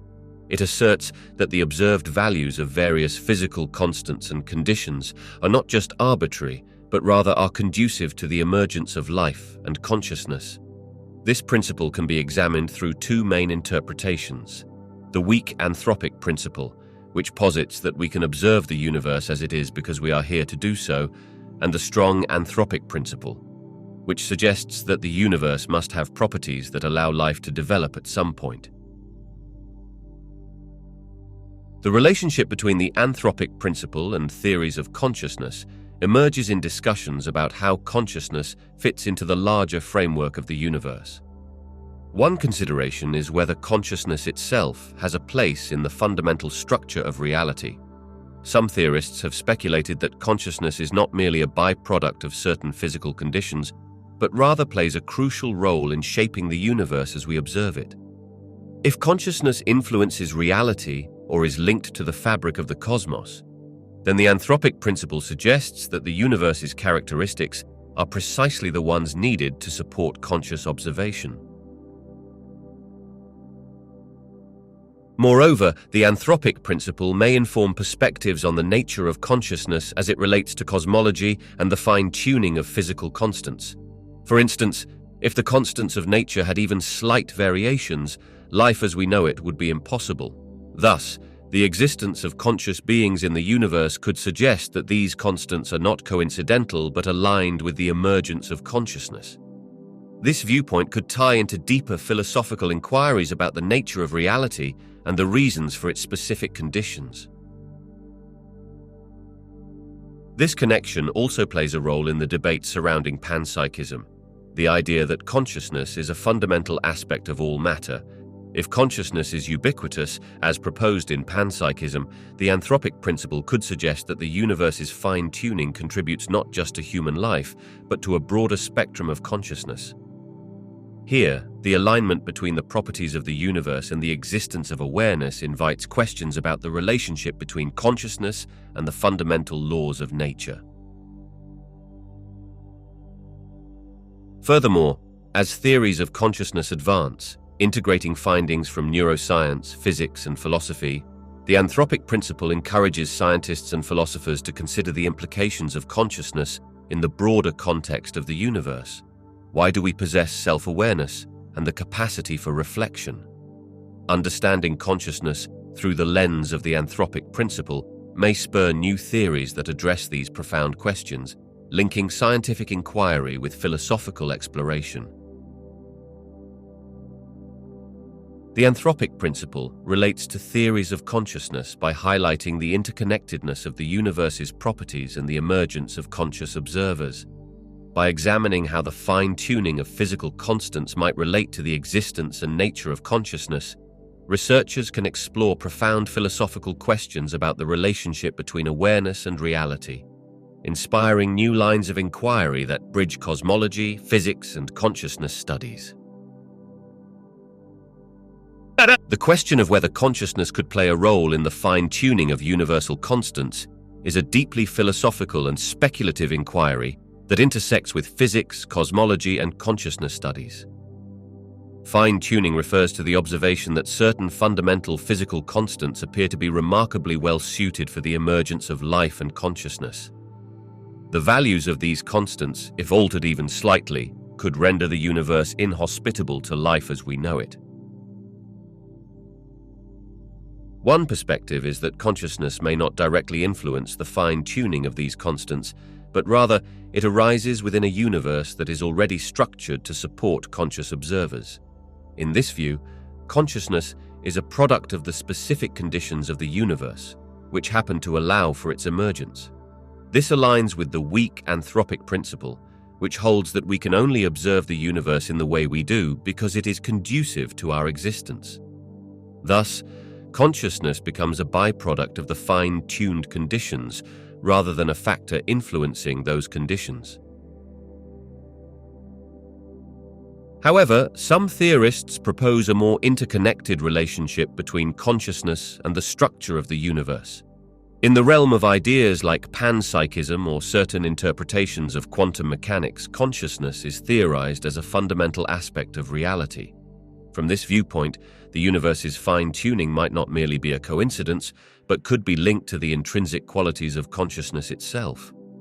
For instance, if consciousness interacts with or shapes physical processes at some level, it could suggest a deeper connection between mind and matter.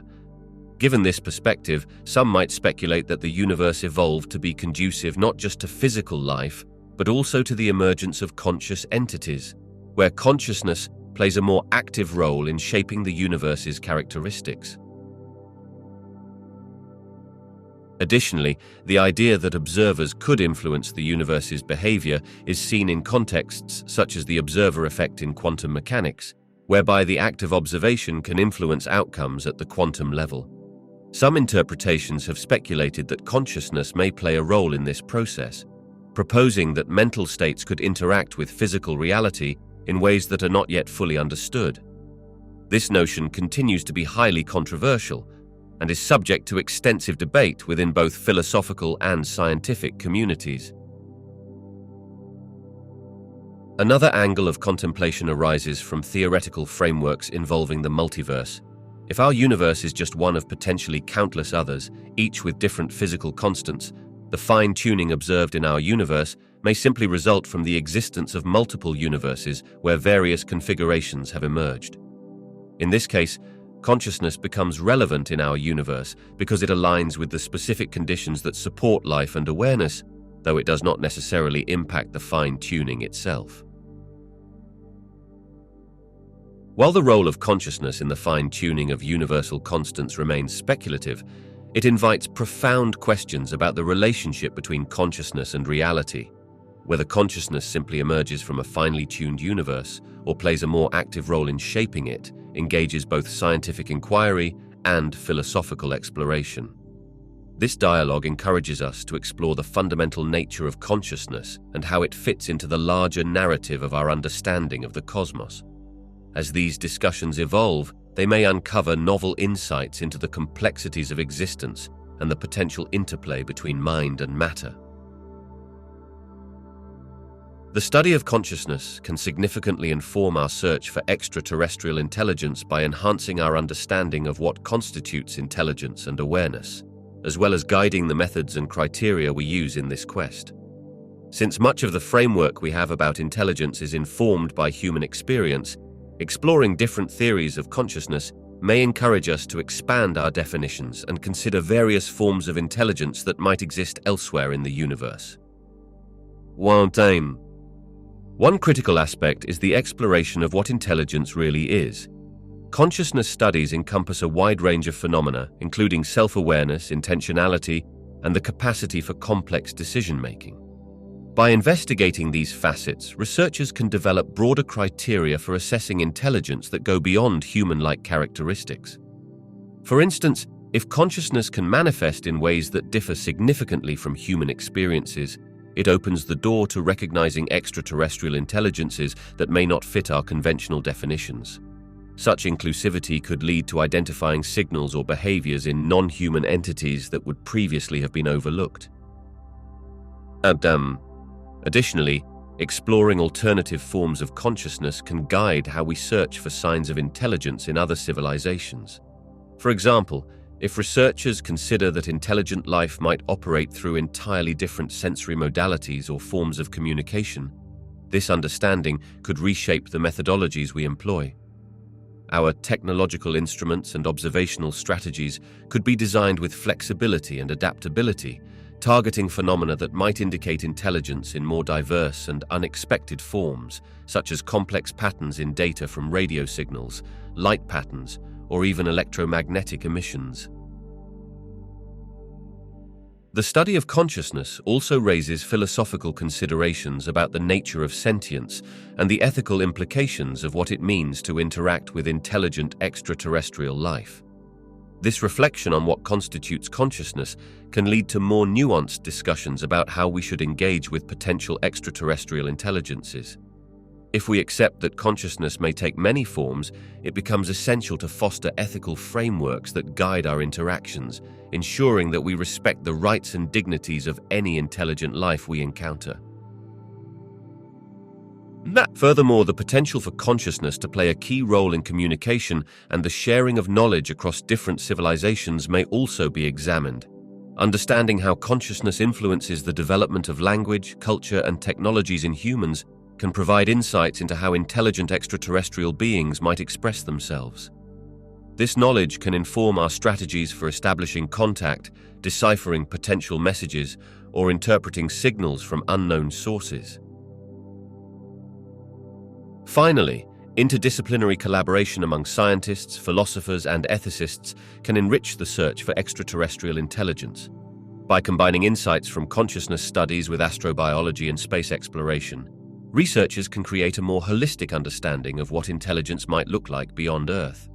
This collaborative approach emphasizes the importance of not only the scientific investigation of signals, but also the philosophical and ethical frameworks that govern our attempts to seek out, understand, and potentially communicate with alien intelligences. Studying consciousness can profoundly inform our search for extraterrestrial intelligence by expanding our definitions of intelligence, guiding our observational strategies, and addressing the ethical implications of encountering different forms of awareness. As we deepen our understanding of consciousness, we enhance our ability to explore the cosmos with a broader, more inclusive perspective, paving the way for potentially transformative discoveries about life and intelligence beyond our planet.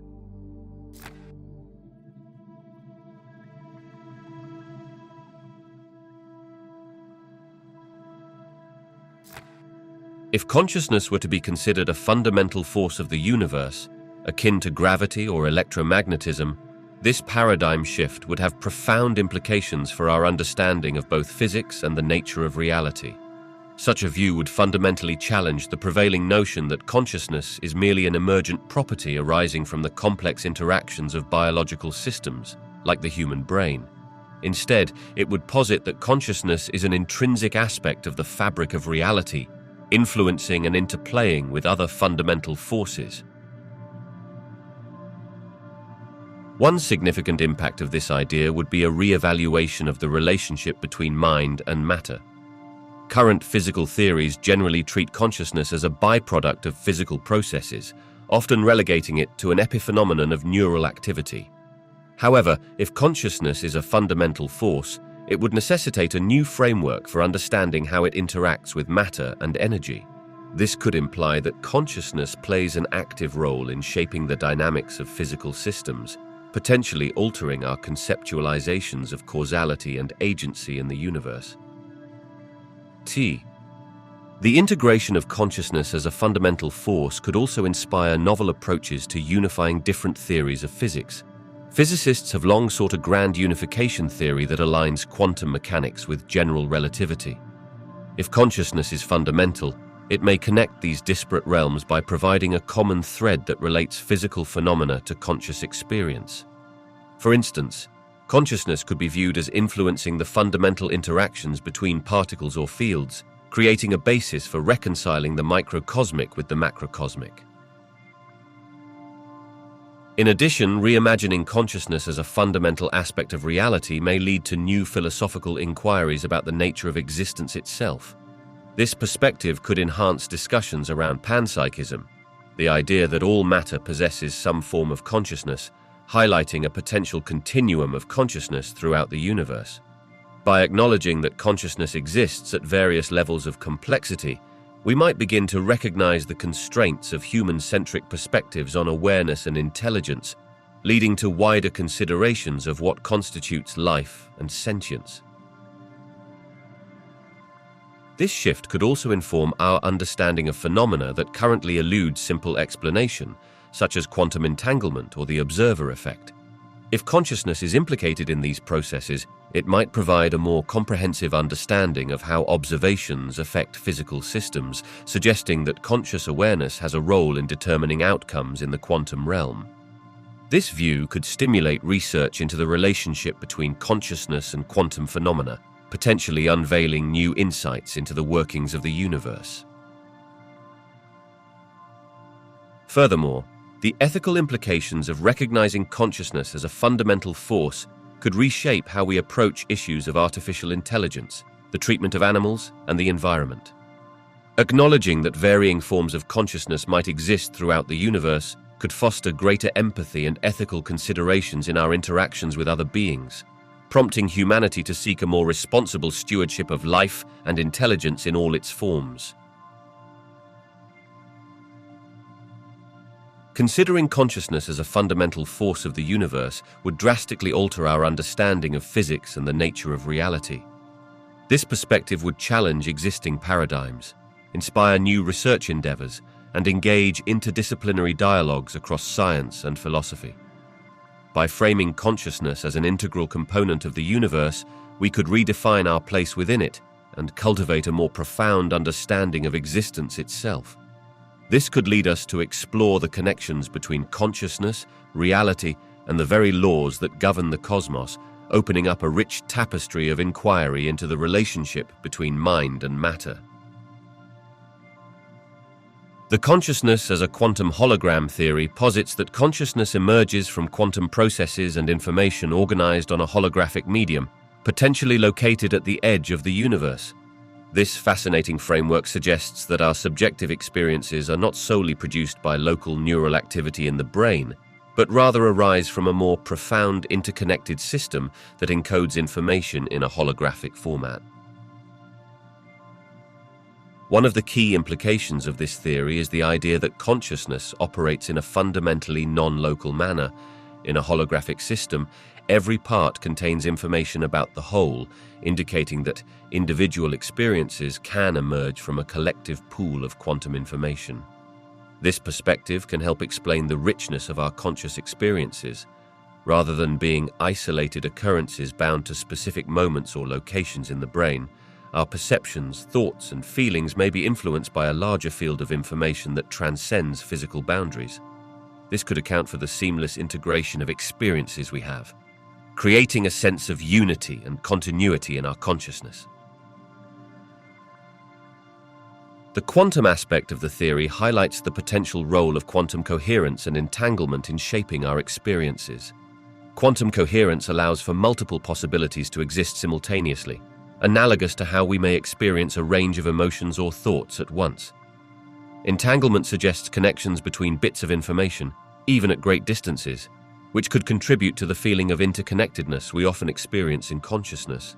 For instance, this might explain phenomena such as intuition or sudden insights, where knowledge or awareness appears to arise from an underlying shared consciousness rather than from direct experience.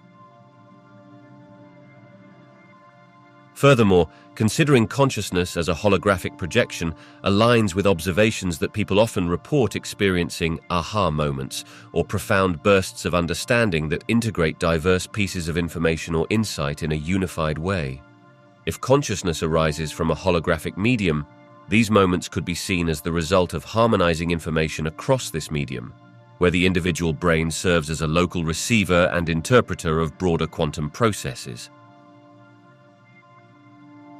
The theory also addresses the richness of subjective experiences by positing that our perceptions are influenced by information encoded in the holographic structure, potentially contributing to the depth, texture, and nuance of awareness we experience.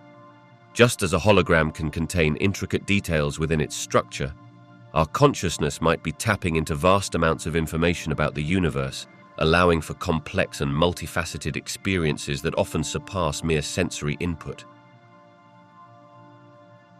Additionally, if consciousness is indeed a quantum hologram situated at the edge of the universe, it may open avenues for exploring how consciousness interacts with the fabric of reality itself. This could lead to fresh inquiries about the origins of our conscious states and prompt a re-examination of the boundaries between mind and matter.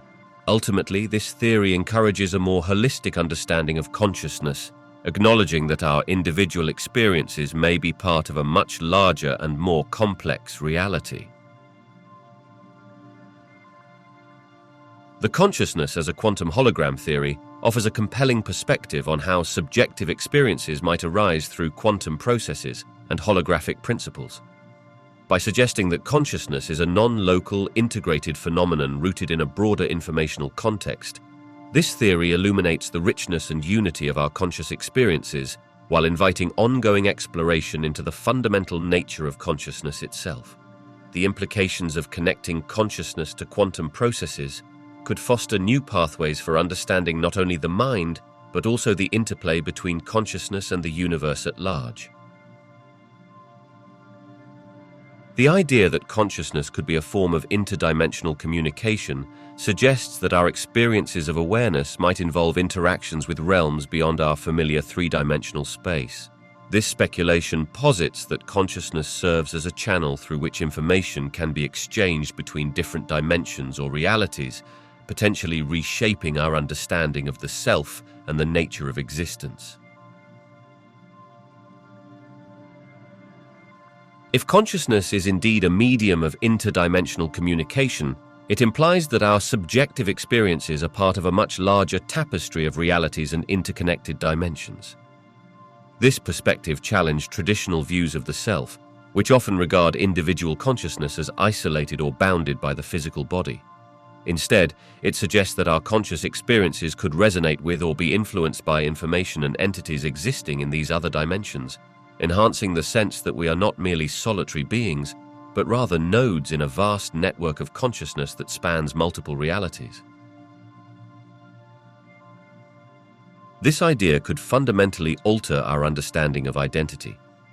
Typically, the self is viewed as a product of brain activity and personal experiences within a physical and temporal context. However, if consciousness facilitates communication across dimensions, it might imply that our identity is not fixed, but rather fluid and interconnected. This could enable a broader conception of self that aligns with notions of collective consciousness or the interconnectedness of all beings. In this context, personal experiences might be seen as fragments of a more extensive data stream shared among various entities, revealing a deeper unity that transcends individual existence. Moreover, exploring consciousness as interdimensional communication could invite inquiries into aspects of reality that are currently unexplored, such as the nature of time, space, and the potential existence of parallel universes. For instance, if consciousness can span dimensions, it may also suggest that our perceptions of time could be non-linear or expanded, allowing access to past and future events through these interdimensional channels. Such a view could lead to re-evaluating concepts such as precognition or déjà vu, framing them as instances of awareness across dimensions rather than isolated phenomena. Additionally, this speculation might have profound implications for our understanding of phenomena typically regarded as paranormal or metaphysical, such as intuition, psychic abilities, or altered states of consciousness. If consciousness operates as a means of communication beyond traditional boundaries, these experiences could potentially involve tapping into other dimensions or retrieving information not confined to our immediate reality. This could encourage scientists and researchers to approach these phenomena with greater openness and curiosity, investigating them from a perspective informed by interdimensional theories. Furthermore, adopting this perspective could reshape our approach to ethics and morality. If individual consciousness is interconnected with a greater fabric of realities, it may emphasize the importance of empathy, compassion, and understanding toward others, fostering a greater sense of responsibility and interconnectedness. Recognizing the potential for communication across dimensions could encourage a rethinking of the implications of our actions, grounding ethical considerations in a more holistic understanding of existence. Considering consciousness as a form of interdimensional communication opens intriguing possibilities for reinterpreting the self and our understanding of reality. By proposing that consciousness serves as a bridge to other dimensions, this idea invites exploration into the interconnectedness of beings and events across broader realms, challenging existing paradigms. Such a perspective could lead to profound implications in the realms of identity, ethics, and the nature of existence, ultimately enriching our understanding of consciousness and the universe itself. The temporal recursion theory of consciousness presents a compelling framework for understanding how our awareness may continuously loop through time, shaping our perception of the present moment. This theory posits that consciousness does not merely progress in a linear fashion, but instead involves recursive interactions that fold back on themselves, creating a dynamic and rich tapestry of experience. This perspective encourages us to envision consciousness as an ongoing process where past experiences inform present awareness, continually intertwining to construct our sense of reality. One of the fundamental implications of this theory is the conceptualization of time not merely as a straight line, but as a complex structure where the layers of consciousness interact. As awareness loops back on itself, each moment becomes infused with echoes of previous experiences. This suggests that our perception of the present moment is shaped not only by immediate sensory input, but also by the memories and anticipations we carry within us. This could lead to a more integrated and holistic experience of consciousness, where awareness is informed by a rich history of interactions, the past reverberating through the present. The theory may help explain phenomena such as déjà vu, where individuals experience a strong sensation of familiarity in a new situation. From the perspective of temporal recursion theory, déjà vu could manifest when the recursive looping of consciousness momentarily syncs with a previous experience, generating an overlapping sense of familiarity. This suggests that consciousness is drawing upon memories in a way that feels instantaneous, as if the past is being re-experienced in the current moment. Such experiences reveal the fluidity of awareness, illustrating how the past can seamlessly intrude upon our sense of the present. Additionally, the subjective experience of time itself may be understood through this lens. Temporal recursion theory implies that our perception of time is deeply intertwined with the loops of consciousness, creating an elastic quality rather than a rigid flow. Moments may feel elongated or compressed, depending on how awareness is engaged. For instance, when deeply engrossed in an activity, time may seem to fly by, while moments of heightened awareness may feel prolonged. This theory offers a framework for understanding why time can appear to bend and warp in relation to conscious experience, driven by the recursive nature of awareness interacting with temporal structures. Moreover, this theory encourages exploration of concepts such as attention and intention, as the way we focus our consciousness may influence the recursive loops.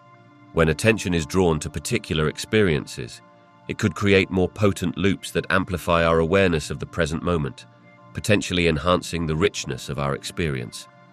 Conversely, distraction may lead to fleeting or fragmented awareness, resulting in a less cohesive perception of time and reality. The temporal recursion theory of consciousness presents an innovative understanding of how awareness loops through time, creating our perception of the present. By framing consciousness as a recursive phenomenon, this theory sheds light on the interconnectedness of past and present experiences and offers explanations for phenomena like déjà vu and the flexibly subjective experience of time. It invites deeper inquiries into the nature of awareness, memory, and the intricacies of our lived experience, laying the groundwork for further research into the fascinating relationship between consciousness and time. The fractal consciousness hypothesis presents an innovative view of consciousness that postulates awareness exhibits self-similarity across multiple scales, akin to fractal patterns found in nature. This theory posits that consciousness is not confined solely to individual human experiences, but instead permeates various levels of organization, from the microscopic scale of cellular processes to the macroscopic scale of societal or planetary interactions. By conceptualizing consciousness in this way, the hypothesis encourages exploration of how different layers of awareness can interact and influence one another while maintaining structural similarities. One of the core implications of this hypothesis is that awareness exists at multiple levels simultaneously, creating a multidimensional fabric of consciousness.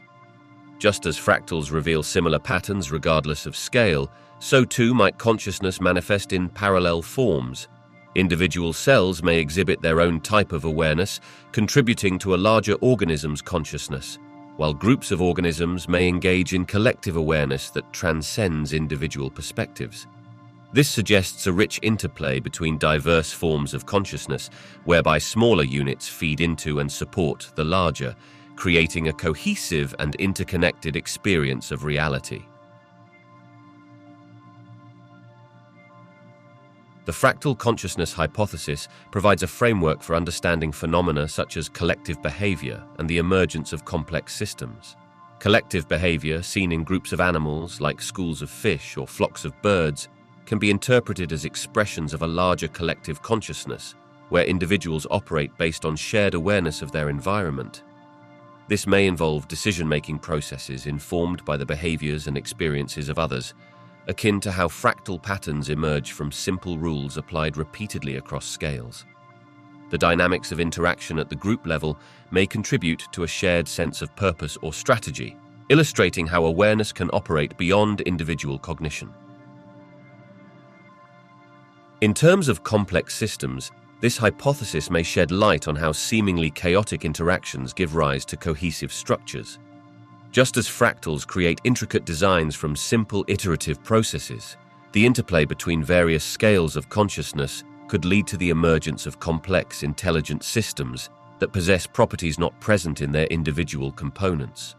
This offers a way to understand how higher-order conscious experiences, such as cultural phenomena or societal movements, can arise from the contributions of individual minds, each participating in a larger tapestry of shared awareness.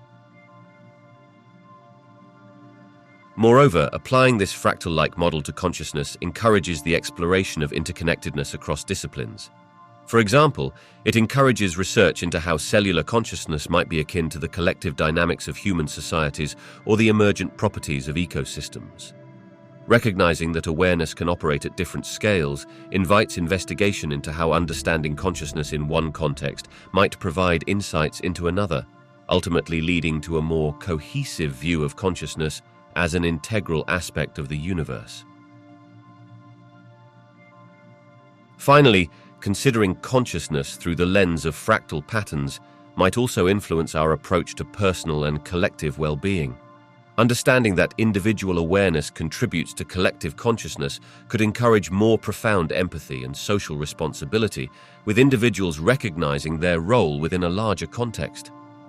This awareness could foster greater cooperation and cohesion, promoting the formation of healthier communities and planetary awareness.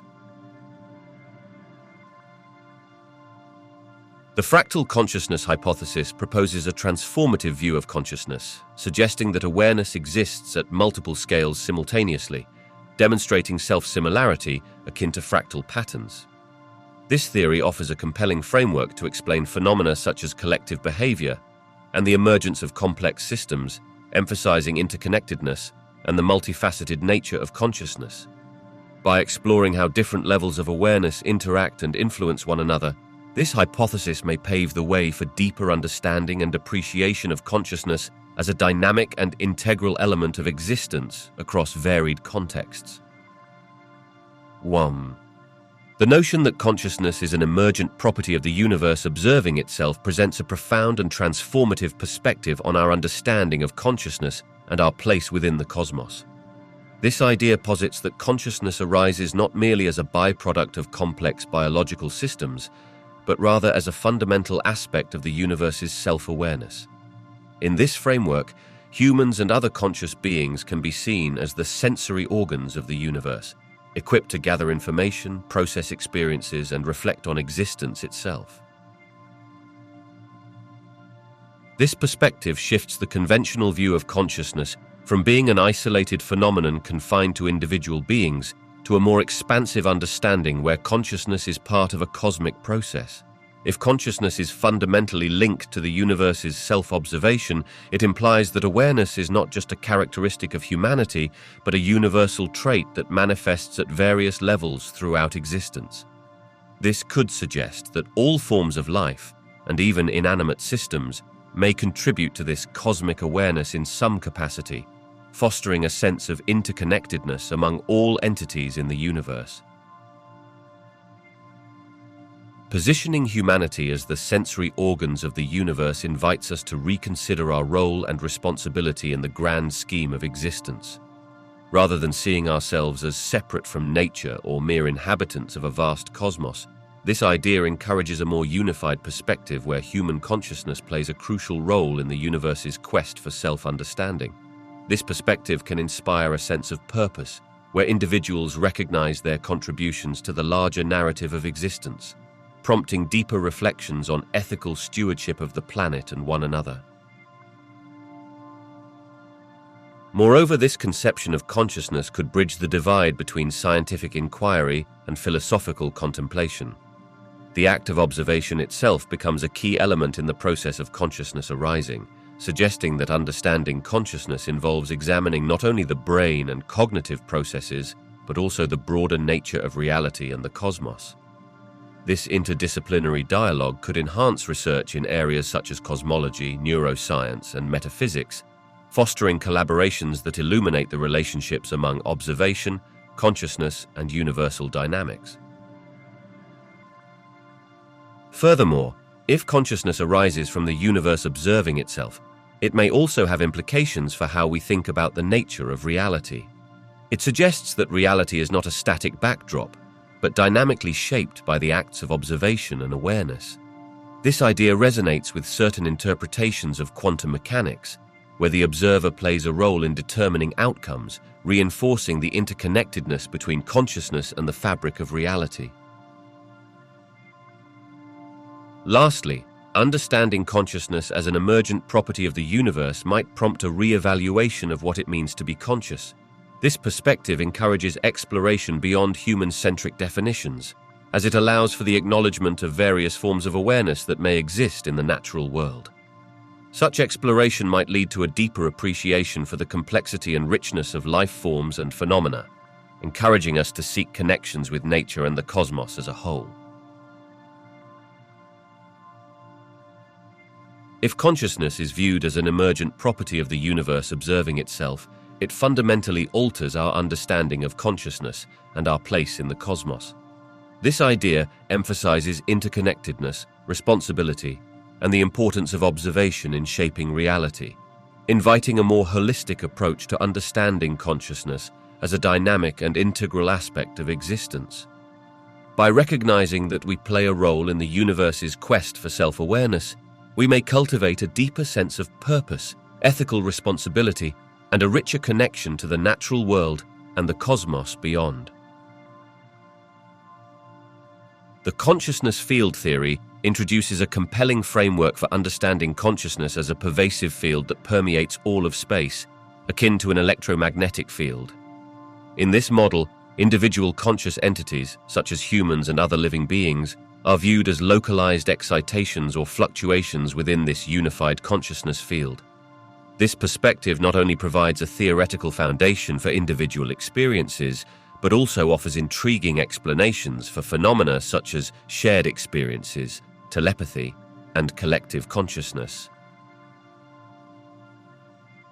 One of the most significant implications of the consciousness field theory is the potential for shared experiences to arise from the interactions between localized excitations within the field. If consciousness operates as a field, then fluctuations or resonances occurring at one point in the field could influence the excitations of nearby entities. For instance, when individuals engage in activities such as group meditation, rituals, or communal gatherings, their localized consciousness could harmonize or resonate with one another, facilitating a shared experience. This could manifest as a heightened sense of connection and empathy, where participants feel an intensified awareness of each other's emotions and thoughts, creating the sensation of collective consciousness within the group.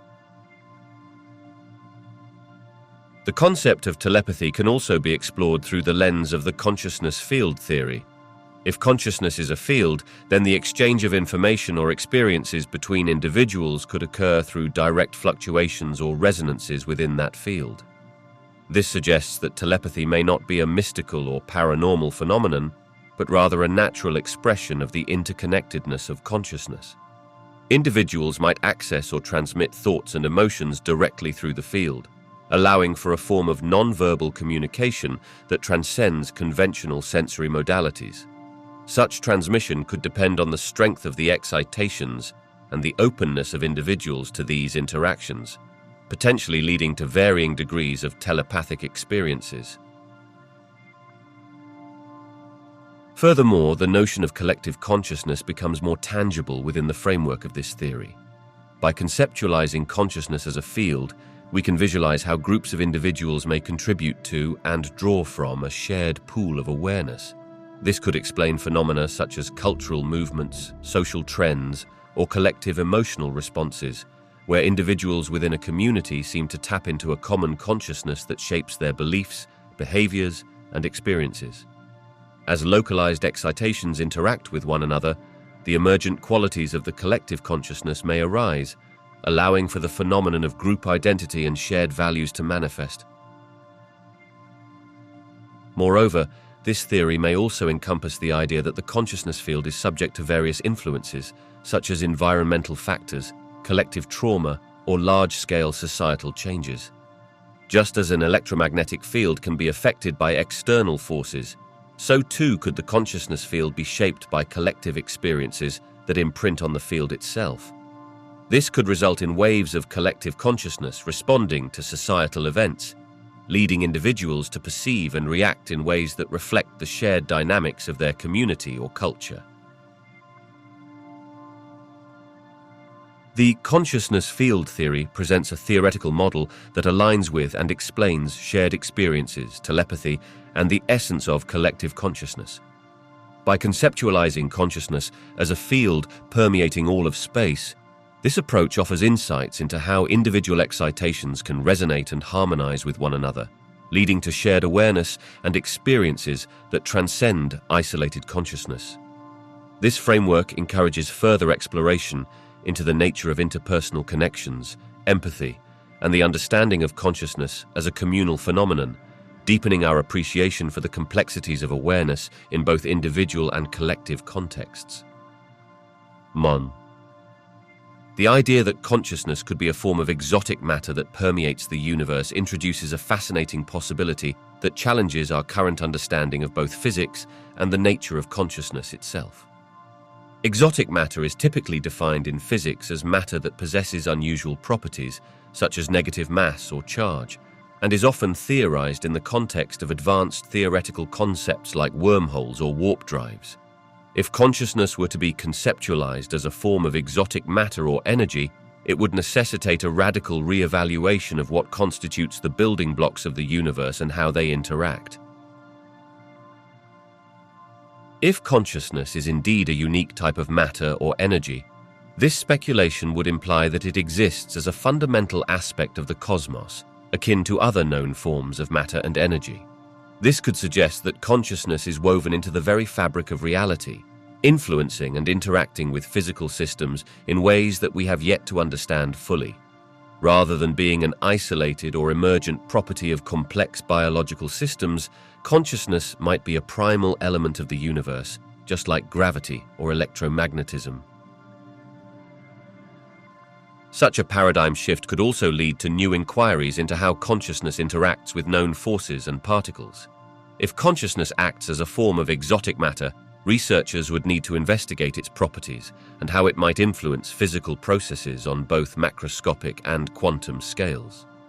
This exploration could open avenues for breakthroughs in fields such as quantum physics, potentially uncovering connections between consciousness and fundamental forces. For instance, theorists might investigate whether consciousness could play a role in phenomena like wave function collapse, where the observer's awareness seems to interact with quantum systems. Furthermore, this perspective may prompt a re-examination of existing theories in cosmology and the origins of the universe. If consciousness is part of the universe's fundamental structure, there could be implications for theories about the Big Bang, expansion, and the overall architecture of the cosmos. The interplay between consciousness and physical laws may lead to new models that incorporate awareness as a dynamic ingredient in the evolution of the universe. The conceptualization of consciousness as exotic matter could also reshape our philosophical frameworks regarding the mind-body problem and the nature of reality. If consciousness is indeed a fundamental part of the universe, it raises profound questions about the nature of existence itself, what it means to be conscious, the interconnectedness of all beings, and the potential existence of consciousness in forms beyond our current understanding. This recognition may foster a greater appreciation of the intricate relationships that bind consciousness to the universe and challenge the reductionist views that often dominate scientific discourse. Finally, viewing consciousness as a form of exotic matter could encourage the development of new technologies and methodologies for studying it. Different experimental approaches might emerge to detect and measure consciousness in ways analogous to how we investigate other forms of energy and matter. This could include innovative mechanisms for sense perception or subtle forms of energy that impact experiences at both the individual and collective levels. Speculating that consciousness could be a form of exotic matter permeating the universe dramatically alters our understanding of physics and the composition of reality. This idea invites exploration into the fundamental nature of consciousness, prompting new questions about its role in the cosmos, the interplay between awareness and physical processes, and the philosophical implications of such a unified view of consciousness and matter. Embracing this perspective may lead to transformative insights into the nature of existence and our place within the cosmos, ultimately bridging the gap between science and consciousness studies. The multiverse consciousness hypothesis offers an intriguing framework that posits consciousness as a navigator through the myriad parallel universes of a quantum multiverse. Drawing upon the principles of quantum many-worlds theory, this hypothesis suggests that every decision we make or observation we experience creates branching realities. In this context, our conscious experience is a selective process where awareness chooses which universe to inhabit, giving rise to the subjective feeling of free will and potentially explaining the collapse of quantum wave functions. At the core of the multiverse consciousness hypothesis is the idea that consciousness plays an active role in determining which possible outcomes manifest in our lived experiences. According to quantum many-worlds theory, every quantum event results in the branching of the universe into multiple realities, each representing different possibilities. In this view, when we make a choice or observe an event, our consciousness effectively selects one particular branch or outcome from the multitude of existing possibilities. This selection process underscores a sense of agency, as individuals experience their decisions as navigating through the available paths within this vast multiverse.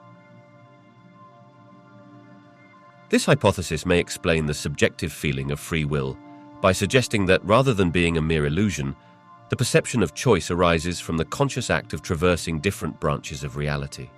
As individuals navigate through these parallel universes, the experiences of choice and agency can be understood as the result of consciousness engaging with the potential outcomes of quantum events. This viewpoint offers a more empowering perspective on free will, framing it as an inherent aspect of a consciousness that actively shapes its reality through choices and observations. Moreover, the multiverse consciousness hypothesis provides an explanation for the apparent collapse of quantum wave functions. In traditional interpretations of quantum mechanics, wave function collapse is often attributed to measurement or observation, with the exact mechanism remaining a topic of debate. However, through the lens of this hypothesis, the act of conscious selection can be seen as the mechanism that effectively collapses the wave function, determining which particular universe becomes the experiential reality. This shift in understanding posits that consciousness itself is a driving force in interpreting quantum events, linking the nature of awareness directly to the fundamental processes underlying reality. Additionally, this hypothesis could enrich discussions around phenomena such as déjà vu or synchronicity.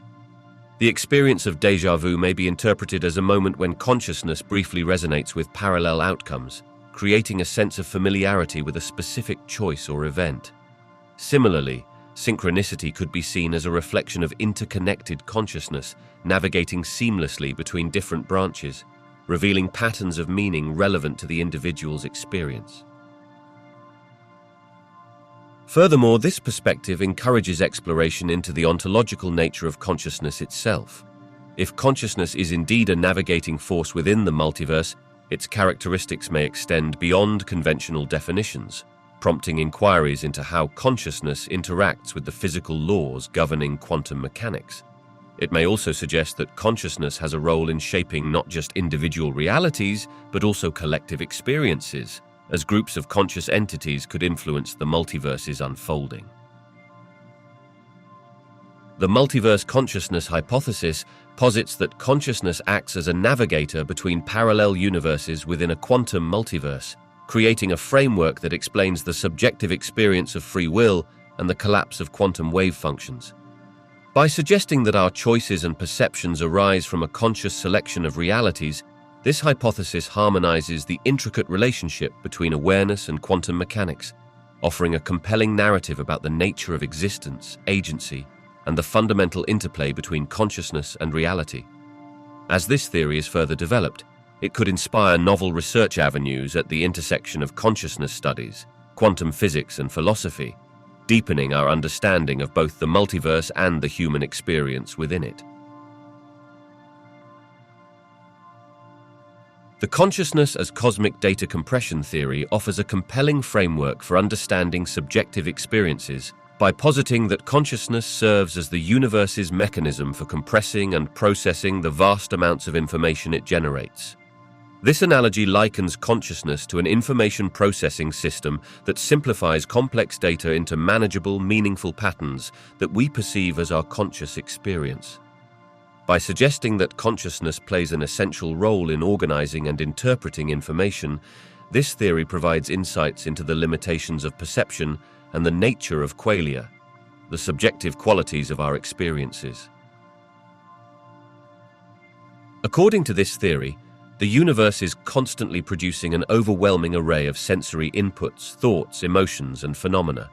Our consciousness acts as a filtering and compressing agent, distilling this complexity into coherent and meaningful experiences. This process allows us to navigate the world without being inundated by the sheer volume of data available at any moment. For example, when we observe an intricate scene, our conscious mind extracts essential features while disregarding extraneous details, enabling us to focus on what is relevant and significant.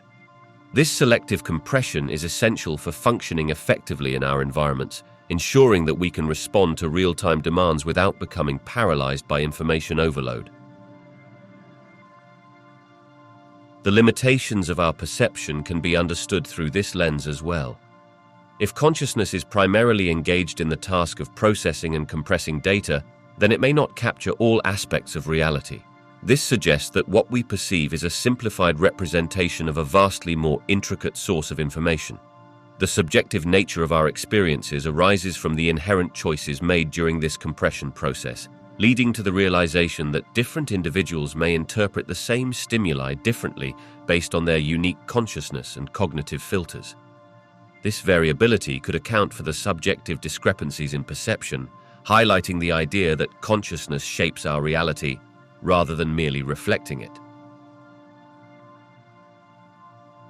Additionally, the nature of qualia, the subjective qualities of our experiences, such as the redness of red or the flavor of sweetness, can be framed within the context of cosmic data compression.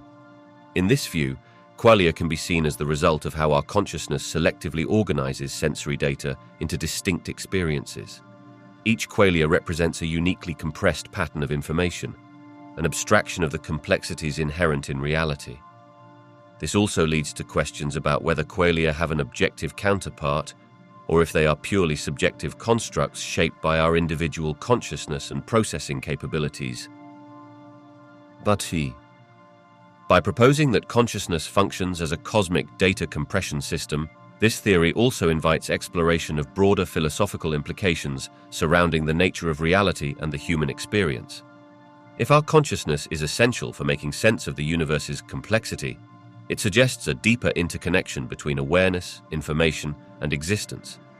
This perspective prompts inquiries into whether consciousness itself is a fundamental aspect of the universe, raising questions about whether it exists beyond human experience and might influence how reality unfolds or is interpreted. Lastly, the idea of consciousness as cosmic data compression opens up possibilities for practical applications in technology, especially in fields like artificial intelligence and data science.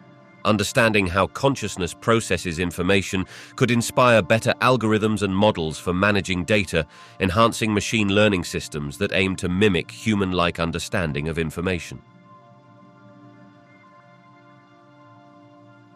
The consciousness as cosmic data compression theory provides a nuanced framework for explaining subjective experiences by suggesting that consciousness compresses and simplifies vast amounts of information into meaningful patterns.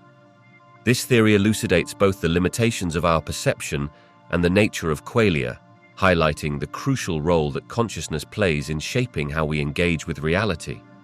By embracing this perspective, we can further investigate the intricate connections between consciousness, information, and existence, paving the way for a deeper understanding of the human experience in the context of the universe.